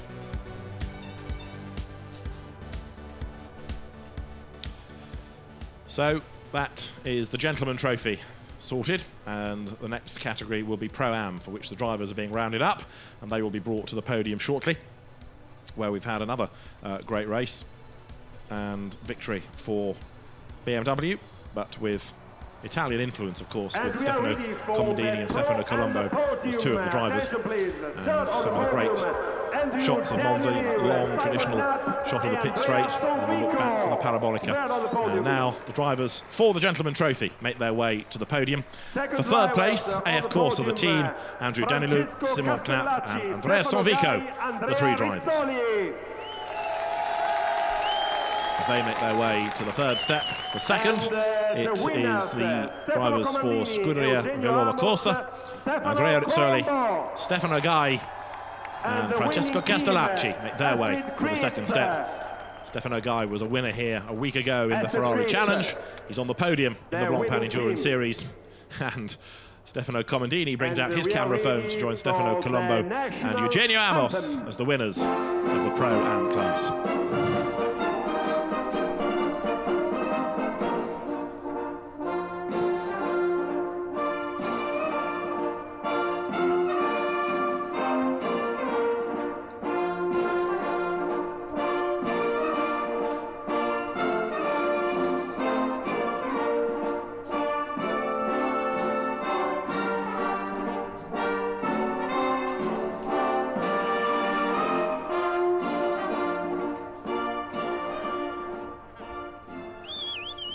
A very happy Stefano Comandini in the middle, with Eugenio Amos on his left, Stefano Colombo on the other side, and out come the trophies to be presented to the drivers. And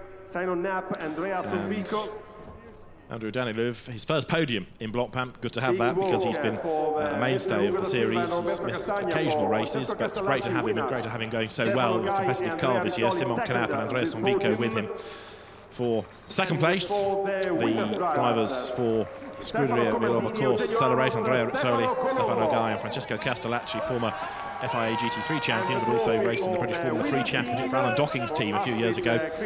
And on the top step, very happy Stefanos, Colombo and Comandini, and Eugenio Amos, the third driver, Eugenio, who's been in Lamborghini and then Ferrari, but now winning in BMWs in Pro-Am.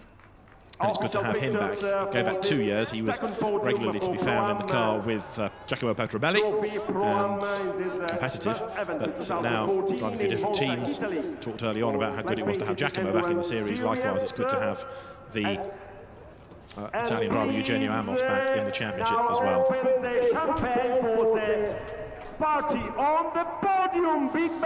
So the Pro-Ams are a bit more vigorous with the champagne than were the gentlemen, and as the champagne sprays, Pro-Am trophy podium complete.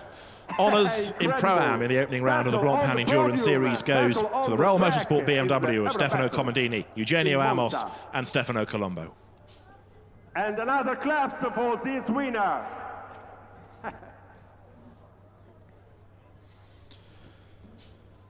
Champagne sprayed, trophies collected, photographs taken. The drivers in a moment will make their way off the podium. Let's just confirm the way the championship looks. It is, of course, the race result. So that's Amos, Colombo and Comandini ahead of Castellacci, Guy and Rizzoli, with Danilo, Knapp and Sonvico in third. Oliver Bryant, Alistair McCaig and Andrew Smith for a Curious in the BMW, fourth in class. After a year away, back, and the Barwell Motorsport run car back with a bang. Great result for the Anglo-Scottish drivers. And then fifth in the standings after the results of this opening round will be the Nissan drivers Alex Buncombe, Nick McMillan and Florian Strauss, who were looking good for a podium until the last few minutes. Nico Maroc and Eric Trillier are sixth, ahead of Michel Albert, Stéphane Clemeret and Gilles Vanelay. Eric Dermot and Franck Pereira, the Porsche drivers, next, ahead of Nicolas Armindo and Eric Clement and Benjamin Lariche, the BMW Z4 trio. Nick Katzberg and Henri Hassid, their co-drivers, taking the final point in Pro-Am.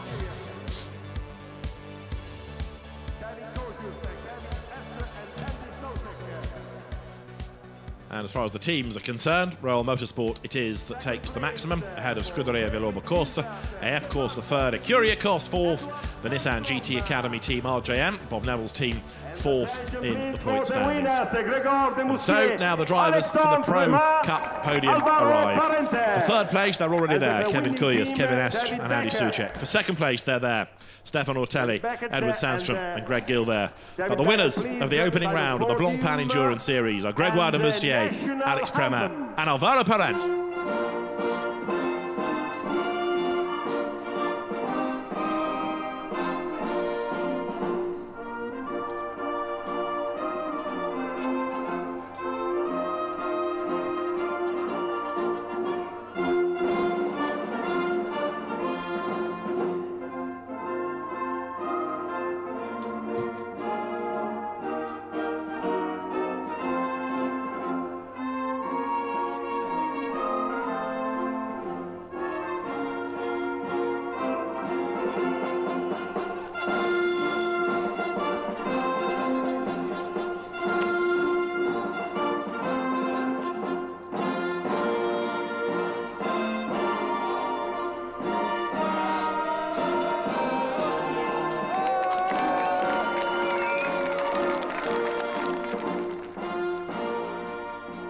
Fantastic national anthem. McLaren wins the opening round of the 2014 Blancpain Endurance Series at Monza. And on a day where the leading McLaren has dominated the race, let's see what the rest of the season holds, but you can guarantee that the opposition will be working hard for Silverstone. The trophies are presented to Kevin Kuyas in the black overalls for third place, Kevin Estre, and to Andy Soucek there. In the middle is Edward Sandstrom, Stefan Ortelli and Greg Gilbert. Almost dwarfed at the other end is there for third place, and the team representative from ART is on the podium too, but there are the winners. Alex Prema in the middle, Alvaro Parente nearest to us. With the beard, there you can see Gregoire de Moustier, his first win outright in Blancpain, but a class winner at Navarra 2 years ago. ART Grand Prix, which had a superb track record in single-seater racing in Formula 3000, in GP2, in Formula 3, and now turning its attention to sports car racing, GT racing in particular, and ART Grand Prix takes the honours, therefore the team gets the Blancpain clock, and after a victory, it's time for the winning drivers now to spray the champagne here at Monza and celebrate victory in round 1 of the 5 in the Blancpain Endurance Series. The champagne is sprayed, happy and now sticky drivers on the podium at the end of a gruelling afternoon's work. So victory in the opening round of the Blancpain Endurance Series at Monza to Gregoire de Moustier, Alvaro Parente and Alex Prema. De Moustier, Parente, Prema take over the lead of the championship, of course, ahead of the Audi drivers Sandstrom, Ortelli and Gilver, and then third in the championship, Kuyus, Est and Andy Soucek. The teams headed by ART Grand Prix from Santalok, Belgian Audi Club third. Let's look back at some of the highlights of the opening round of the championship. The crowded grid had to funnel its way through the first corner. Battles raged on right the way through the opening stint. For some, it was just too unbearable, as the battles were certainly fierce. And when Giacomo Petrobelli got into the back of Andy Merrick on more than one occasion, Bentleys went leaping off the track. Ferraris suffered damage. Marco Seefried's green Ferrari did a good job to work its way through traffic. Alvaro Parente built up the lead early on. An early casualty was the number 18 Black Falcon Mercedes that put itself off the road when being driven by Michael Loboda. Battles were going on track, and Marco Seefried was just a star in the first hour as he worked his way up through the field. There was drama though for Phil Quaife, who found himself squeezed off the road, and worse was to come a bit later when his car suffered damage. Eventually, Petrobelli got himself up past the Bentley of Andy Merrick, ran wide at the first chicane, and Andy Merrick fought back. Then it was time for Edward Sandstrom to make a move. He pounced and found a way past. Kevin Est and the McLaren was right there as well, and he and Merrick leant on each other going down to the first chicane, and once through, the McLaren was able to pull away. Not so lucky was James Nash, who got harpooned by Phil Quaife going into the first chicane. Neither car was able to get to the finish. Hubert Hout muscled out of the way the Audi in the hands of Ian Loggy, and then Kevin Est and Giacomo Petrobelli came to grief at the chicane. Damage to both cars continued, albeit out of the race after its pit stop would be the Ferrari. Nick Katzberg hit Lucas Wolf, had a puncture, went through the gravel, brought the gravel onto the road with him, nearly wiped out the Mercedes again. And meantime, Vadim Kogai, having taken over from Marco Seefried, went off again, and again, and again. The 333 Ferrari was a focal point of the middle hour of the race, being involved in a fair few dramas. This wasn't the last of them. It dug itself out of the gravel, even though it was nearly wiped out by the Gentleman Trophy WRT Audi. Good battle in Pro-Am, which puts him on Canap ahead in the Ferrari, although ultimately they were heading for second in the class. Stefan Ortelli made a mistake at the chicane, hopped off and hopped back onto the road as the Gregoire de Moustier McLaren continued to build its lead, ready to be given over to Alex Prema. When Andy Soucek took over 99 McLaren, he was on target for third. Max Buch made a tiny error in the Mercedes. He was on target for fifth place come the very end. Francesco Castellacci, though, started to really charge in Pro-Am in the final hour. He unlapped himself from the leader and then hunted down Sonvico's Ferrari for second place, as with 10 minutes to go, Chris Jones lost his Audi coming out of the Parabolica and backed it into the wall. Laurens Vanthoor got himself onto the back of the third place McLaren, but try as he might, he couldn't find a way through. And that meant that ultimately the checkered flag would be waved at the winning McLaren of Alvaro Parente, Gregoire de Moustier and Alex Prema, victorious in the opening round of the Blancpain Endurance Series at Monza. A great way to start the season. The next stop is Silverstone at the end of May. From Jack Nicholls, John Watson and David Addison, it's goodbye from Monza.